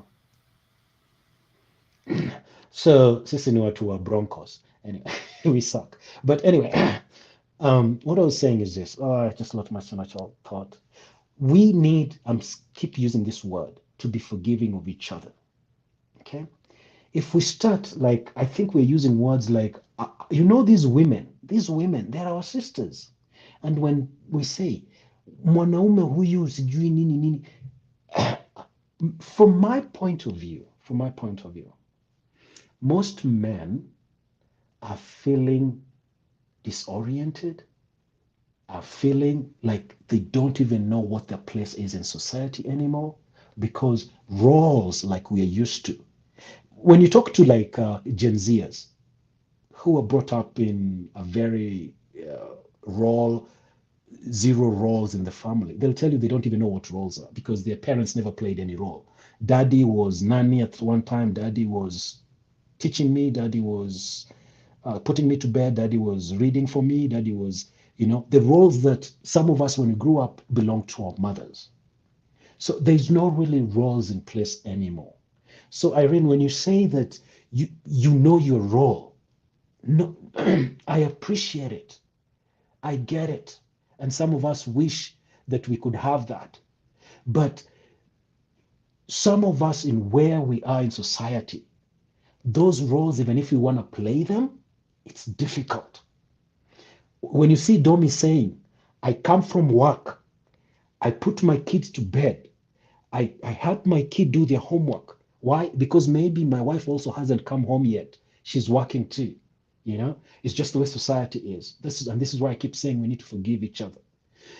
So at the end of the day, these roles are lost because we are busy trying to live in the system or the matrix and survive and help our families together. And it's worse for Kenyans, those who are married spouses, Kenyan to Kenyan. You know this, those who you are. If come out the diaspora, my parents used to live here. Now they've moved back to Kenya. And my mom would support her family. Okay? They have an account with my dad that they pay bills. Lakini pesa yenye imebaki, instead of saying, hey, husband, wife, let's go on vacation together and have a good time. No. Pesa yenye imebaki yake, inaenda kufeed familia yake. My dad the same way. Pesa yenye wakishamaliza bills, pesa yenye imebaki, familia yake. Anafundisha my nephews, my niece, my mom anafundisha my nephew, my niece. Because of the system and the way it works, it's instead of bringing this man, my father and mother together, it's pushing them apart because now they've become breadwinners of also their extended families. This happens a lot with many African couples. I know of many young, forget about my parents, young couples my age, when this is the same scenario in their marriage. Badala pesa kidogo nimebaki, waseme okay, leo twende hata tujitreat sisi wawili even for a weekend and we enjoy. They don't have that because kila mtu kuna familia yake, mama yake, baba yake, nephews, sisters, brothers wenye pia wanawaangalia do this. So money becomes a centerpiece even if it's not what you wanted it to be. So it's not only just that you want it to be, but the burdens that comes with us being African children of communal society, black tax, all of us, hata hapa comment section wenye wamejaa wengi wao, hata labda saa hizi mwingine ana type tu sahi kutuma M-Pesa nyumbani ili a nephew or an aunt's child can go to school. It takes away from a family unit between you and your man or you and your woman. And that is something that I've noticed a lot. And when Domi was talking, I think, when he said about, I get home, I do all this. So he's doing his role that he saw his father do, which is go to work and find something. And then he comes home, and also now he has to take his masculinity hat, put it at the door, hang it at the door, and wear his femininity hat to take care of his kids. In a way that a role that was mostly probably he saw his mother do. And so when we are talking about these issues, let's be very sensitive of the other side. That, trust me, it's not just the plight of a woman. Men are also suffering in silence, big time. I think I'll stop there. Thank you so much, Romeo. I don't know where Giro has gone, but I think I get the points from all of us. I get Manga's side. I think Manga is trying to drive something that really makes sense, and you people, you agree it makes sense. I mean, I from experience, at my age, I'm not young. I've come across, I mean, I have friends, and I also have been in a relationship, and let's say a long-term relationship, or let me say a marriage, and then I have met some few people here and there, and I find that even at my level here and my age, I'm kind of I'm an independent woman.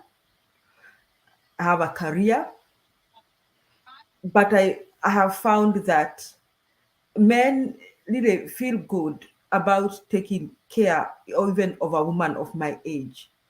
Like the fact that he bought dinner, the fact that he did one, two, three. See, I think not that I wouldn't buy myself dinner, but the fact that he was able to do that, they feel like it's an accomplishment. So what Maunga is saying, there's a point in that makes men feel that they are in charge. Now, on the other side, on the other hand, I think what Romeo is saying is correct, that the economies now have driven people to the wall to what is happening, like what Alex was saying, especially those who are working. My heart goes to those who are working in the health industry, because especially in the US, okay, lazima watu wafanye kazi na lazima people have to make ends meet, and sometimes those people earn good money. I know that, but like what Alex is saying, they have very little time for themselves and for their families. So what's happening now? The fact that they're trying to make ends meet, and especially in the US. Somebody told me, I have some friends in Britain, and one guy told me he came here to visit his friends, and he can't just take what happens in the US. That he visited people who had no time for him, because they work on hours. They have to add hours. Because they are paid on hours, they have to work more hours and more hours. Some people even got 12-hour shift. That is too much. So he was here, he was a guest, and he didn't enjoy his visit because his hosts were nowhere to be seen. Now that is what is happening to most families. Now, what does that lead to? Separation. Me, I totally believe, like I began by saying, that maybe people may think I'm in a different world, but I think your wife, your spouse should be your best friend, and should be the person that you look forward to seeing at the end of the day. You should always look forward that when I go back home to meet my spouse, not even the children. The children are secondary. The children are number two. Your spouse should be number one. That is what I always think. Now, lastly, what Alex said, my heart goes out to the men. Now, Maunga and the ladies who are here, those of us who have sons, I have a big son. My son is 24 years old. Maybe I haven't shared about my family. My kids are big. Like, my son is now graduating with his second degree in computer science. So my kids are big and grown. But my son takes time to talk about his stuff. I have to really push him. But he talks to his dad about it. I'm surprised that he shares a lot of stuff with the dad. I think it's a men talk now, men to men talk. So while my daughter is a bit free with me, not a bit, a lot free with me. She tells me almost everything. My son takes time to talk about his stuff. So a lot of time I don't know whether he's sad. When he withdraws, I want to really dig information from him, and it takes a lot for me to get what he thinks or what he's feeling. And a lot of boys behave like that, and a lot of men behave like that. So men, like Romeo was saying and Alex, men are not loud. And unfortunately, many women may mistake that to be cowardice or nimemnyamazisha. Let me say this. I shouldn't say this, but I'll say this. I have been here when I was asking Romeo, I was joking. Kama unaongelea kwa store, au umejifungia kwa bafu. Tukiwa kwa hii show. Lakini I've had people being harassed from the other corners. Like somebody shouting at a man, why are you talking loud? I mean, I felt bad about it. And you see such men will not air out their feelings that somebody is harassing them from the background. And unfortunately, we women, I'm not saying myself, okay, I don't think that is right. If your man doesn't talk back, you think that it is okay to yell at them. It's just that they are like that.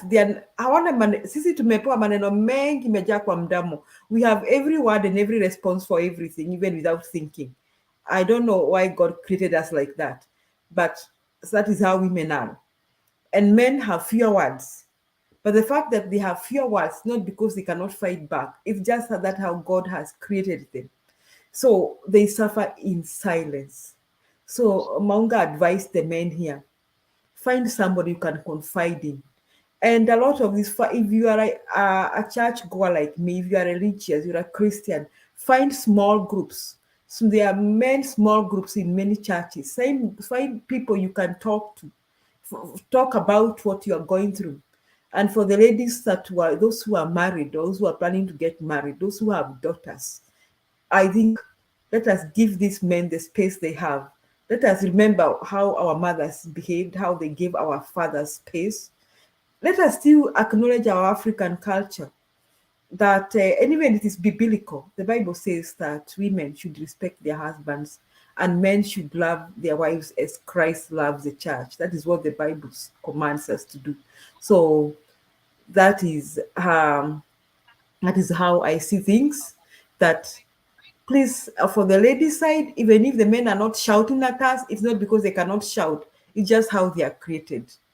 But then for the women, for the men too, I think remember that your wife is your best friend. And you should always look forward to spend time with her. If you love her so much, she'll multiply that love. Women are multipliers. Angela Wambo, you said something. I'm sorry for what happened. Those things happen to many African women and should not happen to any woman or even to us or to our daughters. Asanteni sana, sijui Njiru tena ameenda wapi. Naona ametoroka. Wacha nipatie Domi. Nitatoka kidogo kama Njiru atarudi, I'll come back to close the show, to end the show. So I don't know who will, Romeo or Alex, Yes. continue the conversation. Wacha Domi aongee. Sawa. Okay, sorry, nilitupwa nje na network. I think these are very healthy. This is a very healthy topic, and I think there's a lot of things that that I'm hearing, and okay, what we are talking here, I believe it's building a lot of people, a lot of us. I think there's Julia has touched on something that I think I'll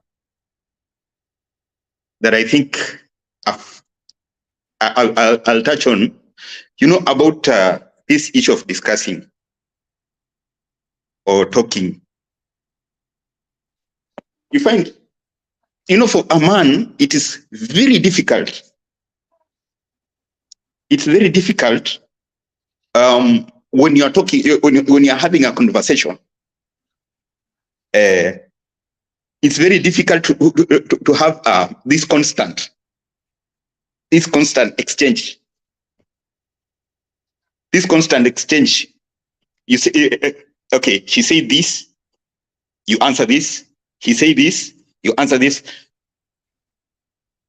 Unfortunately, I'll say, okay, I don't know if men here have the same situation like me, because I believe in this way. How I believe, when somebody is asking you a question, okay, a wife is asking a question, then I believe in taking time and think well before I give a comprehensive answer. Then in the midst of trying to think well, somebody is expecting an answer right away. When you give the answer, because you give it in a short way, in a short form, this lady gets offended. She feels that like your statement that you are giving is offensive. Do, may I just ask a quick question to help a little bit? How long have you been with this person? About 20 years. And when you were tuning her, you mean she didn't pick up on that, or you didn't explain that that's the way you communicate? That now after 20 or 15 years is when you have to tell her that you have to think about an answer? What changed? I mean, she must have known you. She must have known, she must have known her man, that when she asks a question, you take time to answer because you like it to be exact. Unless it's something that has happened later on, that probably you need to be more careful about what you answer to her. And why is that so? I mean, some of these things, they should have been there right from the beginning. I'm just asking.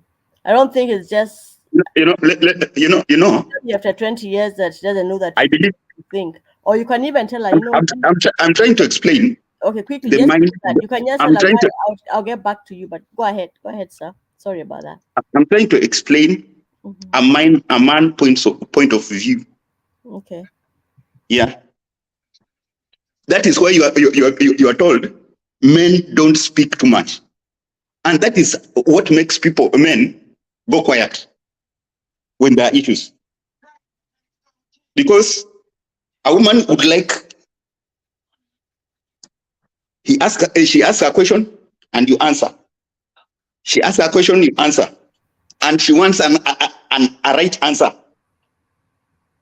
But a man would like to take time and give you a comprehensive, a more clear answer. Because let me be honest, this is what happens.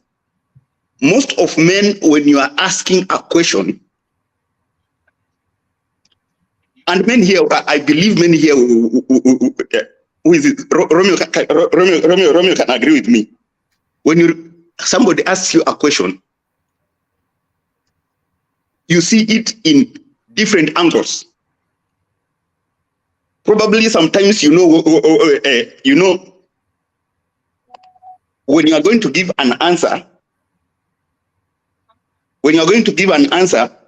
it is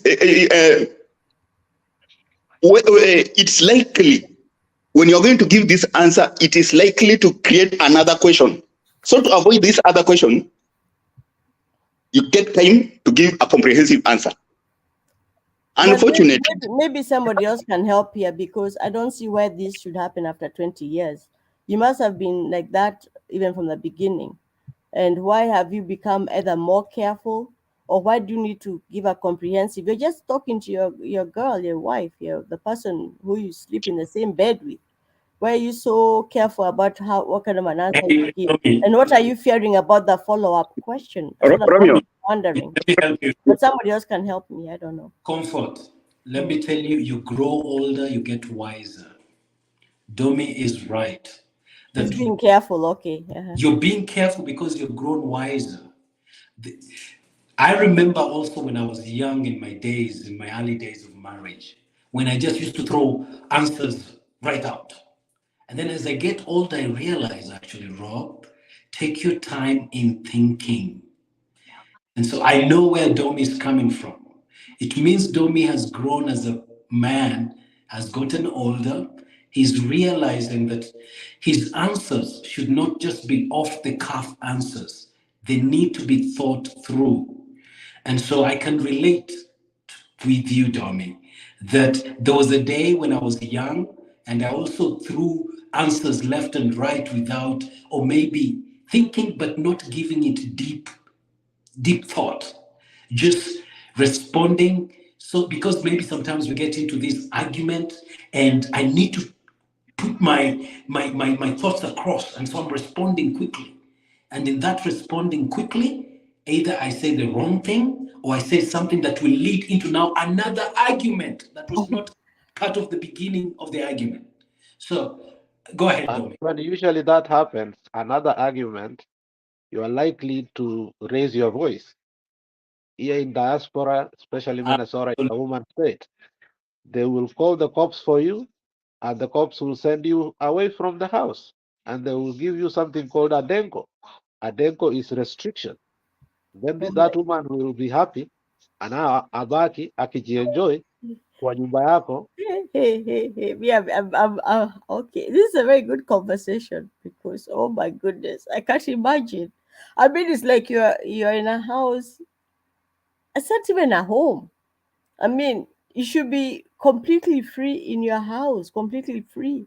Any statement you make, the person, if you love them and trust them and you've been with them, they're probably the mother of your children, your best friend or something like that. I mean, you can just correct the statement as you go. You just fix it as you go. Unless really, when It's not that easy. It's not that easy. wow. Once you make a statement, correcting it is a mountain. What do you mean? I'm trying to understand. This is somebody you know. Maybe she's even cooking and bringing you food, giving you the food, and she's asking you a question, and then you take 5 minutes to answer. That would be like, oh my God. In fact, that is when you're gonna get a problem. If you take so Comfort. long, in fact, that could be the problem. Just answer, or tell somebody, let me think about it, or yeah, that is a good question. Or answer just a bit of it and say, oh, let me think of the other part. I mean, give us some sort of Exactly, Comfort. Whenever we do things thinking about the other person as opposed to thinking about ourselves, it will not be so much of how they responded. It will be about what has been my role that has caused me to get him to react the way he has. If we are deliberate, I keep saying I don't know if we attend burials enough. I don't know if we've lost people close to us enough to relate to the fact that the shortness of life is not worth the kind of antagonism we carry around, including all this money that we appear to be chasing, like our lives depend on it. Yeah. Our lives literally don't depend on the amount of money we are chasing, to the extent that I should be able to look at a fellow human being based on their economic power and based on what it is that we make, based on what it is that I'm giving. Because what is this thing about? And that is what I need perhaps the men in this forum to perhaps share. Yeah, What is it about? Yes. But What I is believe it he's about? very genuine. I can tell he's hurting. No, And we're I able can to give tell. him an I can audience. tell. I There's mean, a it's reason. so painful on my side. Comfort realized. Yeah. I realized my tone was I was animated earlier. I've had to tone to bring my tone down because it was being mistaken to be antagonistic. So I've had to be conversational because I realized that there's a lot of raw emotions running around, and what we're discussing is something that is very integral. We are losing our men, our brothers, our husbands at a very tender age. And at a time when we actually need them, their children need them, over things that I consider very little, over things that perhaps if they looked at without necessarily regarding themselves as victims. Because I think people are just coming from a point of thinking, I'm already predisposed to this kind of suffering. So in anything that you're doing, the level of insecurity by that diaspora is creating for our men is not good. Guys, and that is why this is a political platform where we condemn Ruto, and I condemn him more today than any other time. Imagine some of you'd have had more stable homes if you're not where you are right now, chasing money enough that you do not even have time to look. Because believe me, We women respond to affection. We respond to presence. We respond those little things that I'm talking about. When I see your eyes sometimes, I know my man sometimes asks me, like he can see I'm upset, or at least he anticipates that I should be upset. He likes to see my eyes, So that moment when he stops to look at my eyes, If you're there's something he validated. should be able. You understand? So there'll be something he should be able to discern without necessarily me speaking about it. Sometimes there's those little things that eventually make up the whole thing of just having the right affection that would take us through a day Yeah. that was perhaps difficult. The diaspora is not giving people an opportunity for that, and for that I am sorry, guys. But I'm let us praying that let God us hear says we him make it. out, because I think I know men. Men are not like us women. Like We have you never give can up see as that just the come in. network of friends we have, and we can Comfort. talk all day. Yes. Never give up has just come in. So I was hoping that she would probably, now that we're now she will. balanced. But I think I broke. He was speaking and he was ready to talk. Let us listen. Domi, do you think, Us girls, we can Domi, take over the conversation. Let him. Domi, do you Yeah, think you Domi, want go to ahead. let Never Give Up give an input and then you can proceed? Okay. What do you think? No, let All it go. Thank you. It's okay. It's okay. Okay.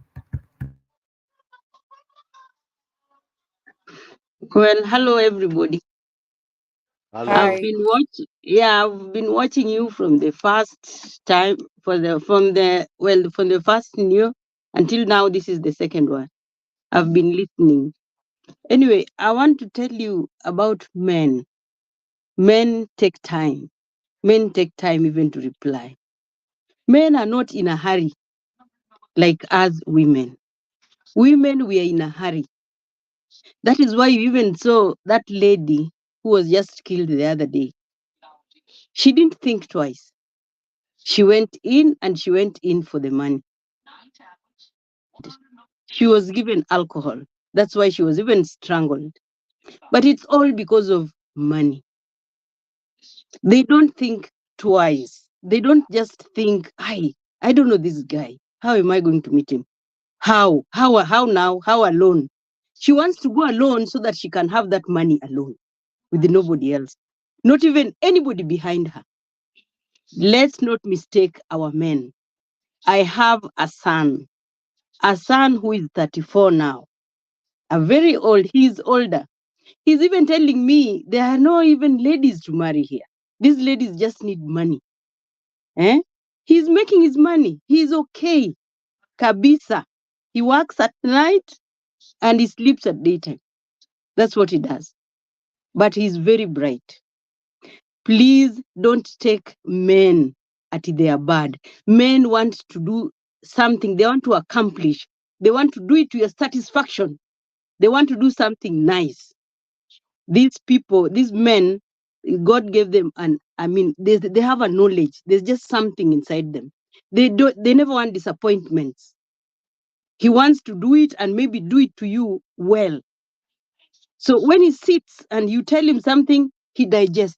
You think he's a fool? No, he is digesting. Men are very correct and to the point.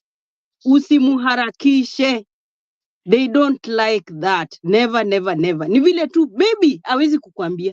But men are very bright. Very bright. Slow thinkers, but to your satisfaction. Thank you. Short and clear. Let's hear Domi, then you ladies, you can react. Nilikuwa nimepotea kidogo. I know I will be up to date. Maunga, bado niko na swali yako, usipotee. I have a serious one, but wacha Domi kwanza aongee. Okay. Yes. Now you see, I think Alex and Romeo and Mom here has touched on it, and I think let me just finish up by. Okay, this is my statement. This is where I was going with my explanation. The problem, the reason as to why somebody tries to hold back and think fast is, if we are going to, if somebody asks a question, then you answer immediately. You may know the answer. You may give a right answer. But the perspective of the person you are talking to may not be exactly the perspective that you're bringing it. That's where now you end up into that heated debate. And you end up creating more topics on discussion. Okay, I'm not talking about the time probably when you're having a nice time, okay, chatting, talking about this and that, okay, like making fun. That one you don't think you'll speak. But when serious matters come, somebody is asking when your wife is asking you a serious question and is expecting an answer immediately. You give an answer immediately. Probably you are giving it in a different in a perspective she does not expect. She will like, what do you mean? Yani mbona hii madharau? No, madharau imetokea wapi? I just said this. You repeat the same question, things go. You repeat the same statement, things go bad. You see that's the reason as why I was saying, men, we need to you take a bit of time before making that. It will be easy if you understand that this person you are talking to has to get time to explain to you, for you to understand what he means by saying what he's saying. So that's where controversy is coming. That is where clashes come, and you find that a good number of families get into fights because of that. A good number of I have seen friends get into fight over everything and every day. Everything over and every day. When you go to listen to them, there is nothing. There is totally nothing. Okay, this person, okay, what question did you ask? I asked this. How did he answer? What did he answer? He answered this. And because he answered immediately, the person who is receiving the answer receives it in a different angle. He feels like this answer is facing this side. He says this because he means this. When the person who is answering, he says this because he means that. So that's the issue. That's the reason as to why we have to take time to give answers. And that is why men they don't talk much. As you continue speaking, I just have a question for you. And I think I've noticed because the person I am with, I think that's 31 years, but I think as a person is growing older now, I don't want to say the names, as they're growing older, now I can see the adaptation. You can also clarify that question. You can break it down. When now I'm realizing why somebody asks a clarification. You ask a question, the person asks a question like, do you mean this? Or is it about that? You ask, clarification. Once you clarify and break that question into 2 or 3 parts, then when you give an answer, it will be complete. And it will clear out everything. Because I think the person is asking that question, and then now you don't answer immediately. So now they're frustrated. They don't know why you're holding back, what is wrong, and you need time to think. Then you think, and maybe even your answer will still not be right. Why don't you re-ask the question, break it down, clarify, and then know what part you need to answer, and call it a day? Can you try that strategy? It's just a matter of strategy. Now you see. To say what I'm saying is, this is something that has saying this. It means I've done that for years. The time you are answering, okay, yesterday you answered, and it got you into this. The next day, yesterday but one, when you answered, immediately it got you into this. So it means when there is a question, instead of answering and re-answering, That is why now I have to take time. Did you tell her and you give want to take time? an Then answer you with tell an her you need more explanation. time. Then tell her you'll be needing time. Just tell her, when you ask me today, I'll give you the answer tomorrow. Then that is cleared off the table. Or give me an hour to work. Just give her some parameters or something. Others for her, she'll feel ignored. She doesn't know what is going on through your mind. I'm just saying. Maybe I'm You being see, too American. yeah, okay. Talking of giving parameters, the problem. The problem is this: how many times are you going to give parameters? This person should expect that. The person, when you have lived with somebody for years, you should just understand that he does not answer very fast. Unfortunately, the issue is patience. The problem that is facing families is just patience. Patience to wait and be told things, and be told the right, be given a right answer, and with an explanation. Sometimes you may have so many answers over one question, but which one is the best? Which one is the best direction? Sometimes, if you are, there are questions that are open-ended. Sometimes somebody asks you a question that is open-ended. A question with open-ended is like more or less has, when you give an answer, it will be ambiguous. Give us an example of a question you've been asked so we can have an idea what kind of a question it is. An example.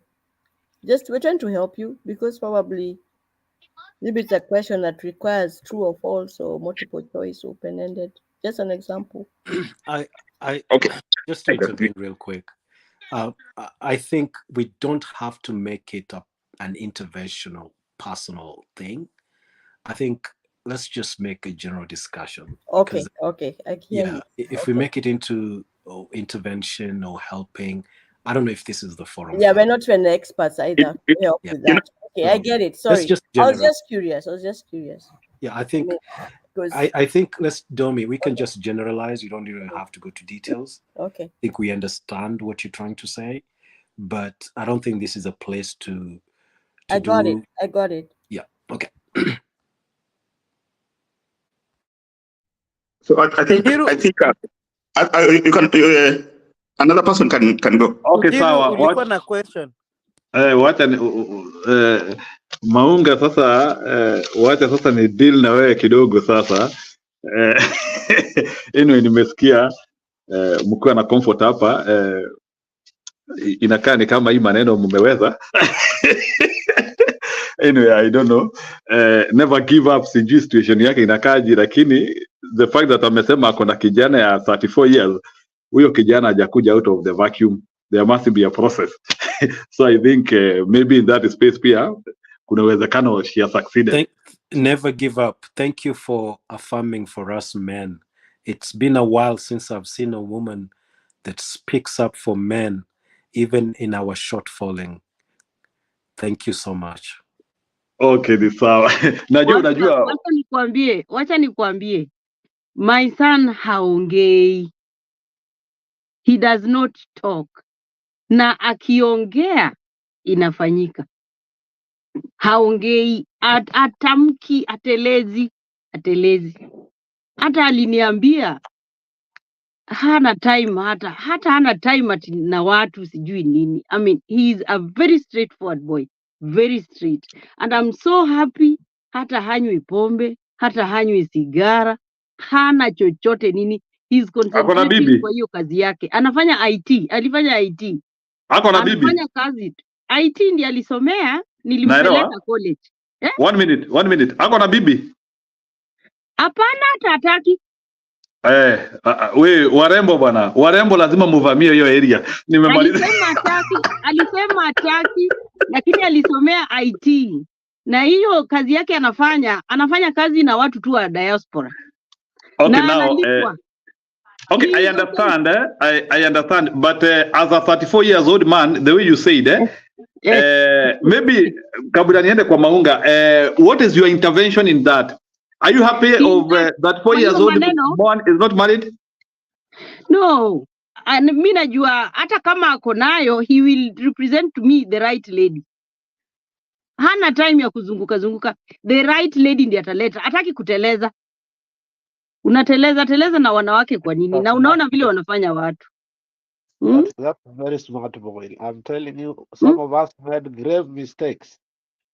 Tukaenda kuchukua wanawake kutoka Kenya, tukafanya harusi, tukawaleta hapa, turn out to be devils. There's a time my daughter looked at my wife's face, akamwambia, you know, people think you are an angel, but we know you are a devil. The things you do when dad is not around. So I castigated my daughter. I told her, this is your mother. Don't talk to her like that. But she persisted. And she said, she's a devil. So we are talking about real life issues. We are not here talking about things we have not experienced. You know, Alex, there, I'll have you know that yes, the girl spoke from her heart, and I'm very sad that she had to say that, because that is truly what she feels. But I'll tell you something that I often tell my mom. Of course, before my mom's eyes, my dad is a devil. Of course, there are things that I saw my dad do that I've not particularly been proud of. And I've always hailed my mom for having left my dad at the age of 29, because he would have killed her using his own hands. And he would have either been jailed, or even if he went free, he would have been raised without a mother, tungekuwa machokora and everything else. So I've always hailed her, because the kind of violence we saw growing up, that my mother used to be meted on. I've got an extremely beautiful mother. And she had 4 of us before she was 20, and raising all of us, and it's a long story, and there's all those traumas that are carried from that marriage of theirs that I would never want to replicate, and it's something that I fear up until right now. But moving on swiftly, I usually tell my mom, up until now, I was not there when you met that man. You presented him to me. I have to love him, because he's the only one I know as a father. And you raised me, reminding me, even long after you guys had separated, much as you kept cursing me for loving him, I did not have a choice. But the truth is, there are times she would turn and tell us, I can never give you another biological father. You guys will have to vumilia your dad and love him, much as we are split up and everything. Occasionally, my dad would go on to poison us and everything, but then we knew better than to deal with their shenanigans. They met before we did. So at no time do I allow them to bring me those things of theirs. I allow them to let me be a child in their lives. I allow them to let me love them and care for them the best way I can. This devil that your mother, the mother of your daughter, is the same one who carried her for 9 months. So if there's any particles of devilishness, she has it within herself. So when she points that out, Alex, wewe ndio uliletewa mtoto huyo devil. Do not allow that girl to bring upon herself curses because of a woman you brought into her life. Those are things you need to correct. Those are mistakes we make them on the onset. Wewe vile uliona huyo msichana ukafanya naye harusi, ni nini uliona kwake? Were you in such a hurry to get a wife that you decided, or did you have one night of sex and thought, this one now atanirombosea hivi for the rest of my life, and for that reason I'm walking her down the aisle? So we've got to now then know that we are deliberately bringing about people in our children's lives that are permanent. They can have the option of living our lives, but in the lives of our children, they're permanent. So whenever anyone is making a choice of a spouse, that is exactly what you're subjecting our children to. A lifetime of whoever we chose. So at no time should that child be allowed to condemn who you brought. So when they condemn it, it might be true that is who that person is, but you brought them in their lives, and that person is very sensitive in their lives and can cause them a lifetime of suffering just because of the things that she thinks about her mom. So I think that she has said that. I don't think it's correct. Okay, Maunga, let me now ask you a question. Because you know, before marriage goes sour, most of the times is that sometimes unasikia watu wakisema dating long, like when you meet a girl, dating long is not good. Sometimes you could date somebody for so long and then muzoene sana to the extent hamutaoana. And again, also when you are dating, especially for women, hiyo nitaweka in bold, there is this issue of camouflaging and acting good until the key decision is made. Like for instance, kitambo kidogo, because I have also interacted with that older generation. Kitambo kidogo, wamama wakifanya harusi, especially like in my culture, kuna wale most of our men, they didn't used to do, we call it clean wedding, uhiki modelu. Some two generations which are there backward, many of the men usually wanted to do wedding at an advanced age when like they have confirmed like kweli huyu mama anaweza kaa na yeye. So, but these days there is an overemphasis of the white wedding, the white dress wedding, and somebody can be able to camouflage to you as a good human being until now when you're in marriage and you're in these handcuffs. Hii pingu ya milele, you cannot get out in this marriage. Then you come to discover like this person is not who they are. So my question to you is, can you advise some of us who have not gotten married? What are the red flags of bad people who could become bad people in marriage? Yet when you are relating with them, they are not showing those colors. Njiru, now let me tell you one thing that I have since realized is a trend. It's something that used to happen before and I'm surprised it happens now. Hii kitu ya ati msichana amepata mimba so anaolewa. That is usually the first one. Na siku hizi kwanza vile unaona hao wetu wenye wanaoa juzi. So even in under such circumstances, Gen Zs, in fact, even the one night stands that they have that they get that get pregnant, as in you actually met someone, slept with them that same night, and then she gets pregnant, and then somewhere in your skewed thinking, you think that can be a wife anywhere. You understand? That's a first red flag. I would not automatically point out a red flag on someone. Sometimes you need to, because people are brought up differently. You've heard about the way Julia has spoken, and now that I'm listening to Never Give Up, I need to know your actual name, because normally most of the guys here, I know the actual names even when they come with the other names. What we have to start doing now is doing Gamo. You know, I know she's Luo. This thing of Gamo must happen now. You see, Indians do it, some Muslims do it, and they end up doing it right. Arranged At 34, marriages. yes. Yeah. So Gamo in the Luo means kuletewa. Yeah. So when we are deliberate enough, guys, we will get to a point where we are having a guided society. Because where we are headed, Yeah. our children don't have wives. They don't have husbands. It's the truth. And But they then what are we doing differently? We've got to now decide, because it's something they must have. Eventually, for a lot of things to go right, because trust me, guys, listening to the conversation, this has been one of the most important topics of this channel that I've ever had. Because trust me, we are where we are right now because the West arranged for this. The diaspora story you're hearing, Ruto sending our people out, they're sending them out so that they can be as busy and away from their spouses or not having spouses at all. So that before we know it, we do not have marriages, we do not have children. So they've done family planning in terms of controlling our population. Then at the end of the day, we have gayism going to the levels that they want. So guys, this is deliberate. So how can we deliberately overturn it? With the help of God. People, I can see credible gentlemen and ladies here who've raised proper children. How about you become deliberate about ensuring that once you identify a good child, you make sure that you're working with that child. Let us be communal and deliberate about everything we are doing, to the extent that I have earmarked. You know, like what I saw Comfort doing when she's speaking about her two sons, and because Julia has spoken about her daughter, what that ideally means is that I'm on the lookout for the right future. Yeah.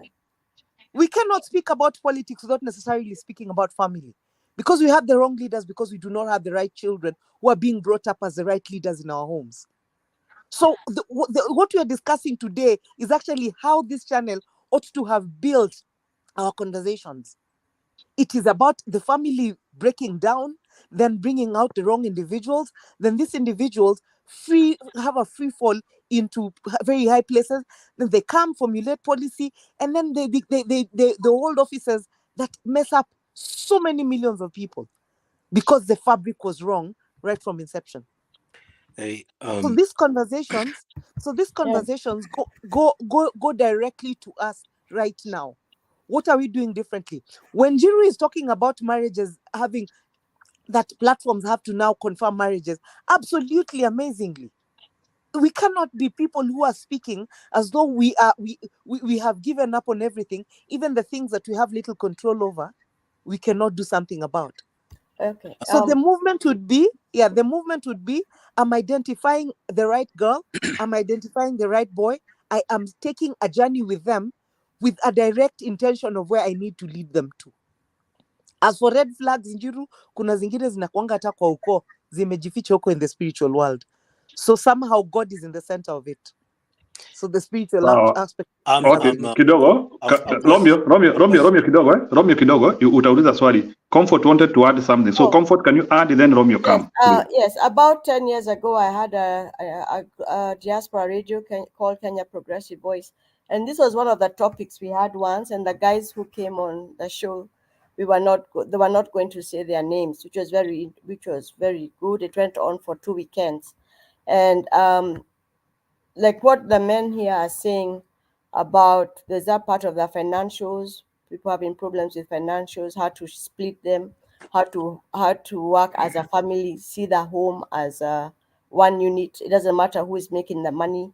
The kids these days make even more money. Putting the money in one pot and seeing what needs to be paid. That is also something people can get help with. But it came to that, somebody said, like, now you get a wife from Kenya. Some people who came on that show that had a wife here in the US, it didn't work out. So some of them said now they tried going home, and then from when they got somebody from home, they came with that person, and then that person soon they did nursing, the same topic you're talking about. They did nursing, they went up, and then they just left. Like they didn't even see it coming. They left the men. They had a car. They left. So sometimes you may want to ask yourself, you're asking which are the red flags. I think Moonga had mentioned it. You having a female friend or somebody to just check out the person, just in, hey, come and meet my friend. We're going for whatever. As women, we can see, we have an eye, because we are women. We can almost see through.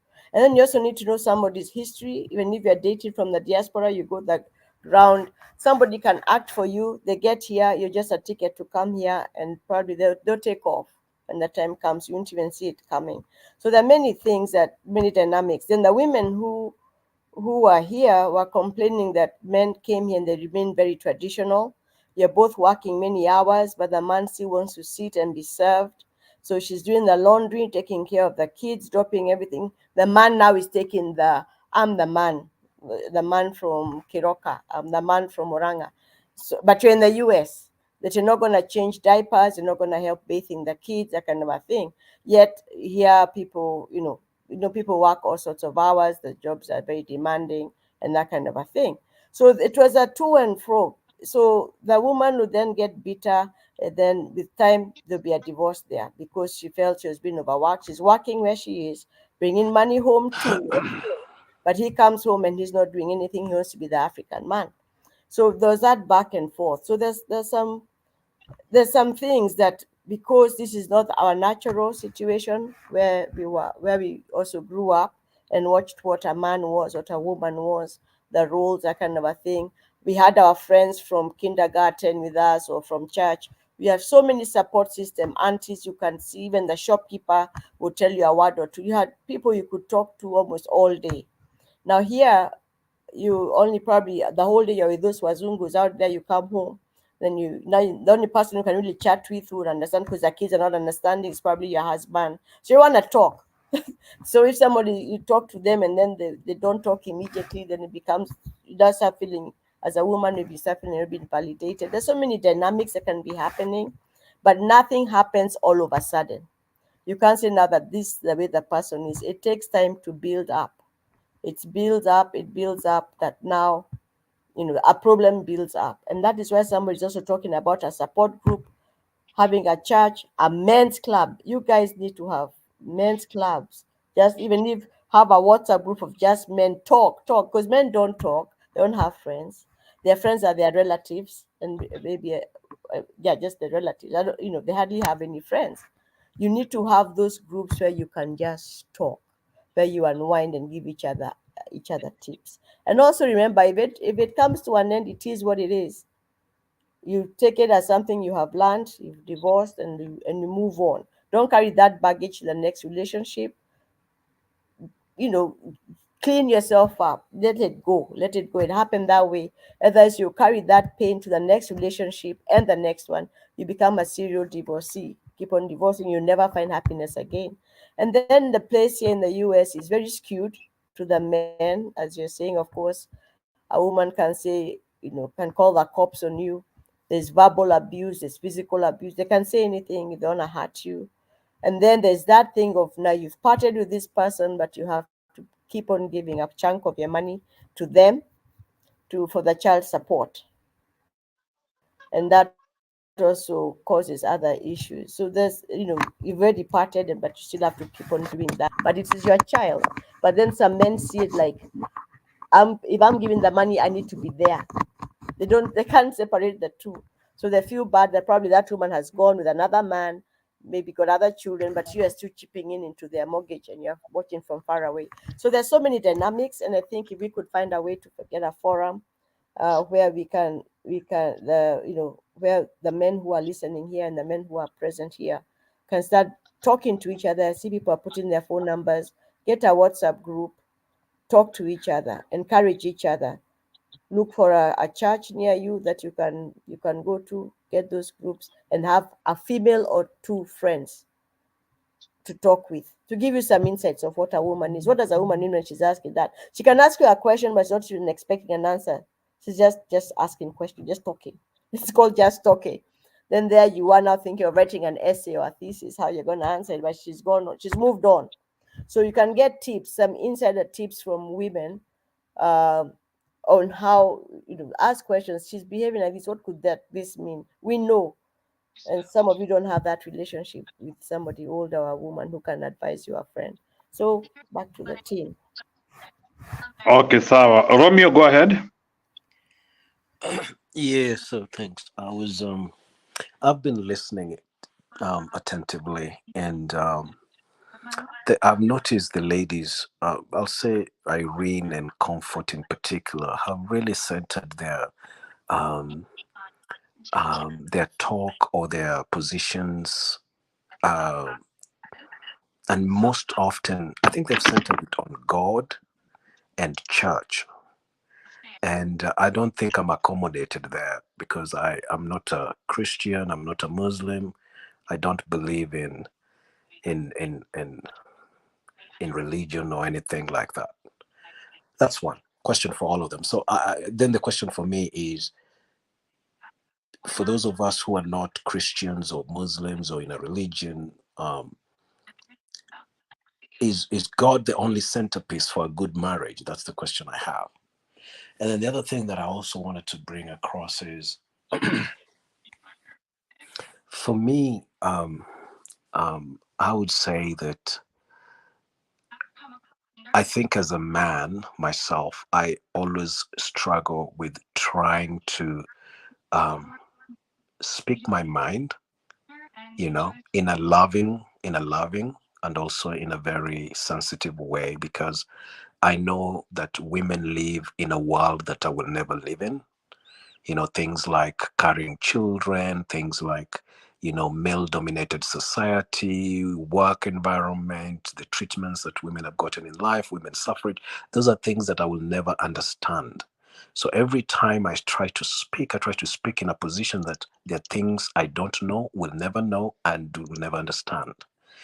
And I've always wanted women to give me the same grace back, that there are things, as a woman, you'll never understand how I think, what I go through in my male-dominated society, you name it. For instance, I was going to give example, and this is a little bit of a bedroom context. So those of you who are afraid of talking about sex, I'm giving you time to drop off. Have you ever noticed that when I'm just giving this example to show that sometimes men are very afraid to bring a subject up because, for lack of a better word, it's almost believed, it's almost a societal norm and also a societal taboo that it's a man's failure, okay? Not a woman. To me, I believe it takes two to tango, okay? And so if we have a problem in our marriage, then instead of thinking automatically the man, because you're the leader, blah, blah, blah, blah, blah, then you should first examine yourself, try your thoughts first before you start talking about the woman, because you are the man. For instance, I'll say this. Have you ever noticed, and most men know this, if you're having a bad sexual relationship with your woman, who is automatically blamed for the bad sex? It's the man. I've never known why, but it is.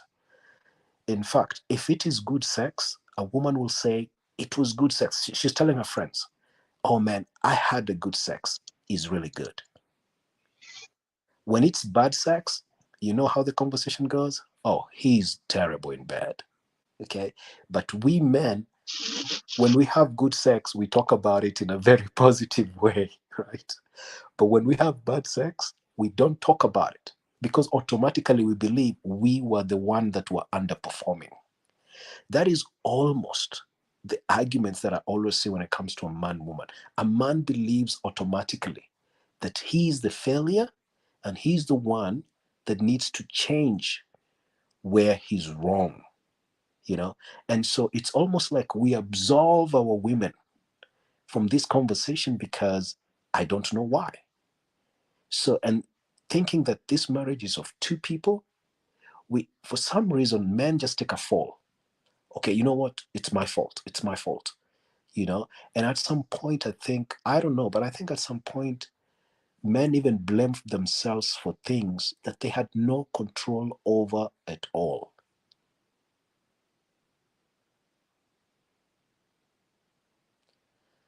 Okay.